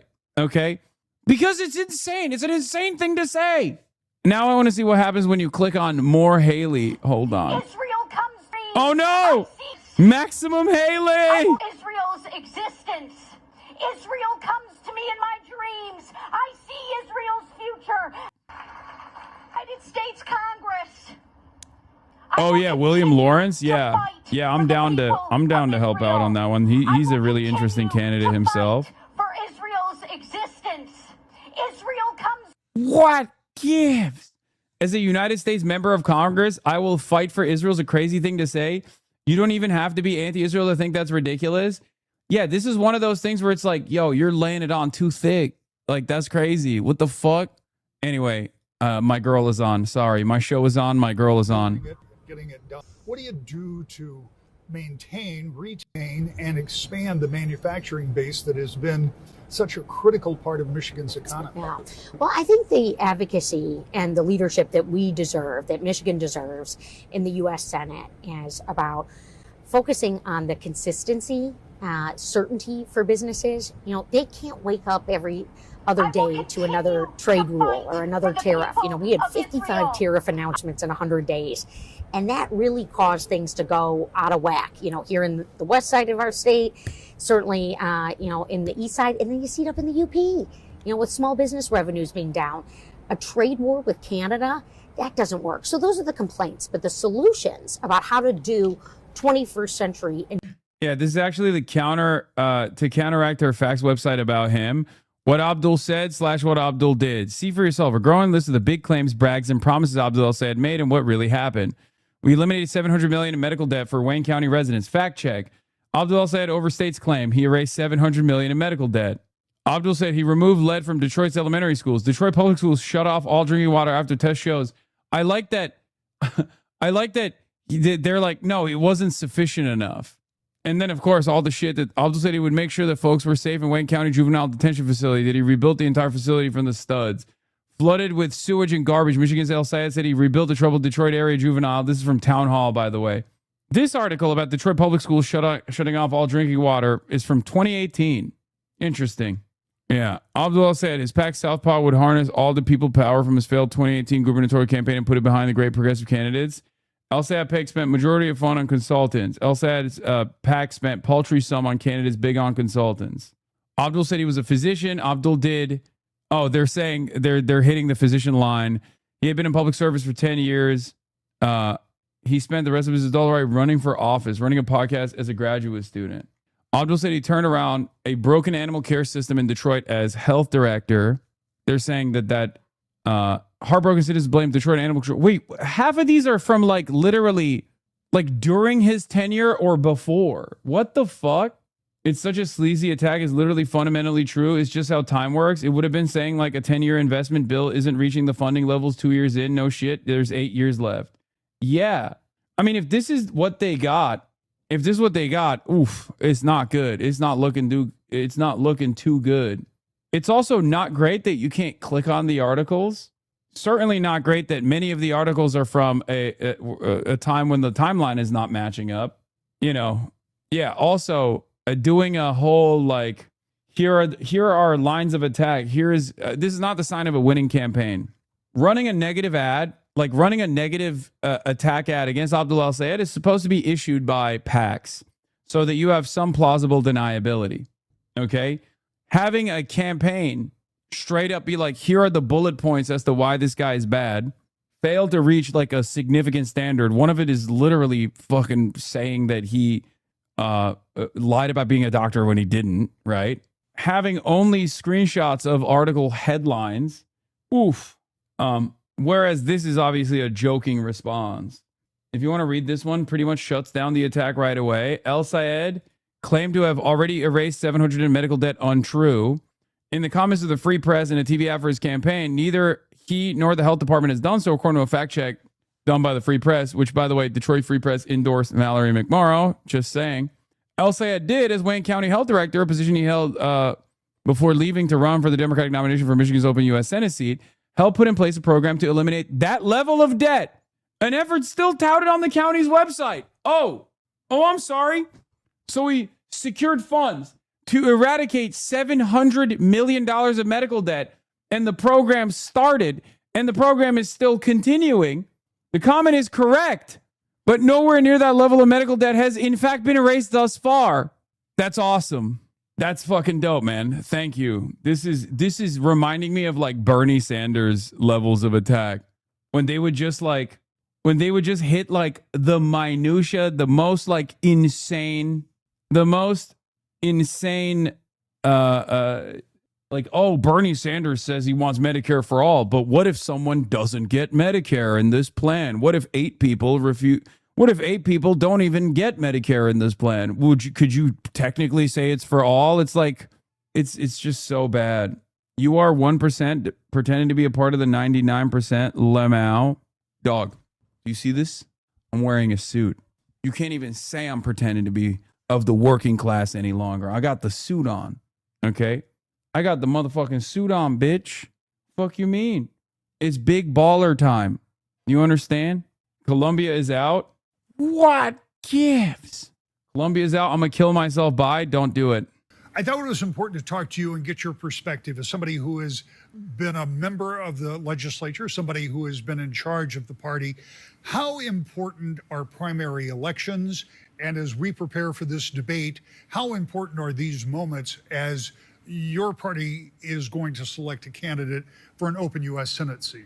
Yeah, well, I think your first question about how important the primary debates, or excuse me, the primary itself is right on point. This is a hugely important primary. The United States Senate is in play this year, and whoever the Democratic nominee is going to have a real heck of a race in November against Mike Rogers. So the winner of this primary is going to be the standard bearer, and whoever comes out of it is going to have to come out strong and be able to unite the Democratic Party and the base to take on a formidable candidate on the other side.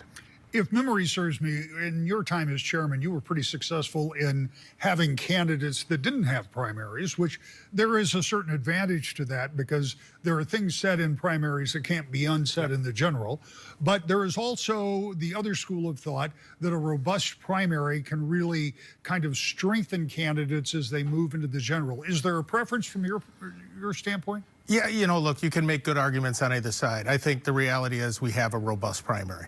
And I think for the foreseeable future, you're going to have robust primaries up and down the ticket, whether it's for United States Senate, governor, or even down here to state rep. You've got different visions of the party. You've got folks kind of represented by Abdul El-Sayed who are looking to make significant changes to the party, particularly its leadership.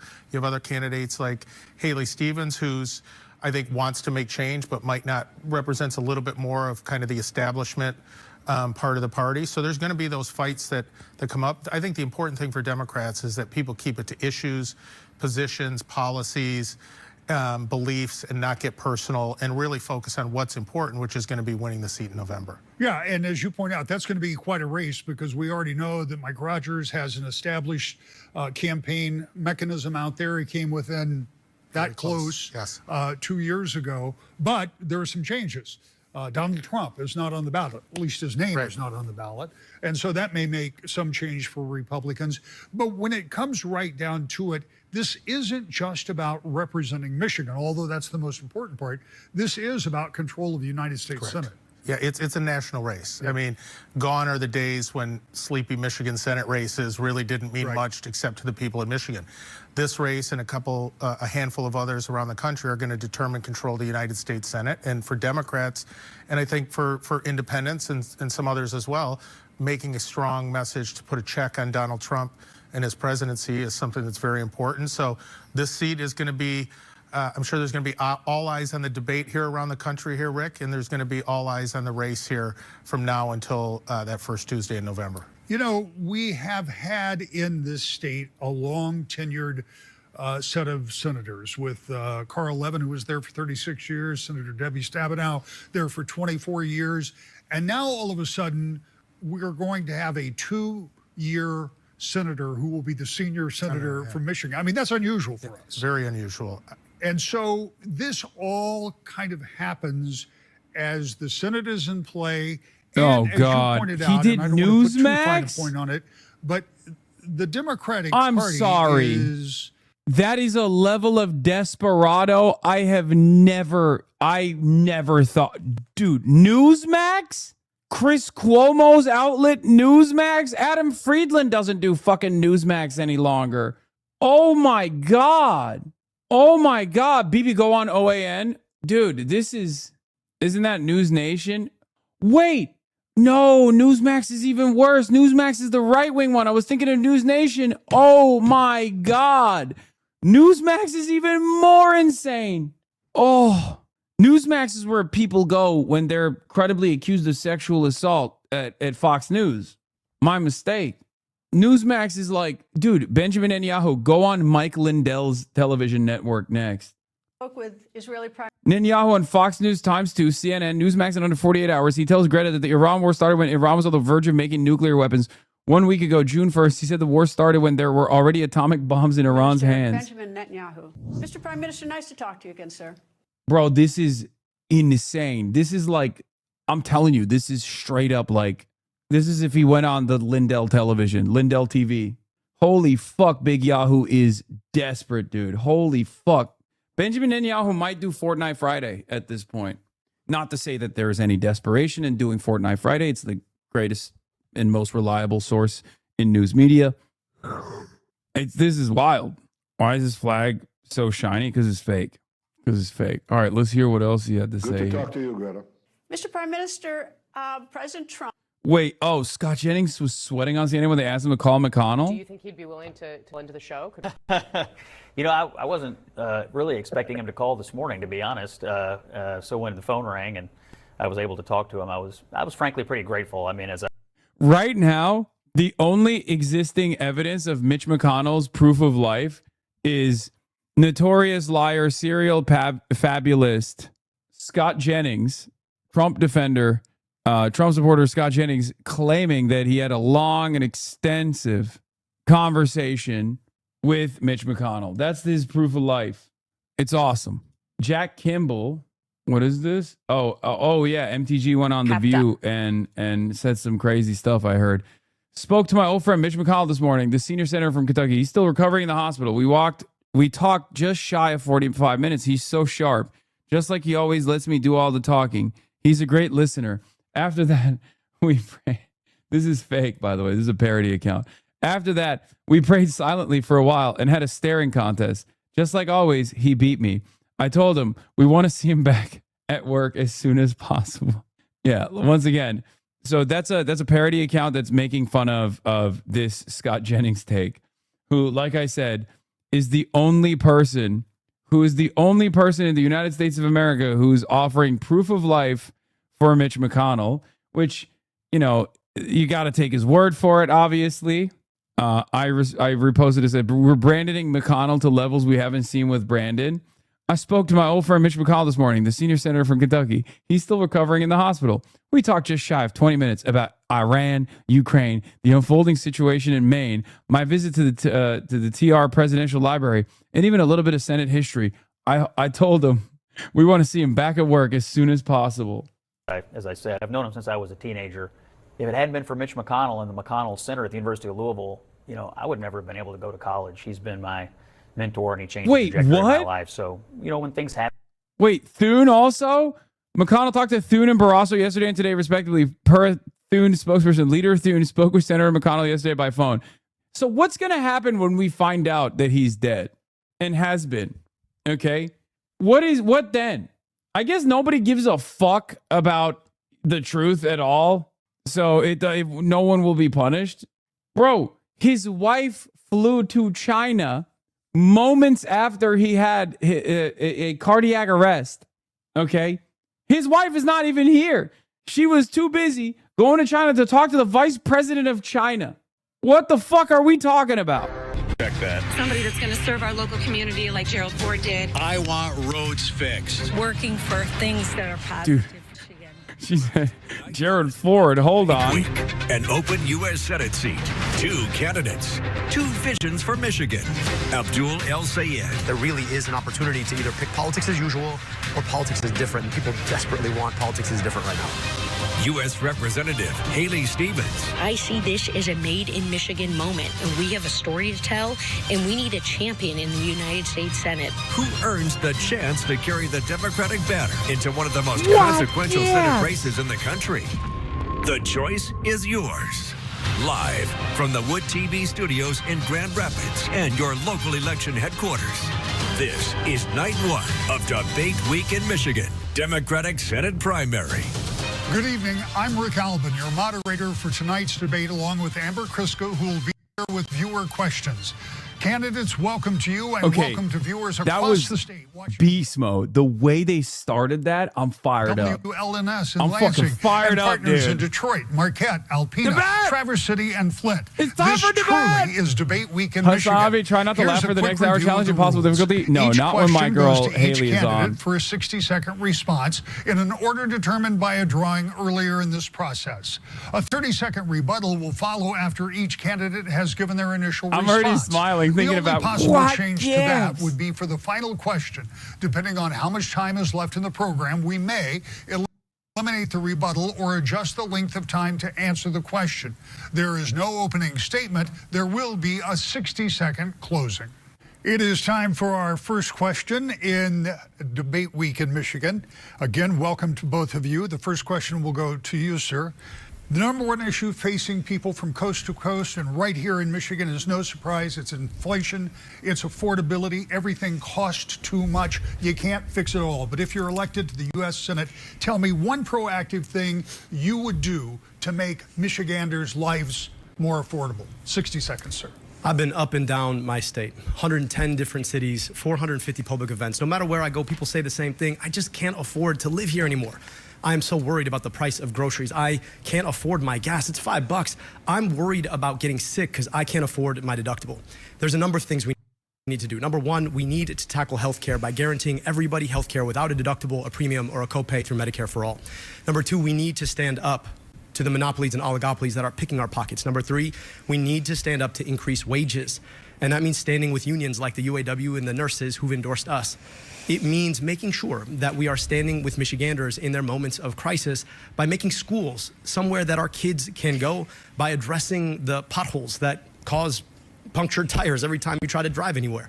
But all of this has to happen by way of getting the corruption out of our politics. So long as corporations are buying politicians, we can't actually enact these solutions because they're getting the policies that they signed up for when they pay for their politicians. Congresswoman Stevens, 60 seconds. Well, thank you so much, Wood TV, and to everyone across Michigan tuning in tonight. As your next United States Senator, I will run through anyone and anything to lower costs. My no tariff on groceries bill. My bill to lower your utility bill. Look, I'm the the only person She's gonna running run for through United States anyone? Senate What in the Michigan hell? who is not a millionaire. I am not trying to sell a book or a podcast. I'm the only one on this stage who doesn't have a talent agent trying to pitch me for paid speeches. And unlike my opponent, I'm not running at the first mic or camera I see. Instead, my head is down doing the work for the people of Michigan who need the work to be done. We do not need a celebrity senator.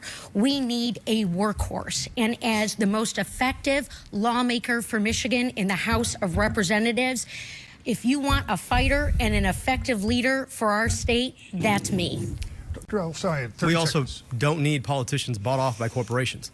In this race, you've probably seen ad after ad after ad. Not one of those ads was brought to you by the Congresswoman's campaign. All of them brought to you by corporate PACs and APAC, trying to buy a politician who's going to do their bidding instead of yours. That's been the story of our politics for far too long. The question is not whether or not you're a millionaire. The question is whether or not you are bowing down to billionaires. And for too long in our politics, we've watched politicians beg for those dollars only to do that bidding when they actually get to office. That has been the story of my opponent. If you want politics is different, I'm the only one who's never taken a dime from a corporation. Congresswoman, 30 seconds. Well, look, transparency is oh so important. And this is why I have released my tax returns. My opponent, Abdul, he said that transparency is key, but yet he hasn't released his tax returns. Abdul, you talk about getting money out of politics and putting money in people's pockets, but who is putting money in yours? What are you hiding?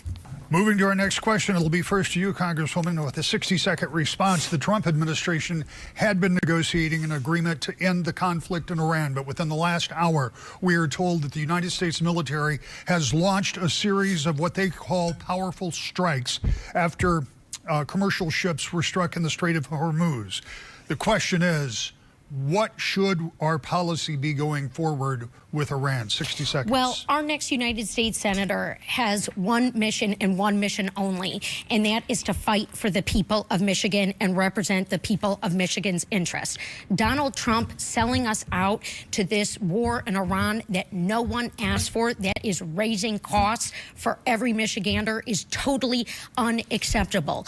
But here's the deal. In terms of the goal that I have long fought for and pushed for in the United States House of Representatives and what I will work for in the United States Senate, we need long-term peace. Donald Trump has failed us. The Prime Minister of Israel has failed in that regard. And he was just coming after me on this today. Look, I am unafraid, Michigan. You are my North Star, and no illegal wars, no unilateral wars at our expense. 60 seconds. I think it's worth asking why we got into this war in the first place. There is one man who's been wanting this war fought, and that is the Prime Minister of Israel. And the reason that we've seen this war fought is because the impact of AIPAC in our politics. AIPAC has spent tens of millions of dollars in attack ads against me or ads lying about the Congresswoman's record. They clearly want one individual, and it's not me. And ask yourself why it is that we are paying $5 gas. Why it is we can't seem to get out of this quagmire. It's because for too long, our foreign policy has been handed to us by the likes of the state of Israel. They coordinated and it. AIPAC, Israel who has coordinated that made on sure CNN. that Democrats and Republicans are 100%. doing their bidding. I don't take that money. They are spending against me because they've called me the most dangerous candidate for the U.S.-Israel relationship, because maybe I don't want to waste our money fighting wars we don't need to spend. And instead, I want that spent here to rebuild our schools here, to make sure we have functional infrastructure here in Michigan, to make sure that we have healthcare here in Michigan. And so long as our politicians continue to be bought off by AIPAC, do not be surprised when we fight wars that are in their best interest, to annex Lebanon, or to do genocide in Gaza.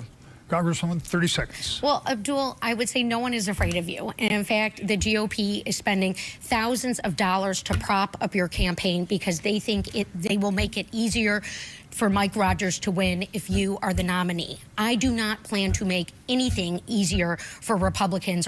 Stop slamming the desk. I do is I take on tough Also, fights here's a for good Michigan, counter. tough races, and I You win say for us. GOP spending money on me. Guess who is also spending money on you? AIPAC, funded by GOP Congresswoman donors. Stevens makes it, or Mike Rogers wins. Either way, Israel will win. AIPAC is perfectly fine with either of my two opponents because they know that they will have a comfortable, reliable vote in the U.S. Senate. If you want politics to work for you, if you want politics to rebuild your schools or fix your infrastructure or to invest in your health care, you have an alternative choice.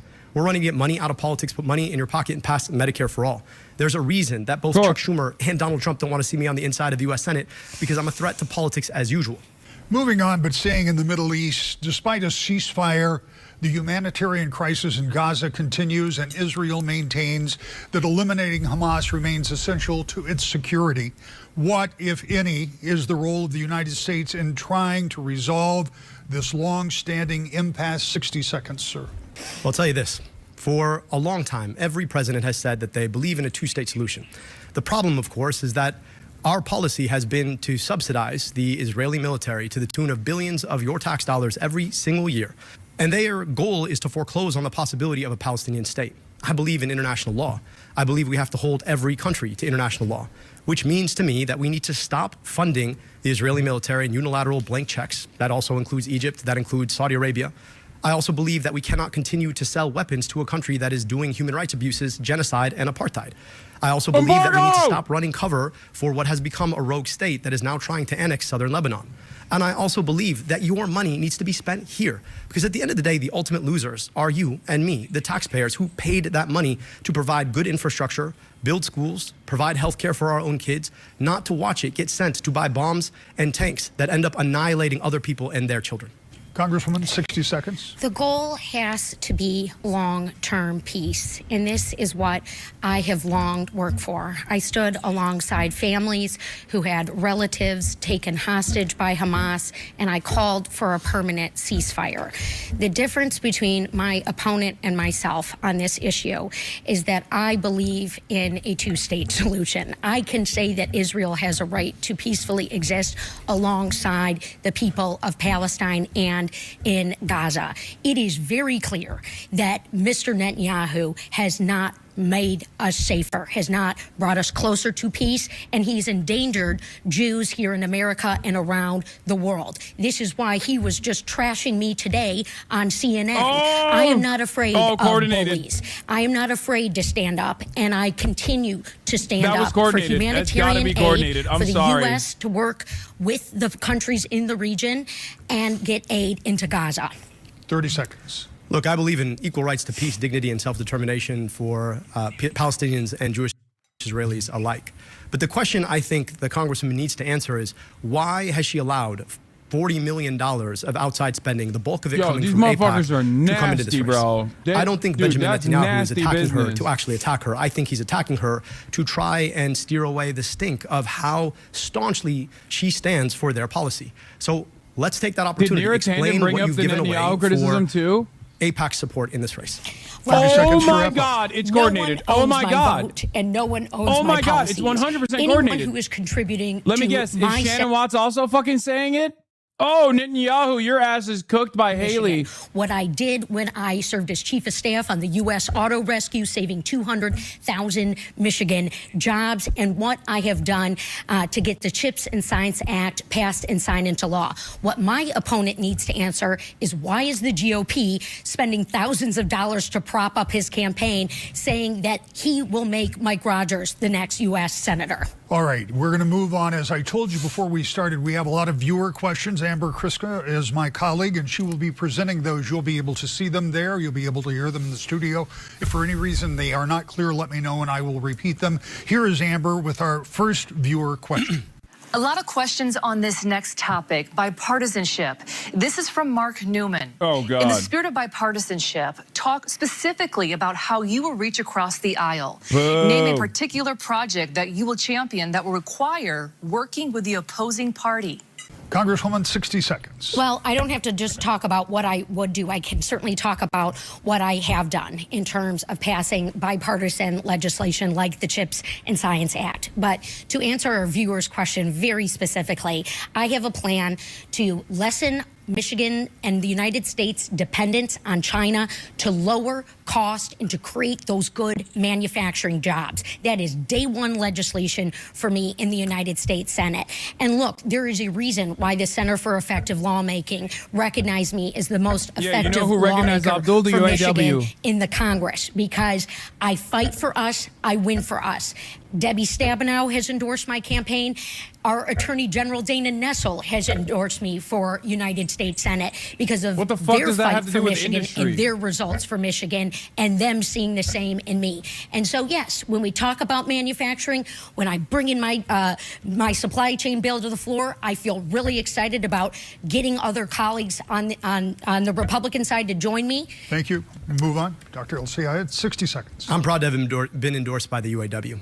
And the reason that they've endorsed me is because they understand that I am a fighter for working people. I can tell you that there is bipartisan support already to blow up the USMCA, which has been a cancer on our manufacturing industry in Michigan and the industrial Midwest in general. That is a bill, of course, that my colleague actually voted for. And I think there's bipartisan consensus that that has been a danger. We have an opportunity to rethink trade policy to make sure that we're protecting good union jobs in this state and in this country. And I think that means rethinking how we do tariffs. Now, Donald Trump's version of tariffs is like chemotherapy, but you give the patient all the chemo at the same time. I think there's an opportunity where you pace it out. You think critically about how you protect critical budding manufacturing industry and that you are transparent with your trading partners about how you do this in an effort to build long-term sustainable manufacturing jobs. I've heard a lot from Republicans saying that they want to bring manufacturing jobs back. Let's roll up our sleeves, work together to get that done. 30 seconds, Congresswoman. Well, NAFTA was a crap deal, and it hurt a lot of Michiganders. And what is also hurting us right now are Donald Trump's reckless policies that Mike Rogers has said he wants to rubber stamp. There's a reason why the Gordie Howe Bridge isn't open, and Mike Rogers is rubber stamping that. There's a reason why a trade war is going on with Canada. Small businesses all over Michigan losing revenue as a result. I thought he was going to take on China. I've got the bill to do that and to lessen our dependence and grow manufacturing jobs. I've done it once before, and I'll do it again as Michigan's next senator. 30 seconds. And the reason that the big corporations always get their way when it comes to free trade is because they buy off politicians to do their bidding. Everybody knew USMCA was not going to solve the problem. Everybody knew it. And yet, they bought the votes to get their way. And now you can buy a cheap TV, but you can't find a manufacturing job that can actually feed your family. That is the devastation of corporate-bought politics. Is the only candidate who's never taken a dime from a corporation. You know I'm going to stand up for you.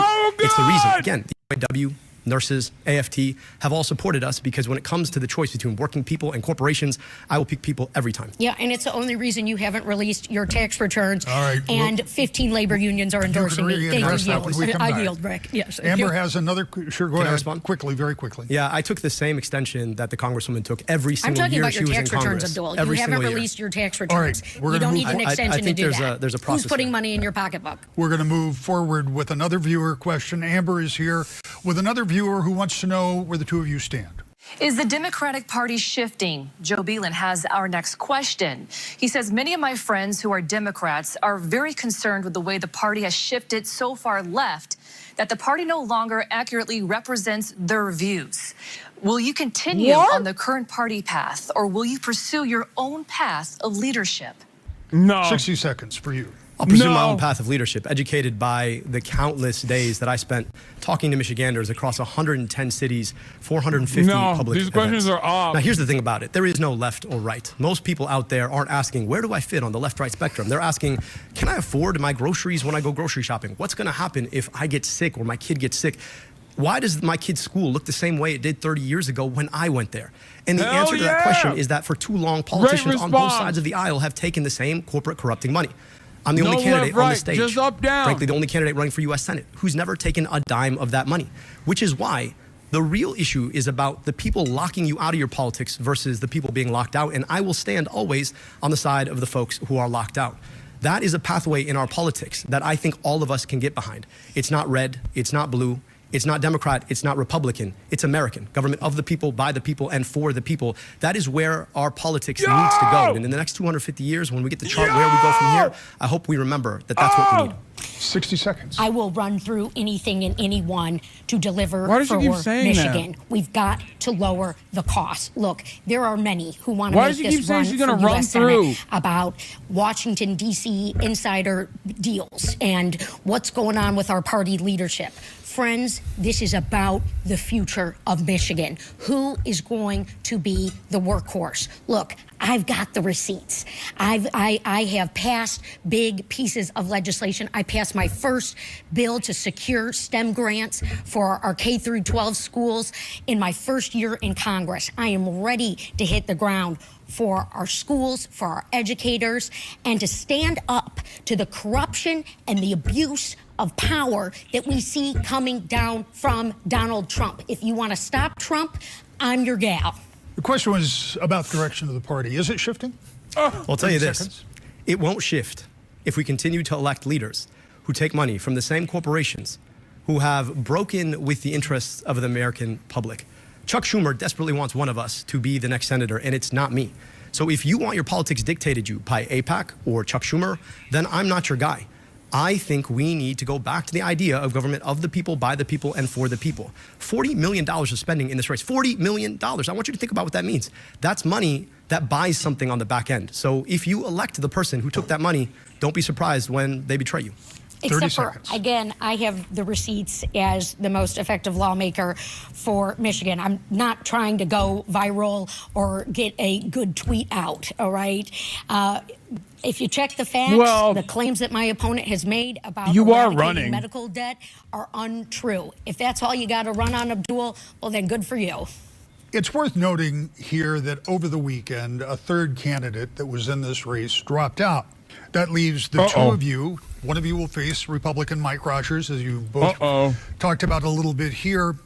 Congresswoman Stevens, you've been endorsed, as you said, by former Senator Debbie Stabenow, former Governor Jennifer Granholm, and as you said, by the Attorney General. You have, Mr. El-Sayed, been endorsed by Bernie Sanders, Congresswoman Alexandria Ocasio-Cortez, and a number of others. I went to both of your websites, long list of endorsements. Is this race not only about control of the U.S. Senate, which it may well come down to, but is this race also for control of the Democratic Party? Is there something else on the line here? Dude, these are really good questions, by the way. I'm not going to let the pundits or the prognosticators make any such determination. For me, this has always been about Michigan. I am the daughter of small business owners of local television. who met What at the Oakland fuck? University. My dad is 81 years old and still driving his Ford F-150 with the word Stevens Landscaping on the side, and he's drinking his water.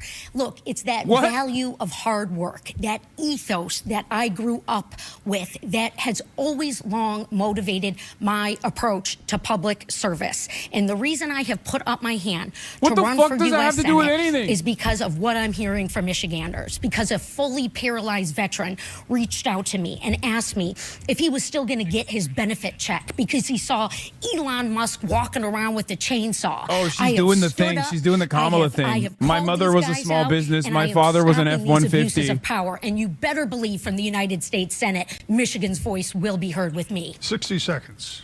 I never intended to run for office. I want to be a doctor. I want to be a doctor because I could go 15 hours to my family's native Egypt or 15 minutes from where I grew up. I went to medical school only to realize that our healthcare system was, in fact, part of the problem, not part of the solution. I went into public health. We eliminated medical debt, yes. We My father drank water. We put glasses on kids' faces. We took on corporate polluters. We provided free health insurance. We did the things that for too long government fails to do under leadership that is bought off by corporations. I'm running to do three things: get money out of politics, put money in your pocket past Medicare for all. I'm not doing this because of some direction of a party. I'm doing this because of the Michiganders that I've gotten to see. A woman who had cancer 3 times and happened to managed to hold on to her life savings until the 3rd one. A woman who lost her entire life savings because her kid got cancer and died. People who have come and shared their burden with us. If we continue to allow corporations to buy our politicians, do not be surprised when everything gets more expensive and your job gets further out of reach. That is the politics that is corrupting now, and we need different. 30 seconds. Well, transparency remains really key here. You can see my tax returns. I've made them public. Again, I call on my opponent to do the same because we do need to know. Abdul's like, you've been bought and sold by every corporation, and she keeps going, you haven't returned your tax returns. Speeches. I've been busy doing the work for Michiganders. Period. Full stop. Power Outage Relief Act. I mean, he's eventually going to release them, so it's like really funny that that's the line of attack. So what then? Supply chain security. I've got a bill for that. I am ready to go for us, Michigan, on day one. 30 seconds to wrap. Let's talk about power outages. People sleeping in dark rooms without electricity for the 4th straight day. My opponent's taking $37,500 from DTE. Ask yourself what that buys. Our politics have been deeply and profoundly corrupted by corporate money, and I want to get money out. You want to talk about transparency? There's a group called Center Forward that happened to pay for a flight for the Congresswoman and her mother to Portugal. I want to understand what she promised them in return. You want to talk about transparency? Why are there $40 million flowing into our politics right now in support of my opponent? Yeah. Well, and again, I have the receipts and I have the bill to stand up to the utility companies at the lower rates. Explain the receipts. So, yes, I've got the, You're not I've got the explaining multiple bills. I'll give you a chance when we come back in a moment. But first, we're going to take a break. And when we come back in 90 seconds, we're going to talk about something that has been discussed a lot in the past few months, and that's immigration enforcement and ICE. That's coming up. But first, we're going to take a break. The candidates will enter the spin room once our debate concludes. There is a QR code right now that will take you to our live. We have the link, right, for Abdul? On Wood TV. Support Abdul al-Sayed. Support actually existing socialism, AES. There's a pinned link, chat. Wow. Right off the rip. Right off the rip. Oh, my God. What an annihilation. Haley Stevens already has a lot of issues keeping up with Abdul because Abdul has done, podcasts. Like, he is a media guy, right? He has media experience. He has on-camera experience. And Haley Stevens clearly doesn't. Haley is trying to turn that weakness into a strength by being like, oh, well, you're in front of all the cameras all the time. And it's like, well, you're running for fucking Senate. Like, you should be as well. You're in front of every television station all the time because there's $40 million of ad spend for you coming from fucking AIPAC. So the charisma gap is so fucked up. It's perverse. It's like it's already a wrap on that front. But then also on top of that, Haley Stevens is just not a very good politician. And by that I mean, she's a regular ass establishment Democrat. That's the reason why Chuck Schumer endorsed her and wanted her to win. And for that reason, she's bought and sold. So Abdul is like hammering that line over and over again, talking about, money out of politics, money in your pockets, Medicare for all. That's already great messaging discipline, easy to understand. Because remember, there's a lot of people that are listening to this for the first time ever. Not a lot of people watch these debates, but there's going to be a lot of clips after the fact as well. But yeah, when you look at Haley Stevens' voting record, stop the Lebanon War Powers Resolution. That happened last week. Sent Israel $26 billion more in aid after it killed 34,000 plus people. Sent Israel another $17 billion in aid. A failed bill Biden would have vetoed. Banned the State Department from citing Gaza Ministry of Health death tolls. Sanctioned ICC officials as they sought justice against the Israeli war criminals. Expressed disgust at South Africa's suit accusing Israel of genocide and praised Biden spokesperson John Kirby, calling the case meritless, counterproductive, and completely without basis in fact whatsoever. Expressed gratitude for ICE, just like Wesley Bell, and forced through the TikTok sale or ban it in the U.S. if it wasn't sold. So he set up a trap. She's talking about her resume, and he's talking about the problems in the status quo. Her resume obviously didn't help.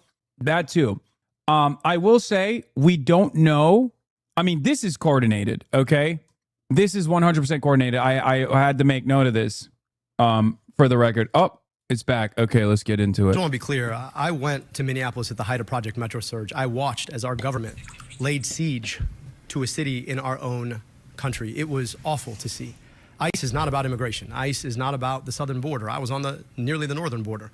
ICE is about normalizing paramilitary force on our streets. I've been clear that you can't reform ICE. You can't retrain ICE. You have to abolish ICE. Now, that's not to say that we can't secure our border. That's not even to say that we can't actually enforce our immigration policy. That is to say that we shouldn't do it at the edge of destroying our Constitution itself. ICE is a new agency. It is younger than I am. We have done this in the past in a way that respects the basic rule of law.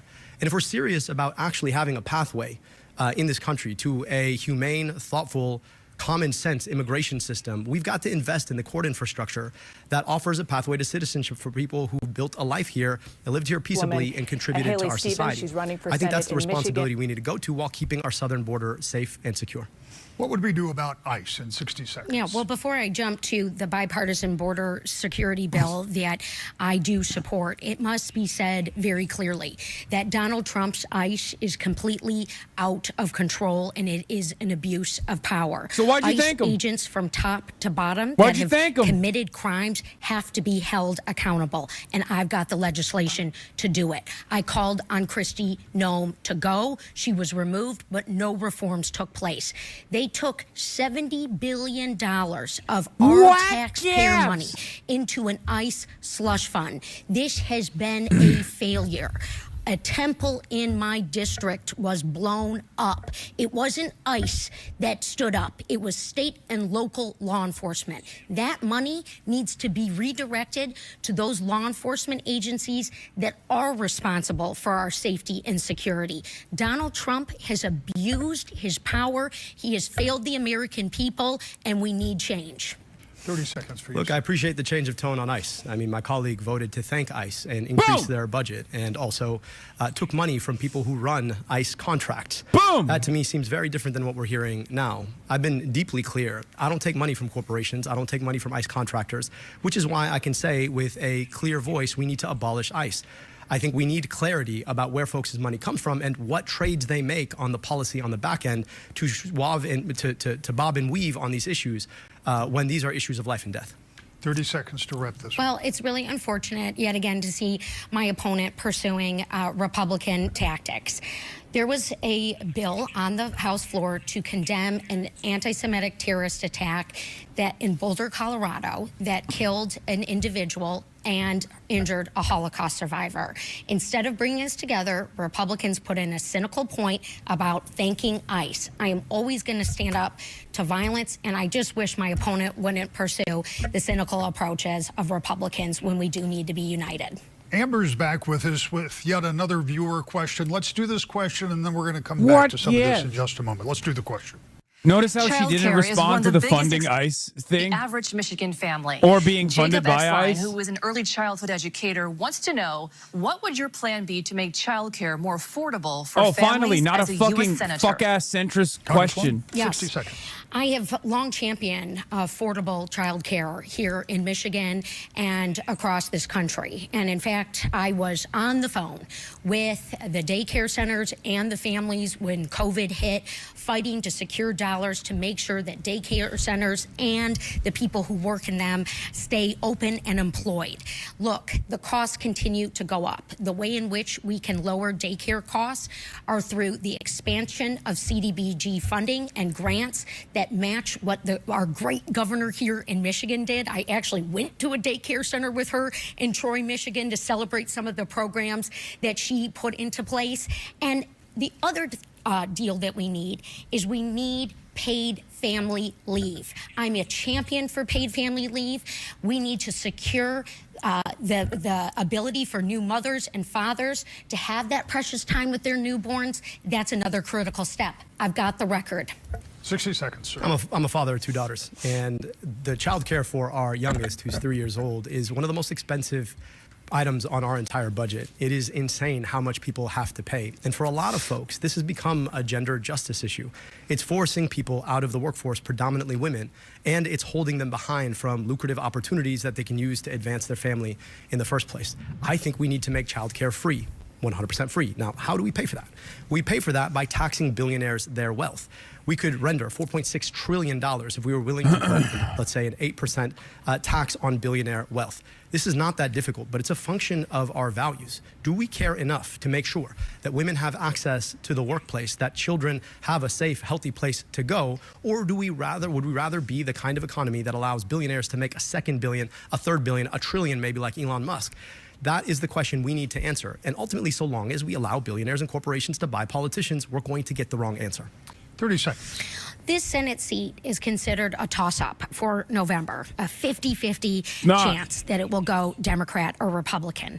The one thing that I do is I win tough races. I flipped a congressional seat that was long held by a Republican, blue in 2018, and I held it when Donald Trump was on the ballot. Living my values, living the values to make change and improve people's lives. Mike Rogers, he's not going to do a thing to impact child care and make it more affordable for families.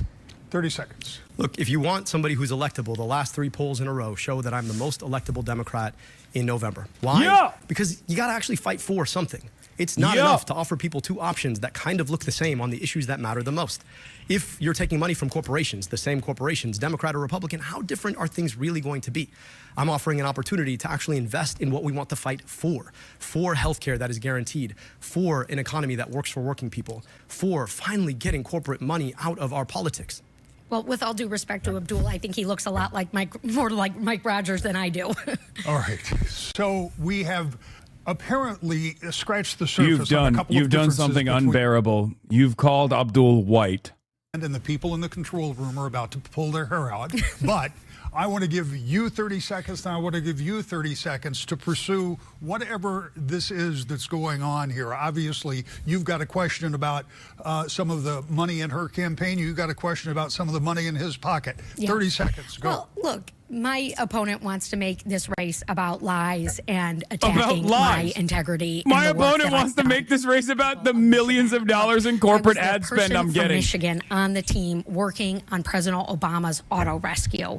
I have a proven track record that I am proud of fighting for this state, standing up to special interests, and I have 15 labor unions standing alongside me in this fight and some other proven individuals as well. So can we stop the lies and can we get the transparency out that my opponents long talked about? I'd love to stop the lies that are being told on TV by organizations like the Center for Democratic Priorities, which, by the way, didn't exist until it started to run ads for my opponent. Like the United Democratic Progressives, which, by the way, is a front for AIPAC. Like Center Forward, which bought airline tickets for my opponent, for her mother and herself to go to Portugal. I don't know what they talked about. I don't know what they did. So if we want to talk about lies, I think it's really important for us to understand who's paying for them and what was said on the back end to allow them to be told. Because $40 million, that doesn't come for free. So is the GOP... I'm glad we got that all cleared up. So we're going to get back to these questions. I want to talk about data centers for a minute. I'm going to give you a premise. You can agree with it, you can disagree with it, but here's my premise. Data centers are going to be built somewhere no matter what happens in Michigan. So the question is, are we better off to have some of those centers here, or should they be actively opposed, as they have been by many citizens in meeting after meeting across the state? And it's first to you, sir. 60 seconds. Look, right now people are scared to death that there's going to be this gigantic data center put in their backyard so people like Mike Rogers can make gender-affirming videos about how buff they really are. I think we have to be serious about the fact that these pose real dangers, and the people who are pushing them are the richest, most powerful corporate CEOs in the history of our economy. And so we've put forward a terms of engagement. We want to make sure that if you want to put a data center anywhere, that it's going to meet the following terms: all union labor, no raising our utility rates, increasing our utility reliability, not touching our water, and then there has to be a community benefits agreement that's negotiated in good faith with all the money put up in escrow, and this has to be fully enforceable, including shutting down the data center. That has to be passed at the federal level. Now, here's the thing. Big AI has huge super PACs that guess who they're funding, not me, the other person. I won't forget your on Plattner the stage. defending. And so the question for us is, are we willing to actually do You're what it takes American to protect first, people leftist from third or these fourth, risks, not sure what's second, or are maybe we gonna rich? let them roll us just like corporations I continue lost to roll respect our for you. You're a politicians dancing over and monkey. over again? Hell yeah. Congresswoman, 60 seconds. Yeah, well, look, the citizens need I to be love the heard DNC. on innovation and data centers. And it is up to federal lawmakers to secure the tax code so that these gajillionaire enterprises are paying their fair share. It is unacceptable that rates would go up as a result. I want to force these data centers to pay the utility bills and to pay water bills for folks. And look, I also want to secure Michigan being on the forefront of innovation and manufacturing. I visited hundreds of manufacturing shop floors. They are using this technology. We want the jobs. We just can't afford to force the workers to pay for it. And look, yet again, my opponent takes jabs, except for he won't denounce the GOP when they are funding his operation and his candidacy, and now bragging about the false polls that they're putting out that he's going to be the best one to beat Mike Rogers. That's me. 30 seconds. I'm sure everybody out there thinks that Republicans really want me to win this race. Sure. The real question is, how much money has the AI industry spent in this race? And why are they spending it? And whose vote are they buying? And what does that mean for you? If you want a future where AI is fully unregulated, where we lose, what, 50% of our jobs, where a data center sits in your backyard, you have a choice. If you want someone who's going to stand up for the people against the corporations, you also have a choice. Notice none of the answers actually speak to any of the points I'm making about the money that is being spent in these races to corrupt our politics. 30 because seconds. I have receipts, and the people who are watching this need to evaluate who is running for U.S. Senate, the chief lawmaking role in this country that has the record, that is not a show horse, that is not, I am not someone trying to go viral and shouting into a bullhorn about problems. I am delivering. That is not something my opponent can say. He's great at attacking, and he's great at covering up that his father-in-law is running his super PAC that's spending millions of dollars for him. All right. We're going to move on to a question that you have both addressed, because these go together. And this one will go first to you, Congresswoman. We hear a lot about AI, artificial intelligence, hear about it every day. I doubt that most of us have a really good grasp of exactly what it is, what role it's going to play in our lives going forward, what role the government has in putting guardrails on technology that few fully understand, that could be a positive game changer that is evolving all of the time and is displacing workers already. We know that that's happening. So should the government jump in the business of regulating AI? 60 seconds. Yeah, and look, Abdul is lying. Again, he has a super PAC that is run by his father-in-law that has spent millions of dollars on his behalf, and the GOP is also spending money. It's good to know that his father-in-law isn't involved with AI. Here's the deal. I passed my first AI bill into law in 2020. I don't even know what this line of attack is. All right, in my first term in Congress, I have supported resources to invest and protect in the privacy for consumers and to stand up for the little guy, particularly small businesses who need equitable investment, Black-owned businesses like ones I visit on the regular, who oftentimes are getting the short end of the stick, and they certainly are from Donald Trump. I want to make sure that resources are coming into our communities and that jobs are protected and maintained. We can do this here in Michigan. We just need the right leadership, and I believe that is me. Do we need to regulate AI? 60 seconds. Absolutely. First, I just want to be clear. The National Nurses United is not my father-in-law. Working Families Party is not my father-in-law. The UAW is not my father-in-law. But I also want to speak to the fact that we do need to regulate AI. And so long as we are taking money, the party is taking money from the AI industry, it's not likely to happen. I proposed a plan putting AI under democracy. What does that mean? That means that I want to make sure that legacy internet companies no longer own the means of creating AI. The AI corporations are spun off as public interest corporations, and that at least 50% of their boards are publicly appointed, meaning through the democratic process. I also want real clear guardrails on what AI can and can't do. I want an agency in the government like an FDA for AIs. And I want to make sure that we pass our terms of agreement. I can say all this because I'm not bought off by the AI companies. You talked about that 2020 regulation. That was a giveaway to the AI industry. So yes, if you want someone who's really effective at giving giveaways to the AI industry, you have your option in this race. 30 seconds. Well, I'm pleased that my opponent read my deep fake bill to better detect the use of AI, particularly with our children.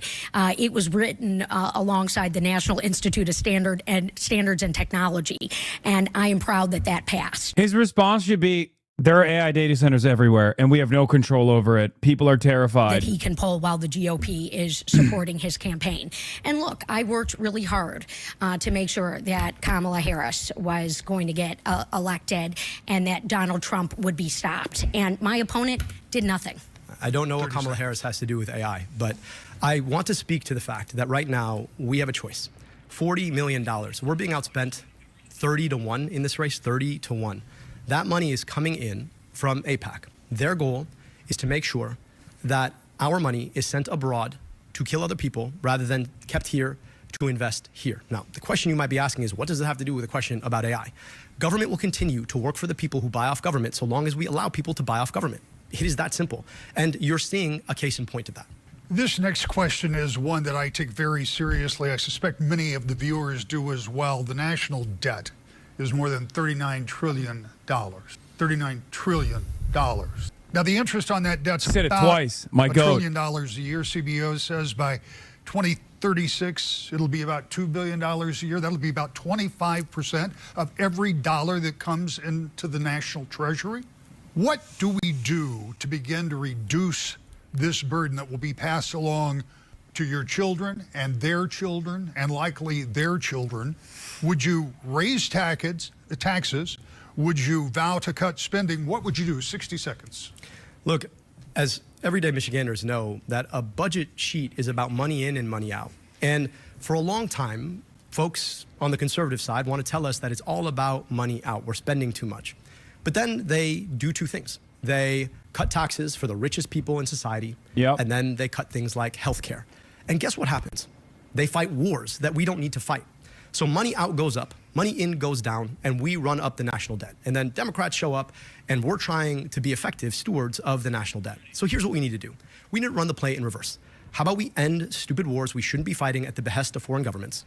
How about we start taxing billionaires their wealth so that we can return trillions of dollars to the economy?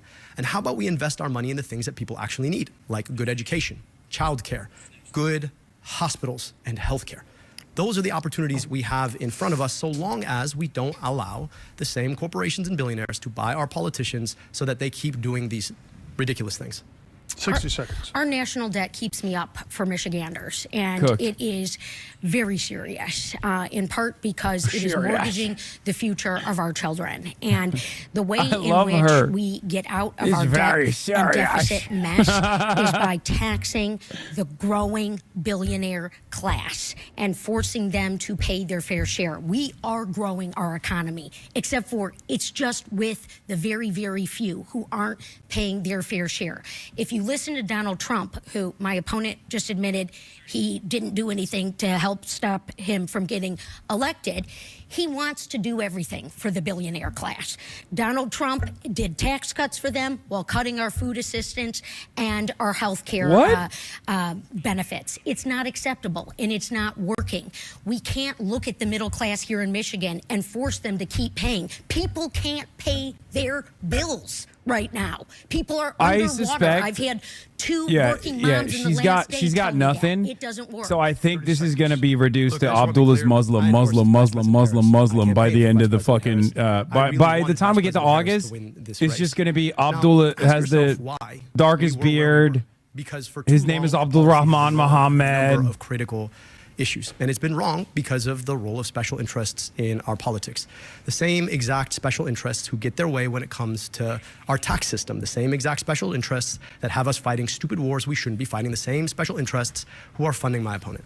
30 seconds for you. Well, look, leadership is going to get us out of our debt and deficit mess. And as someone who has my finger on the pulse of the needs of the middle class here in Michigan, you and your family, and I have the receipts and the track record of standing up for you when it matters, when 200,000 Michigan jobs were on the line, when General Motors and Chrysler were going to go bankrupt, and I worked on that initiative to save your jobs and those jobs. Look, we can use tax dollars effectively without letting our country go bankrupt. Here's another question that Amber has for us, and this one kind of goes along with what we're talking about. Here's Amber. Social Security is a top issue for many Michiganders. This next question is from Mark Luxford. As a senior, Social Security is a very important issue to me. What is your opinion of the proposal to guarantee adequate funding for this critically important program by raising, or better yet, eliminating the income cap for the FICA tax that funds Social Security? What a gimme. I feel like I'm listening to Sam Cedar. Well, I fully endorse that proposal of eliminating the FICA cap and making sure that folks are paying their fair share. What is going on with Social Security right now is another example of how Donald Trump the way and the she's billionaire like breathing class into the mic? Why does it sound like? Why does it sound like our that? Social Security trust fund and force the middle class to pay for the crisis that we are going to be in. We can fix this. I have also stood up to Donald Trump today and said, rehire the Social Security workers that you have fired, because my constituents they're on the phone trying to get access to their disability benefit, their retirement benefit, and no one's picking up. And again, these are programs that folks have paid into. I believe in it. Mike Rogers, Donald Trump, they're going to sell us down the Potomac River. 60 seconds. I've talked to so many seniors who are struggling. They're struggling because they paid their home off 30 years ago, but the property tax is getting too high. Their premium on their Medicare is unaffordable, and their Social Security just doesn't cut it. And they're worried they might lose that Social Security. Say yes, So yes, Abdul. absolutely, we have to lift the cap. It would make Social Security sustainable, but we've got to go further. I think we need to be eliminating the premiums, the copays, and the deductibles on Medicare, and we need to make Medicare fully sustainable by extending it to everybody. Medicare for all would do exactly that. On top of that, I think we need to be freezing property tax for seniors. If you paid off your home at some point, we can't expect you to keep up with property taxes that are going up. Now, how do we pay for that? Well, again, if we tax billionaires their wealth, if we were to invest in the Department of Education, so he's that we're gonna paying centrally he's gonna for win public every schools in an old equitable person's way. vote. There are a lot of opportunities for us to lift the burden off of seniors who've done their job. They've worked extra hard. They deserve a dignified retirement, and we've got to be thinking about how to offer them that. Congressman, 30 seconds. They are bankrupting the Social Security Trust Fund. It is unconscionable and wrong. And Michigan is going to have a choice about who it sends to the United States Senate to do something, who's got the vision long term for a 6-year term to tackle a tough issue. And that is what I've done. Over and over again. I have a plan for Social Security, a plan to be able to work across the aisle if need be, and most importantly, stand up to Donald Trump and Elon Musk in this moment. 30 seconds. Look, I'm here to serve you. I'm somebody who worked in the bowels of city and county government. Those are the kind of jobs where you can't dodge tough issues. You got to show up Monday through Friday and Saturday and Sunday too. You've got to make sure people get the services that they need and deserve. And I know in places like D.C., they look down on people who work in local government. But I also think that we need that viewpoint good in the US Senate right now. neutralization. We also need the viewpoint of a doctor, somebody who understands what it's like to make sure that you look people in the eye and deliver for them. And I think we haven't had that viewpoint, frankly, in a Democrat since 1969. I aim to offer that. This is going to be our final question. We're going to limit this answer to 45 seconds. There will be a rebuttal, but 45 seconds on the main question. The current economic tensions with China have created concerns that range from cheap electric vehicles being flooded into some international markets to military concerns over the buildup of China's armed forces and the dependence of our own military on Chinese goods and services. Should we be working to lessen our dependence on China, and how should we deal with a major competitor as well as a major trading partner? 45 seconds. My dad moved to this country to learn to make cars, and he believed in this place. He immigrated from Egypt, the place where that was not possible. And he chose to come here because this was a place where innovation, ingenuity, those were unleashed. We had the mighty UAW who was empowered to make the cars that my dad would design. The challenge, of course, is that corporatism has gotten in the way. I remember when my dad came home in 1996 and said, a company that's more interested in finance than it is in engineering is not going to be a car company very long. Fast forward 2008, there we were. I think we need to make sure our corporations think long-term. I think we need to make sure that we are using trade as an effective way to empower and protect our manufacturing capacity. And then I think we need to unleash ingenuity by investing in research and development. Is a property tax credit, you think, a socialist policy? No, it's not. Place, and Donald Trump has sold that it's way good far sloppyism. Well, to every engineer watching tonight, I know how a CNC machine works and a robotic welder. I am Michigan's manufacturing geek, and nothing is motivating me more than standing up for our manufacturing sector and our jobs, and that means taking on China. Look, I've got the bill. One I also did with Senator Slotkin. No Chinese Cars Act. We have to stop these guys from coming in to our market, lowering costs up the wazoo that only feeds their Communist Party. That's not correct. That's not going to work for us in Michigan. We can build affordable cars. You're running here for in Senate in Michigan. without You're going to having the say, Chinese "I will come in burn a and eat our lunch." BYD if I see one in my neighborhood." You know what I mean? There's a reason that the UAW has endorsed me in this race. And they endorsed me in this race because I understand that the biggest challenge we have right now, the thing that is throttling our ingenuity, is the fact that our corporations are a lot more interested in a quarterly bottom line than they are in the long-term sustainability of manufacturing. I think we need to think differently. That means standing up to Wall Street, not taking their money to run your campaigns.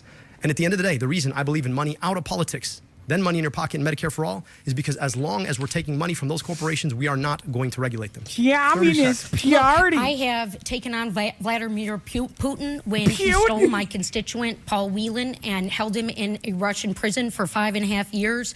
I am taking on China now and standing up for our jobs and not letting them flood our markets through the north or the south. Their technology cannot come in here. This is about our way of life in Michigan. Look how she came alive when it comes to American posturing against foreign adversaries. And defend it and protect it at the lawmaking table. Like, she's even more electric here than when she talks about CNC machines. To stay at 60 seconds with closing That's the establishment Democrat difference. We just celebrated. Like, I will send a nuke to the Three Gorges Dam. Without the opportunity to be born here. I saw that firsthand in summers in Egypt. I know what America can do for somebody. I also knew that 15 miles away, there were kids who never got that same opportunity. We have to build an America that can be what it was for me, for all of her kids. And that means we've got to take on the ways that corporate greed have gotten in the way. We need to stand with working people, stand with unions. We need to take on oligopolies and billionaires. We need to guarantee health care through Medicare for all. Across my time touring this state. Yeah, but how will you combat Vladimir Putin in communist in a living party in a VFW China? hall in Escanaba? People say the same things. It just shouldn't be this hard. Shouldn't be this hard to afford your groceries. Shouldn't be this hard to pay your rent. Shouldn't be this hard to see a doctor in the richest, most powerful country in the world. And that means we've got to build a movement of people to get money out of politics, put money in your pocket, and pass Medicare for all. I hope that you'll join us in building that movement. It's the many versus the money. Oh, I love her so much. I am fed up and fired up. I wish am she fed wasn't. up with Michiganders getting screwed over by bad policies that are coming down from the Trump administration that do not understand the first thing about us and that are raising our costs and impacting our way of life and coming for our jobs. I am fired up, though, to be your next U.S. Senator. I am fired up to lead for us on day one and when it matters and to be in this fight alongside you and your families. All 83 counties in this incredible state of ours, the largest state geographically east of the Mississippi, deserves its workhorse. And that is me. That is why I am on this campaign trail, listening to you, hearing you, and leading in that order. That is my ethos. That is why I am running. Let's go beat Mike Rogers, send him back to Florida a second time, and make sure that Michigan shines at the lawmaking table. Candidates, thank you both for being here. I know it takes a lot of time and effort to do it. I know you know how much I appreciate it. I just want to make sure I say it publicly to both of you. I want to thank Amber and all of my colleagues here at Wood TV. This guy's my favorite moderator. What a goat. Great job and helping us from the get-go. To all of our partners around the state that are carrying this debate tonight. And particularly, HasanAbi Piker broadcast carrying the debate on the ground and helping us. A reminder to join us back here. Dude, this was one of the best with the Republican candidates for governor. This was one of the best moderators I've ever, like, they were so issue specific. Nothing stupid. You know what I mean? Wood TV. Pretty fucking awesome. Yeah, Abdul stomped. Wait, it's not done? After this, candidates go to the spin room for interviews? The spin room! Oh, nice! I want to ask Abdul about Vladimir Putin. Oh, that was so sick. I'll be honest, like I said, she's very... she has a quality about her that I really appreciate. If she wasn't such a corporate stooge, if she wasn't, you know, Madam Israel comes to me in my dreams, I would grow a liking to her. It's just, I'm going to the spin room.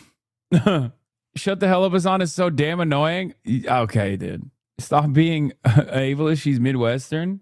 Why? She's annoying as fuck. I don't get what you see in her. She's like a character. Like, if you didn't know anything about her, if you didn't know who backs her, if you didn't know anything about her, you probably find her to be like for the Democratic like a comic book character. She's Bobby Hill. She's basically female Bobby Hill. What the fuck do you mean? Oh, all right. Let's see what they say in the spin room. State, but the nation. Let's begin with our friend over here, Dr. Abdul Al-Sayed. Welcome to West Michigan tonight. Honored to be here. Thank you. This was the second debate that you've enjoyed this campaign season. Talk about your closing argument here in the last 4 weeks. Yeah, look, we have an opportunity to build a movement of the people, by the people, for the people, as government was supposed to be, to get money out of politics, put money back in pockets, and pass Medicare for all. I'm proud to have earned the endorsements of everybody from Bernie Sanders to the UAW to the National Nurses United to the American Federation of Teachers. Working people coming together in a movement. Now, look, we're being outspent 30-1. You've probably seen the attack ads. That is unbecoming of our politics. It's a cynical way of doing politics. I'm not asking AIPAC to fund my campaign so that I'd be a reliable vote to send your tax dollars somewhere else when they need to be used here. I'm not asking corporations to give me their money so that I can turn around and do them a favor. I'm asking everyday Michiganders to give me their vote, their voice, so that I can show up and work for them and fight for them to finally get this cynical corporate money out of our politics so we can get along to standing with unions, taxing billionaires their wealth, rebuilding our schools and our infrastructure, and guaranteeing health care through Medicare for all. You've heard the argument, certainly, that you're too far left for a state like Michigan. Why are you the stronger general election candidate, not just the most progressive one? Well, I'm not the only one who says that. Poll after poll has demonstrated that. No. And that's because I show up and fight for something. It's not enough to just fight against a Donald Trump. You've got to be fighting for. What the fuck? No. Wood TV. Wood TV. What gives? Israel pulled the plug. Israel was like, nah, he's cooking too hard. He's cooking too damn hard. Stevens need to commit to running through a Sephora. I haven't seen such terrible makeup. Okay, this is my female moderator, Yubi. I am not saying that. I think her makeup is beautiful.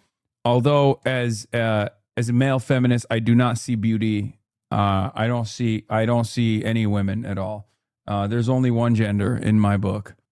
So, you know, I should not have read that. I disavow that comment. I think her beat was excellent. Okay, her beat was excellent. It was great, beautiful and natural. Did she even have makeup on? I couldn't tell. Look at Haley's face in this clip. She's tweaking. Not one of those ads was brought to you by the Congresswoman's campaign. All of them brought to you by corporate PACs and AIPAC, trying to buy a politician who's going to do their bidding instead of yours. That's been the story of our politics for far too long. The question is not. No, she's just burping in her mouth. I've been there. I know exactly what that is. Yeah. She was just trying to let a little burp out without having the microphone hearing the burp. The only thing she beat was that goddamn podium. Yeah, she definitely did brutalize the fuck out of that podium. What are these ads, man? Since when do you do that? That's true. I do actually just let it rip when I have a little burpee coming. What is this? What gives? What gives? That was an incredible performance and a shellacking, straight up. Yeah, it's stuff like this that I love about her. I don't know why. I find it wholesome. Another clinic by Abdul. It's live again? Oh, there it is. It's top of mind for a lot of people in Washington. Yeah. Congresswoman Stevens, thanks for your time right now. They cut Let's the Abdul. ask you this. What's the biggest policy difference between you and Abdul El-Sayed that the Democratic primary vote used to decide to choose you? Well, look, we're making a decision about who we want to send to the United States Senate to fight for us and to deliver for us. And my She's going to say experience, not policy. Because on the policy front, Abdul clears. When their jobs were on the line during the Great Recession, standing up for Michiganders when their jobs were on the line yet again she's on during the take. COVID and the COVID. She's on the take. All the most annoying centrists on the timeline are straight up base boosting, or at least trying to base boost Haley Stevens. Is not going to happen. Okay? There's got to be some coordination. Given that Haley Stevens brought this attack up twice on the debate stage, even though she's gotten 34 million from AIPAC and other PACs, I am beginning to suspect this moment was coordinated. Like, I think Dana Bash came out of the gates and like specifically brought up Haley Stevens. Haley didn't mention you? Yes, because why would she do that? Why would she fucking do that, man? We saw what happened when Mallory McMorrow brought it up. Even if, and I don't believe that this to be the case. Like, I don't think I'm like particularly popular or famous in Michigan, but virtually every candidate that has brought it up has lost their race because they look so ridiculous. Woo boy, if it was a grand conspiracy, he wouldn't say she was trafficking with anti-Semites. I'm not surprised you see Jewish conspiracies everywhere. I don't think Benjamin Netanyahu is oblivious to how unpopular Israel is. Yeah. Hey Siri, pull up the fakest thing of all time. Here Netanyahu, who hopefully will lose his job here, attacks Haley for Michigan for stating the obvious fact that Netanyahu is making Jews in America and the world feel less safe. We're going to one bad man theory until Nira has 260 Democrats in Congress who strongly demand Naftali Bennett carry out apartheid and genocide instead. If you're interested in why a fanatical supporter of Israel is being backed by AIPAC with $30 million is calling out Netanyahu, it's because it's AIPAC-approved kayfabe for half-paying attention liberals. Learn about the rise of the one bad man theory here. See also cutting off aid to Israel is another increasingly popular fake dissent on Israel. Can you elaborate on what it means that it was coordinated? Dana Bash specifically said that Jewish lawmakers were saying that what is happening in Israel makes American Jews unsafe, and then brought up Haley Stevens is not Jewish. Why the fuck would Haley Stevens get brought up? Is she at the forefront of criticisms of Benjamin Netanyahu, or does she have a fucking debate coming up later in the evening? I'm sorry, guys. That's insane. Why the fuck would Haley Stevens be brought up as a prominent critic of Benjamin Netanyahu? Are you guys insane? Really? Out of all the politicians that have been getting called a fucking anti-Semite up and down the timeline, Dana Bash chose Haley Stevens? Pulled her name out of a hat? What do you want, crack? What gives? Did Haley run away, or does she have... With good reason. This is a state that is seen as purple as it gets, maybe as purple as my tie. And so what's important is, where do the independent voters show up for this? Where do the traditional Democrats fall in line as they're going to vote for this? And all of the ballots that are already out. Absentee ballots went out. All the Democratic accounts saying Haley destroyed El Sayed. Kent County Clerk said that they sent out over 100,000 and that 10,000 of the ballots had already come in. So that's why there's a lot of attention on this race and a lot of money being spent. Let's sneak on over. Let's go back to Abdul Al-Sayed and get some of his thoughts here as the media is asking him some questions. We're just going to listen in real quick. Damn, they got him surrounded. So if you believe, like me, that we need to get corporations out of our politics to actually start answering those questions honestly for the people, I hope you'll support us. Right, and as for Medicare for All, that's something that some people in Congress have tried to pass before. How are you going to actually get that passed? When is your tall ass coming back to Michigan? Soon, brother. Before the primary. I'll be there, though. And big insurance and big hospitals in our politics. And number three, we're going to actually have that conversation with folks. Look, I've been to 110 different cities now. I don't do the thing where I do a made-for-TV little stop. I actually do a whole town hall, right? We spend an hour and a half taking questions. So I've done the work of listening to people. And there is not a room that I walk into where somebody doesn't tell me, you know, Doc, I voted for Donald Trump 3 times, and I'm voting for you. And I asked them why. I said, well, because I really think you want me to have health care. He loves the story. So I think we can win on our values if we're willing to actually have that conversation with the broader public. And I think we should try, because $6,000 in deductible, $225 billion in medical debt, we could do so much better. Release your personal finances. That was obviously a focus of Congresswoman Stevens. Would you vow to release those before the August 4th primary? I'm happy to do that. Look, here's the issue. When you can't win a policy debate, when your ads are being paid for by AIPAC and corporate PACs, folks who are flying you and your mom out to Portugal, then you look for a distraction. At the end of the day, I took the same extension that she's taken every single year that she's been in Congress, the same exact extension. I didn't hear her complaining about herself taking that extension in the past. So look, I'm happy to release them. We will be releasing them soon. But this is a distraction from the fact that people have been seeing those ads. I'm being outspent 30 to 1. 30 to 1. AIPAC has dropped tens of millions in this race. Tens of millions to do what? They want a reliable vote to send your tax dollars abroad to drop bombs on other people rather than to invest here at home. Did you think that she was attacking you personally because you have a lead in the polls? Look, I mean, I think what you're seeing is a level of desperation in that campaign. You know, when you got $40 million spent and you can't seem to nudge the polls, it says something about the quality of candidate and the quality of argument. And so, you know, this happened with Kamala. Attacks. I mean, you've been seeing the attack ads on TV. Look, I got an 8-year-old daughter at home, and she sees how I treat my wife. She sees how I treat her. She sees how I treat my mom. And to have to explain that to my kid, that just reeks of desperation to me, and it's not in keeping with the kind of politics that we want. And now when you're seeing that attack at $4 million a week, it says a lot about the kind of desperation you're seeing from that campaign. It's sad. Did you watch Egypt's soccer game today? I did. Look, I saw. Are you able to hold? Okay, good time to step away there talking about soccer. Let's head on over to Representative Stevens now. These guys are awesome. Dude, Wood TV is awesome. And so she's taking questions. We're going to do the same thing and kind of stick her mic in and see what she's talking about. Well, I don't. You gotta ask why he's got a podcast and why he's what he's making money on and all that business. He's got books, podcasts. Wait, isn't that the guy that got called gay by Thomas Massey? That's the Fox News guy.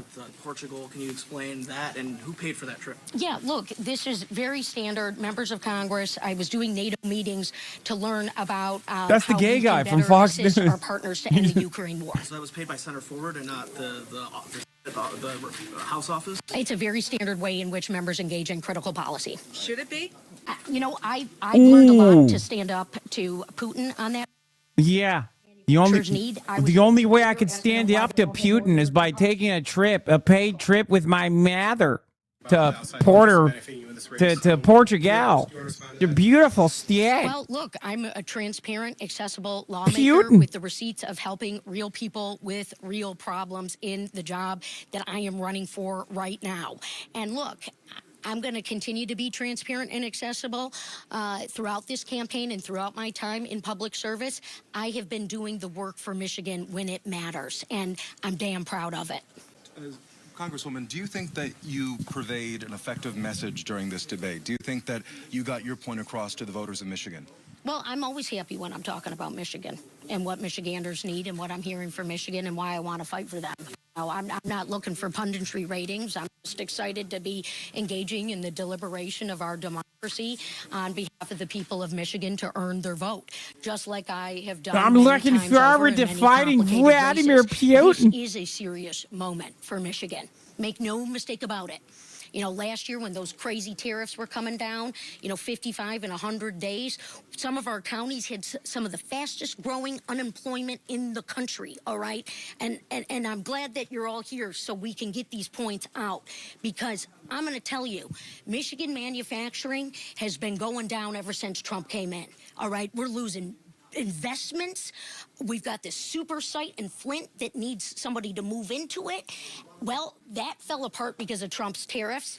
We're just hanging on here. That's what people don't understand. We've got tech and AI, but we got capital-intensive industries. Come walk a floor with me. Come talk to some of these folks. So if I get a chance to advocate and shine a light on that, I think I'm winning. And I think that people hear me, that I hear them, that I am fighting for them. That's what we need in the Senate. You've said that you were going through anybody. Great exchanges here. Both candidates, again, talking to the media. I'm going to swing back out, and I see Rick Albino standing over here. Maybe a good opportunity to talk to you, Rick. We're hearing a lot of the same arguments here, counterpoints of what we heard through the debate.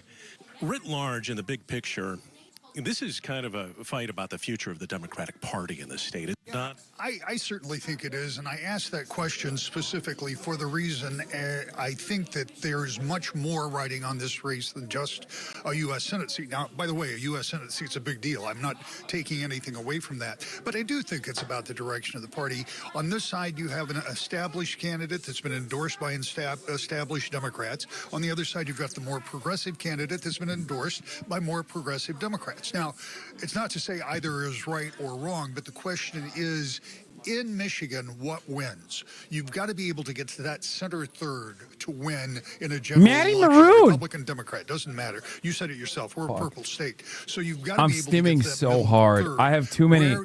I've downloaded way too many verbal stims of Haley Stevens. We know that they have problems, but what's the answer? Is it, as we heard, What? that billionaires should be taxed, or is it something else? So, I mean, the real question is, who can appeal to that middle third, and then Are you okay? No. I'm like Vladimir what does that say Putin. about 2028 and people who are running for president that need to come to Michigan? If you're a Democrat, you've got to win Michigan. That's just the way it is. So if you're going to come to Michigan, who are you going to follow? Are you going to be going with the more traditional campaign or a more progressive campaign? And I think this election will give some indication to those presidential aspirants to know what they can expect when they come to Michigan. I'm going to put you on the spot a little bit, Rick. Who do you think Mike Rogers wants to run against? I think, first of all, be careful what you wish for. Because it doesn't always work bro, out he's in the if you tank think, for I don't know Abdul. what to run against candidate Straight A or up. candidate B. And we've seen, I think, people in the past be overconfident. Because yes, Mike Rogers wants to run against Abdul because they're going to hit the Muslim Alex Jones style, right? 2 years ago, and they think that's going to be successful. It's not. 2 years ago, he's not on the ticket. He's still very much part of the conversation, but he's not on the actual ballot. So I don't know. But that's what that why he means said, when we "Be get careful down what to you wish November. for. You might get and it." I really don't know if it makes a great deal of difference from this standpoint. Mike Rogers, just like whichever one of these Democratic candidates is the nominee, is going to have to go out and run their own race. They're going to have to convince people to vote, not just vote against somebody else, but vote for them. And I think that's the challenge that any one of the three people, the two that we saw tonight. Their first attack ad was already about you and him. Yeah, but that's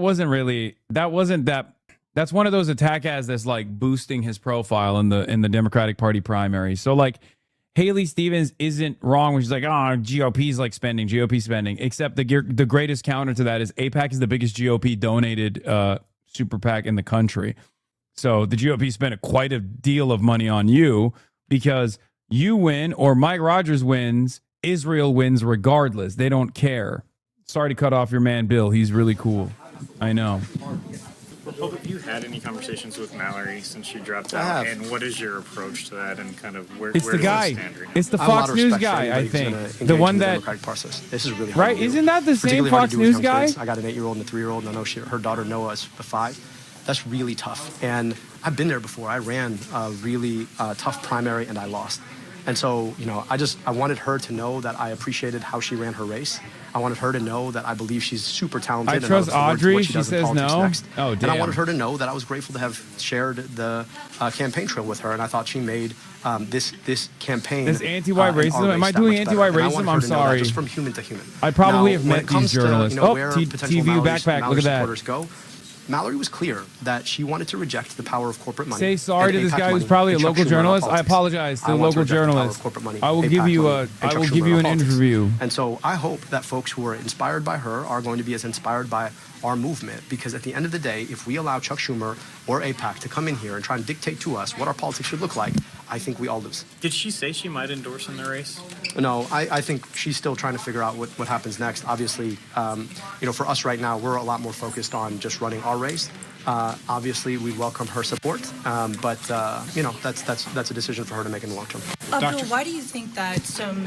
Okay, some of the comments there from Abdul. I'll say that, and I'm going to truck across the room again. They're having so much fun with this. Try to give Congresswoman Stevens some equal time. Is she still taking questions? What was the GOP money she's talking about? They're saying that the GOP is doing attack ads against Abdul to position him as the candidate. We are going to stop Trump. Yeah. Rep. Stevens, I just asked this to Abdul about the regulation of AI. Now, it seems to be a pretty bipartisan issue. Do you see that as something that can unite Michiganders? And if so, how do you set yourself apart from your potential opponent on the Republican side? Well, we want to beat China. And how I set myself apart from both of my opponents is that I actually have results on getting bipartisan AI legislation done. And in terms of the way in which we look to regulate and the way in which we look to stand up, we've got to make sure that the voices of people are at the table. Look, this is about our kids. So when we talk about what's going on with social media and very minimal regulation there, when we talk about the mass wealth concentration that's going on, that's not appropriate and right. And we want to have the guardrails be through open, free market democracy such as ours. We don't want to be playing by China's rules. So we've got to have leadership, and we've got to have vision, and we've got to have the commitment to do the job at hand, which is me.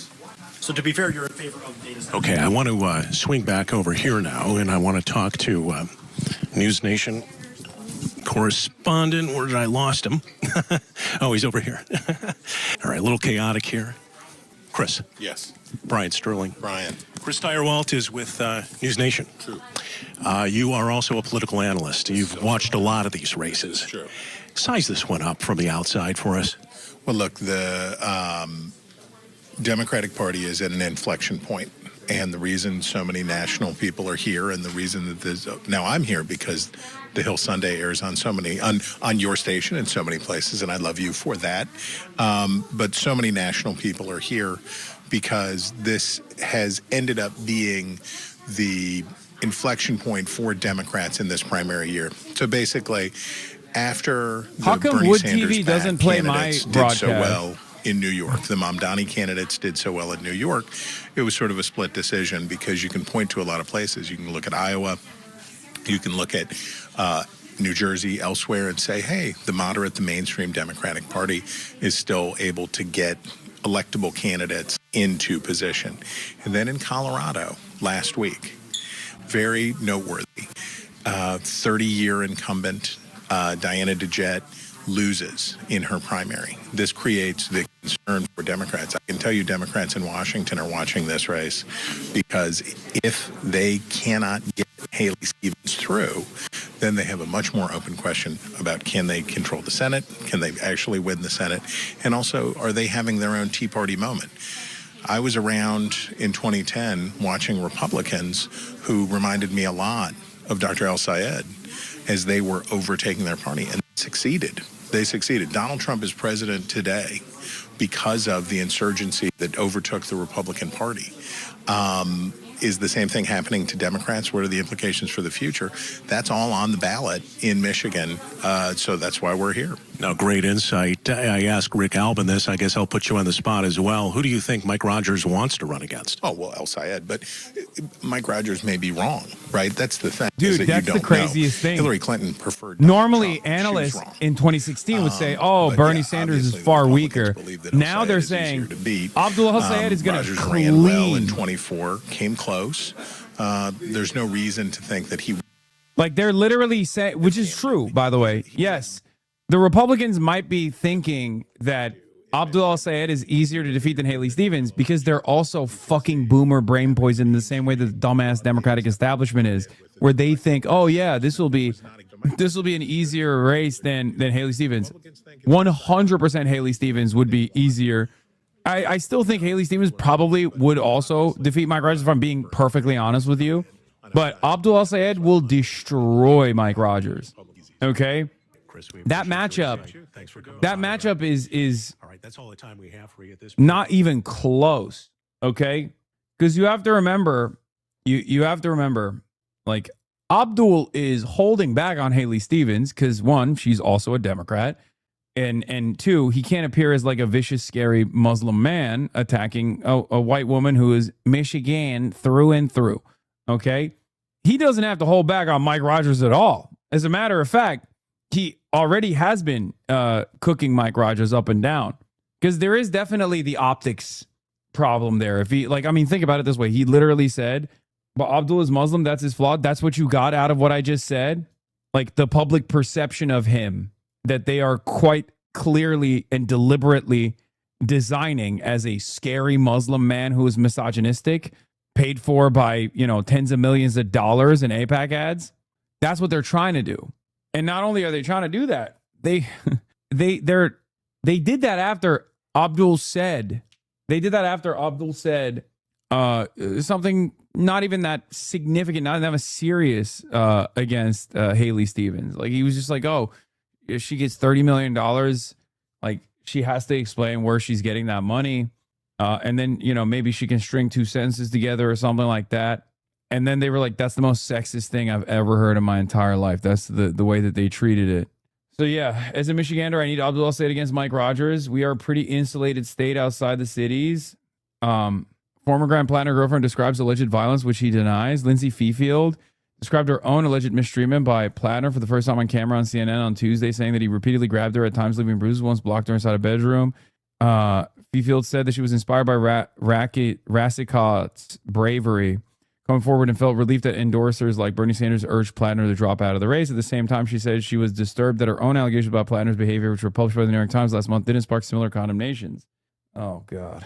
Done any reporting on Farage shitting the bed in Clacton, UK? No.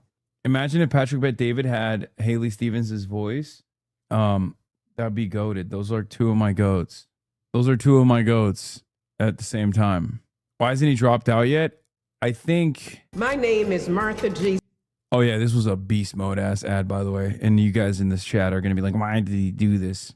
Scott. I'm a Wayne County Commissioner and a proud Democrat. And I'm darn proud to vote for Abdul El-Sayed for Senate. I know Abdul, and Abdul knows what's at stake. He was the first Muslim American leader to endorse Kamala Harris for president. As Wayne County Health Director, Abdul got glasses for kids and helped families out of medical debt. Now go get him. All right. Great ad. Okay. Great ad. Yeah, for Metro Detroit. Oof. Great ad. All the boomers under Abdul's Facebook ads are always like this in the tank for him, and even Facebook posts about anyone endorsing Haley Stevens is fully mostly comments that are pro Abdul and annoyed that they endorse Stevens. It's wild to see because Facebook is so boomer and conservative, Phil, for me. Yes, that's the difference of running, one, a good campaign, and two, actually running a campaign. Abdul has been traveling up and down the state, doing town halls. Like, I know, he's been doing this for a year. Like, remember the first time Abdul appeared on this broadcast? That was more than a year ago. Hasan, why do you pronounce Muslim like a Republican would? That's not how you say it. Oh, shut up. I don't. I get to say however way I want to say it, okay? Case against the man accused of killing Charlie Kirk and a critical legal step. Utah prosecutors... Müslüman. Is that good? Müslüman. That's how I say it in Turkish. Abdul said Detroit campaign officer, the debate watch party's happening with supporters. They didn't bring a phone charger, so I'm going to talk to voters instead of live tweeting about the debate. Academic advisor Brandon Totten is supporting Abdul because he supports Medicaid for all. Getting corporate money out of politics, he says. Live reaction to LSAT calling out Stevens for taking money from DTE. Small businesses losing their revenues. We got to do supply chain security. I've got a bill for that. I am ready to go for us, Michigan, on day one. 30 seconds to wrap. Let's talk about power outages. People sleeping in dark rooms without electricity for the fourth straight day. My opponent's taking $37,500 from DTE. Ask yourself what that buys. That was a bar, by the way. Like, for the California voters, it's like calling out your opponent getting money from PG&E. Like, that's a huge deal, especially because of the mass power outages that have been happening right now. That is, for any local that was watching, that's a strike, a major strike. Steven says UOP spending the boost. Abdul El-Sayed criticizing him for the super PAC supporting him. Steven says his father-in-law runs. El-Sayed, the National Nurses United is not my father-in-law. Working Families Party is not my father-in-law. The UAW is not my father-in-law. That was a good deflection. Stevens has twice invoked El-Sayed supported Kamala Harris. El-Sayed says he endorsed and campaigned for Harris. He supported the uncommitted movement in February, but immediately endorsed Harris in July. Yeah. Also, Stevens trying to hit that like Kamala Harris line. Again, also a little bit of racialized agitation right there. The meta amongst, and this is, I've talked to some locals, okay, some local leaders about this in Michigan. There is a little bit of a meta between, like a little bit of friction between some of the voters in Michigan who have a little bit of animosity because of the way that CNN and a lot of mainstream media covered like the Muslim vote and how much they were in the tank for Trump. They made it seem like these guys were like really invested in Donald Trump. There was a couple Muslim leaders as well. So that has left some resentment, specifically in Metro Detroit, the Dearborn vote meta, which is part of the reason why I said that other ad that we just watched is actually really good for Abdul. Abdul already has a decent chunk. I mean, I think he might be leading on the black vote regardless, but you know, that it's basically covering all bases, and Haley Stevens hearkening back to that and you know, pointing to that was a not so subtle nod for some of the unks and aunties in Metro Detroit. Except what's also interesting is, again, this is from my, he already had a decent floor in Detroit. He's a Wayne County guy. But one of the things that I've seen from, you know, the people I've talked to, like local activists that I have talked to, that what they say is really interesting, where they're like, a lot of the older black voters, like across the board, black voters are very progressive. It's really strange the way people talk about black voters in general and black people in general in the United States of America. They are historically the most progressive voting bloc on virtually every issue, right? So in this circumstance, while there is like a little bit of party loyalty and a little bit of loyalty to Kamala Harris, they still also are very pro-Palestine. So the commentary that you see on the internet of like prominent centrist, center-right Israel first accounts, Black Zionists in general, is not exactly the attitude that a lot of Black voters demonstrate towards the issue, where on the one hand, there's a little bit of resentment, but also on the other hand, they are not exactly fucking with Israel either. It's not even a thing. So that's what's been so interesting. And I think that also speaks to Abdul basically winning most of the demographics he needs to win, including the Black voting bloc. Anna Ellsberg, 33, says El-Sayed is tapped into the interest of people here. Manira Salem says she supports El-Sayed because she personally understands the need for universal child care. She says that she had to put her career on hold because she couldn't keep up with the cost of child care. See if you can spot this Haley did tonight. What is this? Sorry, I don't think Harris is a politician worth endorsing. Don't get so combative about it. Dude, you got a person who, like, on the debate stage tonight talked about not selling any weapons to Israel, and you're here worried about how he needs to pick up votes to make sure that he doesn't, like, lose a significant demographic of voters in Detroit. Are you insane? Like, focus on the issues, please. Your fave guy asked Summer Lee about you and got owned. You disavow your friend Hassan Piker for inciting riots outside Delaney Hall last weekend? Oh, well, actually, I think that Delaney Hall is a disgrace. Will you disavow your friend Laura Loomer, who calls Black women ghetto Black bitches? She doesn't mean that. Oh, no. Oh, no. She doesn't mean that. Dude, is this another...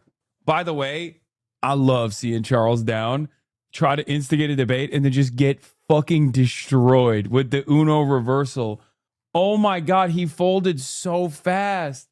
Oh, my God, Summer Lee. God, what a queen.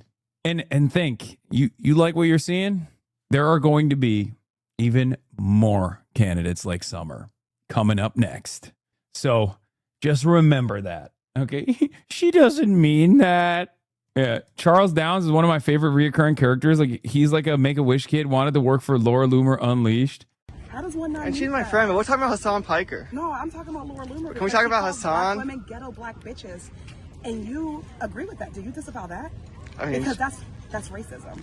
Pretty much And to work with joking, someone like that? but Pretty much joking. Oh my God. She was just joking. Why did he post this? Bro, he went back home, tongue sticking out, put the Laura Loomer watermark on it, and then hit upload on this video. There were so many moments. You could have stopped this video from hitting the timeline, Charles. He's like, oh, this is going to be a good one. Please, I want you to meet Charles Downs one day. Yeah, he even pinged me for it because he knows I watch his videos. He knows I'm a fan. Oh, Jesus. Does Laura pay him, you think? Yeah, with chew toys and dog food. Well, no, she keeps the dog food for herself. It's actually a sensitive subject at Loomer Unleashed headquarters. You shouldn't have brought up the dog food thing. That's actually, like, because Charles been asking. I just saw he's been asking politicians about you for the past month now. Yeah, this is like pretty much all he does.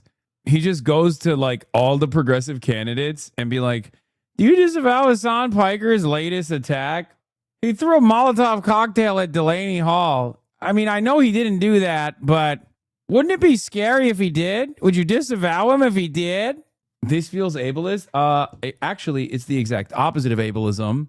This is an employment opportunity that is the opposite of ableism, okay? He told Ilhan, you are her best friend. It's true, we are best friends. Can't everyone just now counter his questions with, I think he was just joking? Yeah, that doesn't work that way. Yeah, she was pretty much joking. Are you calling him a DEI hire for someone who, let's just say, is medically stupid? Yes, that's what I'm saying. Anyway, that's cool. All right, let's get the prosecutors presenting a case against a man accused of killing Charlie Kirk, Tyler Robinson. Aimed to convince a judge there is enough evidence to move forward with a Wait, he took Charlie it down? Shut the fuck up. Did he? No, he didn't take it down. Why'd you say that? Why'd you lie to me like that? He's shameless, dude. He's not taking that shit down. against Tyler Robinson. He has not yet entered a plea. Kirk, as you know, was shot and killed during a rally at Utah Valley University back in September. Carter Evans was in court for the start of this 5-day preliminary hearing. Charlie Kirk's widow, Erica, arrived at the preliminary hearing flanked by security. In court, she sat behind Tyler Robinson, the man accused of assassinating her husband at a Utah Valley University rally last September. On Monday, prosecutors began presenting their case against Robinson to prove they have enough evidence to move forward with a murder trial. Kirk's family looked uncomfortable at times and left the courtroom during emotional moments. As attorneys on both sides argued over admissibility of graphic footage, the judge visibly winced while watching one of the videos. Mr. Grunander, your witness. First on the stand, former university police officer Christopher Bagley. What did you see? What did you hear? I heard an individual talking to Charlie, and I happened to kind of glance over the edge of the railing about that time. And then I heard a shot fired. Bagley said he believed the shot came from the roof. So do we get to see the new video or what? Like, apparently there's a new angle or a new video? What's that about? They released the new footage of the shooter? Tyler Robinson's defense team was hit with a huge blow after the judge ruled prosecutors complained never before seen footage of his alleged movements on the day Charlie Kirk was killed. And what do you believe is Mr. Robinson? The shoes are the same, and the images that we have from my view. Where is the gun? Because it's not in his leg, right? Is it? It's in his pants? He's walking weird, but like, can you even fit the gun in fucking tight pants like that? From my viewing and seeing Mr. Robinson on the video, it's the same person.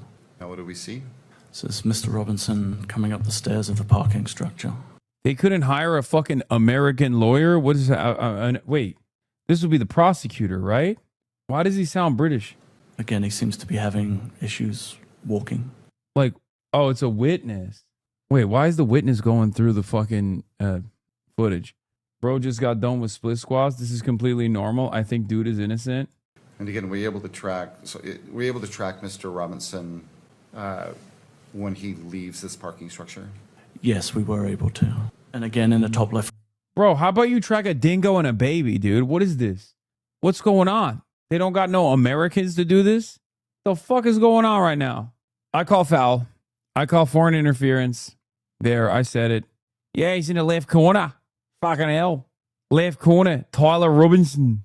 Corner, the individual is now seen running across the rooftop of the log. Yeah, you can see him running across the rooftop. It's like, okay, I don't trust you. Sorry. What the fuck is this? What the fuck is this bullshit? Building. Candace doesn't believe it because of this? Of the building, crouching down and then crawling to the corner of the building. Okay, this is the right leg. Mr. Robinson when he leaves this parking structure? Yes, we were able to. Patsy lost track of which leg was limping. Was it right or left? Oh, I messed up. Wait, no, it's probably inverse. The footage is probably mirrored or something on one of the cameras. What the fuck? Yeah, it flips because the chatters. Do you know how cameras work? One of them very likely is mirrored. Top of a nearby building. Robinson turned himself in the day after the killing. Prosecutors say they have his DNA on the rifle used in the shooting, along with his messages allegedly confessing to the murder. For CBS Mornings, I'm Carter Evans in Provo, Utah. CBS News legal analyst Caroline Polisi joins us now to break it all down. Good morning. So tell us more about this preliminary hearing and why it's so unique. Yeah, this is not a trial. I mean, it is being... Defense brought that apparently he was driving a car that was seen being driven by a bald dude with 3 other people in the car. Dubbed as a mini trial, but it's sort of a unique feature of Utah law. What we're essentially seeing is like a grand jury process where you get to that probable cause to move forward with a trial. So all the prosecutors need to do here is show that there's enough probable cause to move on to an actual trial. Okay. We all just get to see it, the benefit of seeing it because of Utah law. And so what I'm watching for really is we're getting just the beginning of the glimpses of the defense's potential arguments here. They're pushing back on the authentication of the evidence. They won a motion yesterday to keep out this video compilation of the day of the shooting because they said it was altered. They said it gave the impression that it was one person. So there's a clue there.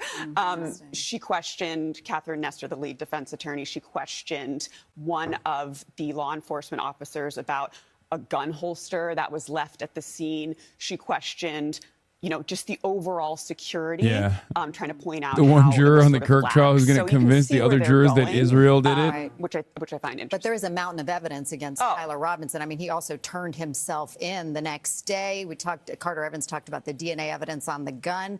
And of course, all those videos, as you mentioned, that compilation, I mean, it was recorded by many people who were there live at that event. So that creates a pretty hard foundation to go against, right? Absolutely. The evidence is overwhelming. And I think what we will see, remember, this is 5 days, but some of the most compelling evidence does come from his roommate / romantic partner, Lance Twiggs. We supposedly are going to hear a recorded audio of Lance Twiggs. I mean, the thing that doesn't make any sense is disassembling the gun and then reassembling it by hand. And also no exit wounds. Like, it's just not... What is this? Officer Chris Bagley says body cam battery died while he was on the roof after Charlie Kirk was shot. Any spent casings? As a matter of fact, no. That's why when I saw the prone position where a person would be laying down as a sniper, being around guns and snipers all the time, I was looking for a spent shell casing. I couldn't see one. I was looking over the edge, looking all over the place, making sure the gravel wasn't disturbed, and I couldn't find a shell casing at that moment. And that would be the reason you would be along, looking for but I that do- was because some types of guns, when they shoot, I mean, Katie's awesome. I love Mo Chakic. She is beast mode. American prospect. She goes so fucking hard. Literally balls to the wall all the time. Like nonstop. I worry a little bit. Sometimes because she goes maybe a little too hard at times. You know what I mean? Well, so does Katie. Mo Chakic does investigations for American prospect. She's also been in the crosshairs of a lot of Zionist groups. And so is Katie, of course. No exit wound, what? Yeah, you didn't know this? Charlie Kirk has no exit wound. The bullet only entered. That doesn't, it just doesn't fucking make sense.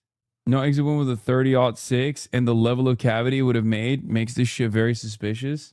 The bullet just entered and the doctors were like, he has the thickest neck we've ever seen. It's like Superman. It's adamantium. Promise people I have to deliver the Charlie Kirk killer story. Oh, okay. Well, there's a lot going on with Charlie Kirk. It would be difficult to synthesize all of it, but when it comes to the guy who has been the suspect, Tyler Robinson, right? The guy who was arrested and supposedly killed Charlie Kirk because of his to sort of out of rage toward transphobic language. The evidence has never really been there, but his defense is, I think, extremely cautious about giving anything to the conspiracy theorists, the Candace Owenses, and there's a whole lot of sub-Owens YouTubers. So recently, there's a few major developments that have come out in the criminal case. I think that the first one that comes to mind is the fact that a lot of people, everybody knows that this guy, Tyler Robinson, confessed many times. He confessed on text messages to his lover / roommate. He confessed in a Discord message to all of his old buddies that he used to talk about video games with. The Discord confession was composed when Tyler Robinson was already in custody in Washington County, Utah. So before he was transferred to Utah County, which is where this whole thing went down. And this brings up another thing. Supposedly this is a crime of opportunity, propaganda of the deed. Charlie Kirk was coming to town. He had this opportunity to take him out. But Charlie Kirk lives in Arizona, which borders Utah. And Tyler Robinson lives all the way down in south of Utah. And in the very south in Washington County, about 6 hours away from Phoenix, and about 4 hours away from Utah Valley University. So I don't really know how opportunistic this was. He hadn't apparently ever gone to Utah Valley University. That's just something that's sort of been in my mind. In any case, there was this very, very elaborate and very specific story that the law enforcement had put out. The Utah County Sheriff had put out that his family had turned him in and that he had come into custody around 10 p.m. And then the the defense starts asking for discovery. And this is the other big scandal, is that the prosecutor, the Utah County Prosecutor's Office and the FBI have provided almost nothing that they've asked for in terms of actually trying to corroborate the evidence that that the prosecution has cited in its indictment and its charging statements. So they finally did get some a transcript, and they got some videos of his interviews with the cops, and because they were trying to argue that they had put out all of these they had gotten all of these messengers, basically. They put out all of these ideas, with certain reporters and with certain one of an endless number of base Chakic tweets. And in more relevant news, Israel just assassinated a guy for the crime of letting some genocide survivors in Gaza watch a World Cup game.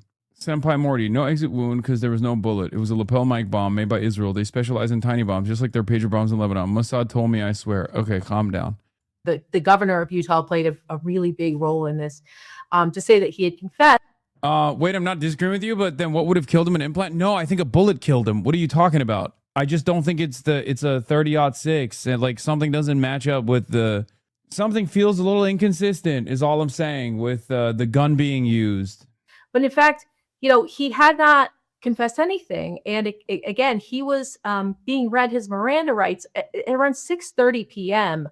The confession, the Discord confession, didn't go out until around 8 p.m. So this is a big problem for the prosecution, explaining where that confession came from if he was in custody and not cooperating because he wanted a lawyer. That brings me to another thing. Why didn't he get a lawyer? He didn't get a lawyer officially for another 14 days after asking for one. His parents, who we are told that his parents thought he was guilty, brought him in and then didn't want to get him a lawyer. You don't fuck with gun logic in USA? Lol. Dog. I'm not the one who knows what a 30-aught. I didn't know what a fucking 30-06 exit wound would potentially look like. Who do you think I got it from? None of us are doctors or ballistic experts who do the autopsy or tested that specific rifle. Let's not pretend we know it's crazy for there not to be an exit wound. Yeah, no. I'm trusting the gun guys.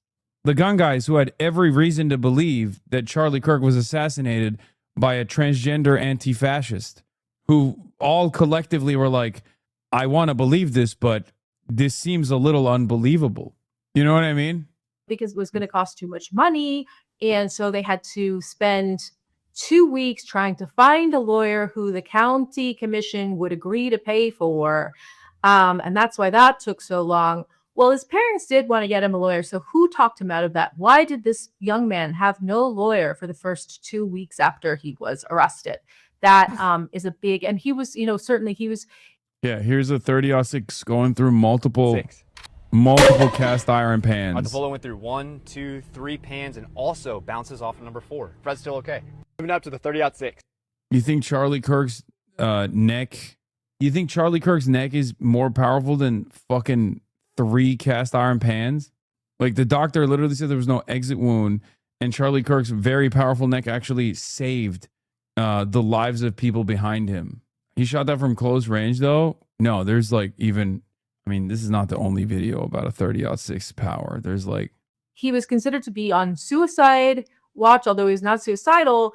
And that gives you the right to kind of go in and check on him every 10 minutes. Really put a lot of kind of psychological, light torture type pressure on this guy to give it up. Bro, do you think the mic is that crazy? Yes, I do. I do think the mic stuff is The other big thing was that everyone knows the texts. My love, I went to, if I can capture my my handgun unseen in my vehicle, I will be with you tonight, and then going through very elaborately all of the steps that he took to do this.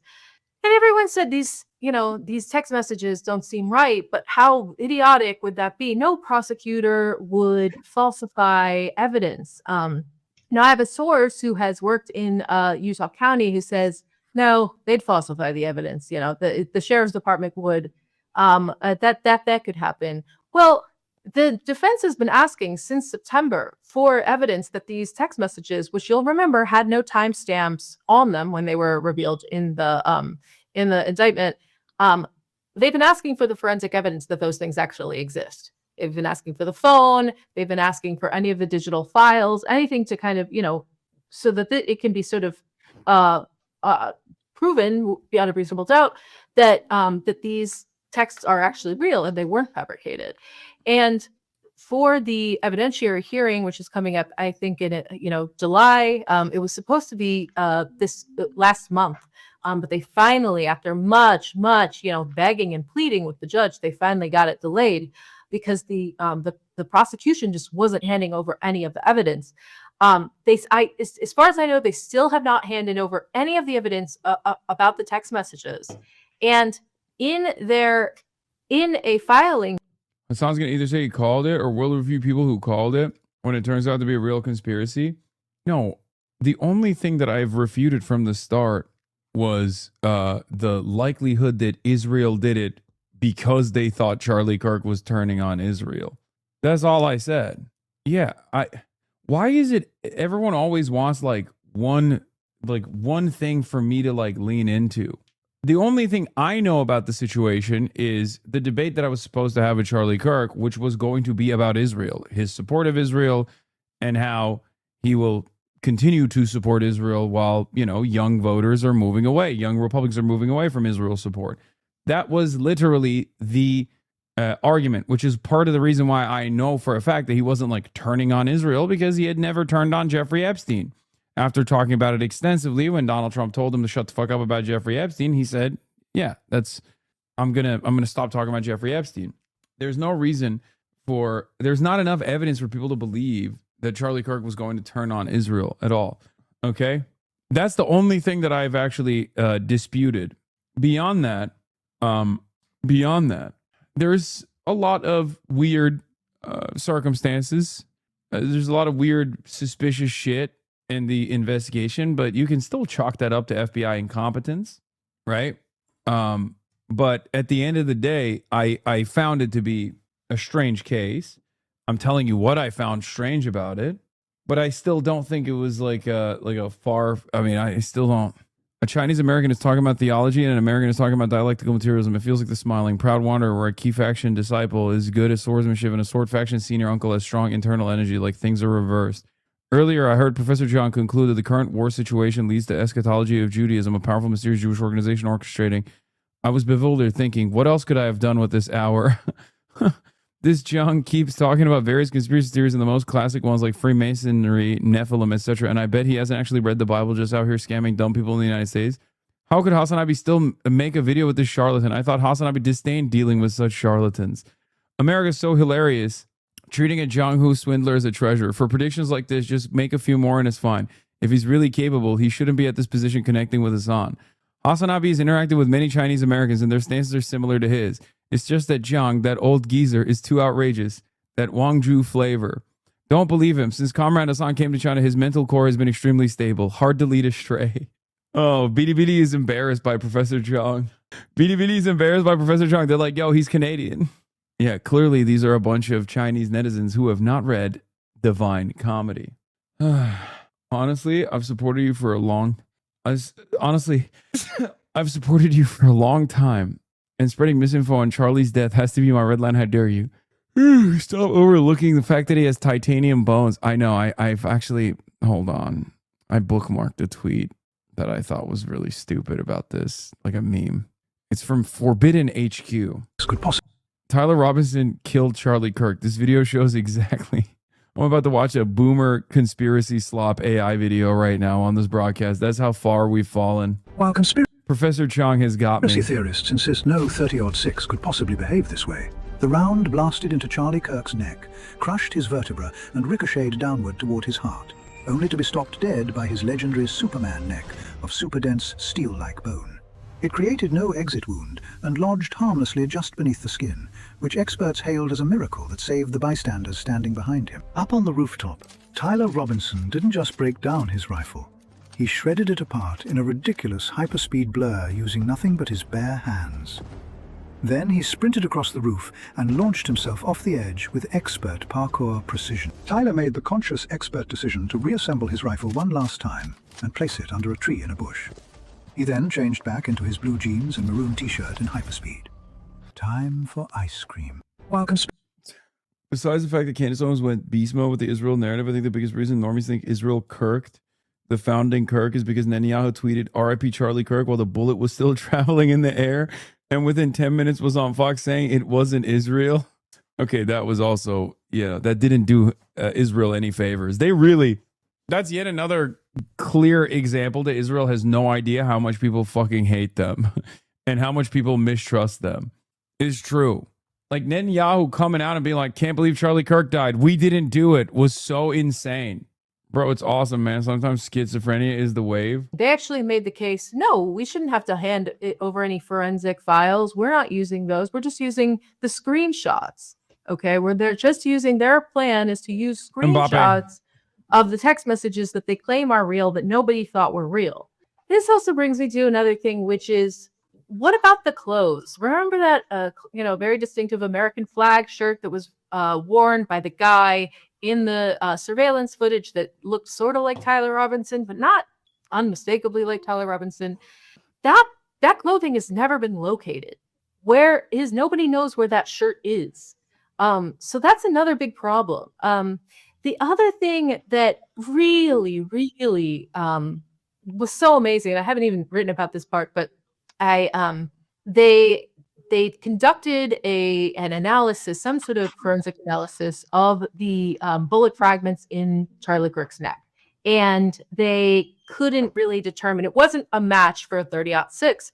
Most people who know about guns, I'm not one of them, but my son Gabriel is, sadly,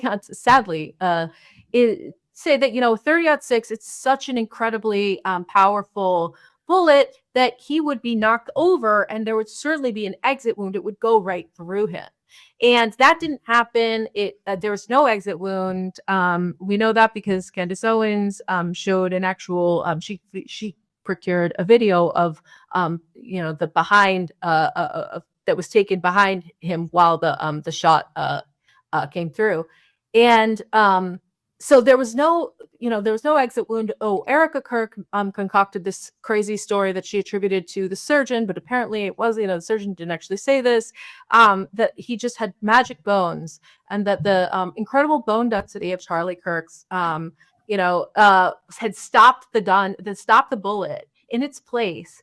And if his bones hadn't been so healthy and dense, the bullet could have gone through and killed somebody else. Why are you laughing? That seems like a perfectly valid. Why is that funny? What? I don't understand. He was carrying the flame and he has magic bones. That seems normal to me. That seems not like a far-fetched conspiracy theory. Whatever. In any case. Yeah, Charlie Kirk was a big advocate for drinking raw milk. The bullet is not a match. It's not, I guess, conclusively a mismatch. It's just inconclusive, but maybe more conclusively not than otherwise. So the FBI has decided to do something called bullet-led analysis. I think that's what it's called. It's a type of very, very high-tech test that was invented basically in 1963. And pulled out right, for the Kennedy assassination. It was invented at a defense contractor that actually was in a lot of trouble, during the Kennedy administration, and that's, is the center of a lot of Kennedy conspiracy theories. Do you think Gabe could play a less? Thank you. I mean, I want him to hang out with us definitely, but Gabe, stop! Please stop. Sorry, thanks, Gabe. It's so funny because I tune out their sounds. So bullet-led analysis hasn't been used. It was finally discarded by the FBI in 2005 officially after a really long National Academy of the Sciences study into this form. It had, been used in thousands of cases, and a lot of people were getting exonerated by DNA evidence. So they did a study, and they officially, threw out bullet-led analysis. They said there's really it's complete junk science. Like, it's a very high-tech mode of junk science, because there was this idea that you could use, radio isotope, some sort of, electron reader to pinpoint where a bullet had come from, like what box of bullets, a bullet fragment had come from. It was very, again, voodoo science. But it was never, really audited until the early 2000s. They threw it out. They never used it again, as far as anyone knew, until Charlie Kirk. And when I called up the Innocence Project, I said, so could you have anyone who's got any, expertise on bullet lead analysis? And the guy who answered the phone was like, are they dragging out that again? Are they really dragging that out again? What is this for? And I said, Charlie Kirk assassination. And the guy on the other line, who didn't want to be named, said, are you kidding? I'm pretty sure they invented that for the JFK assassination. So there you go. They're using bullet lead analysis. We don't really know, it's the case against, I do not see how the case against Tyler Robinson has any validity whatsoever. And there are stories I know about the specific sheriff's department, the Utah County Sheriff's Department, stuff that they have been involved in the recent past that is completely mind-blowing. If you were watching this later on and you want to see the full chat with Mo, where we get into like literally who killed Charlie Kirk or who didn't kill Charlie Kirk, you can find that at patreon.com/The Katie Halper Show. Again, Nice. Speculation regarding the new footage? No. That's just speculation, right? Oh my God. Someone said up close and Kirksonal. Bro, he literally flinches. Look, that's crazy. That is absolutely it. No one has seen it yet. Anyway, that's all I got for today. We went through a roller coaster today, huh, folks? I'm not going to read the replies on that, man. Come on. I got too many eyes on me. That's crazy. You know what I'm saying? Like that's going to get me in trouble. All right. So that's all I got for today, folks. My ass could not be a judge. That's crazy. That's what monitoring the situation too hard does for you. Yeah, I'll see you guys tomorrow. Wait, hold on. I have tomorrow I have an interview with Elijah Manley later in the day. And yeah, that's what I got. He's running against Debbie Wasserman Schultz. Interesting candidate. Stunning lo-fi introduction, starting off the day. All the chatter's trickling. Yeah, that'll be all. I'll sell people hay. Go phone bank for Abdul. Sunny Los Angeles. See you tomorrow. California, Peace. says Hasan. Stun luck to the stun luck to the topics just begun. 'Cause there he is again. Hasan is streaming. Hasan is streaming. There is again. Hasan is streaming. Hasan is streaming. Reviewing a Chinese train. Telling Kaya place. Sun and Asmin chatter loves. Giving Grinning's grace. Zoran winning NYC, woke two back with the force. The Rogan of the left, to me a dumb himbo still of course. The Charlie Kirk assassination, the Fear and Online show. 8 full fucking years of this, and plenty more to go. Doing fun stuff tomorrow, throw PBS up on the screen. A man-made horror reaction brought to you by this live stream. 'Cause there he is again. Hasan is streaming. Hasan is streaming. There he is again. Hasan is streaming. Hasan is streaming. Kicked out of the DNC. IRL we march the goat. Combating the propaganda that shoved down people's throats. CBS Israeli news, a coup, a regime falls. A full-blown fascist takeover, and still the duty calls. Total radicalization coming out to see. The system will always fail, it's up to you and me. On these daily streets, whether short or whether long, have helped millions of people keep it moving right along. 'Cause there he is again, Hasan is streaming, Hasan is streaming. There he is again, Hasan is streaming, Hasan is streaming. But hey, what can you say? That's BBS for you. But he'll play games real soon, just you wait. Say, hey, what can you say? That's BBS for you. But he'll move on real soon, just you wait. Ba-da-da, ba-da-da, ba-da-da-da-da-da. Hey, what can you say? That's BBS for you. But he'll pull your lungs real soon, just you wait. Sha-da-da, sha-da-da, sha-da-da-da-da-da. Hey, what can you say? That's PBS for you. But he'll do your advice real soon, just you wait. But hey, what can you say? That's PBS for you.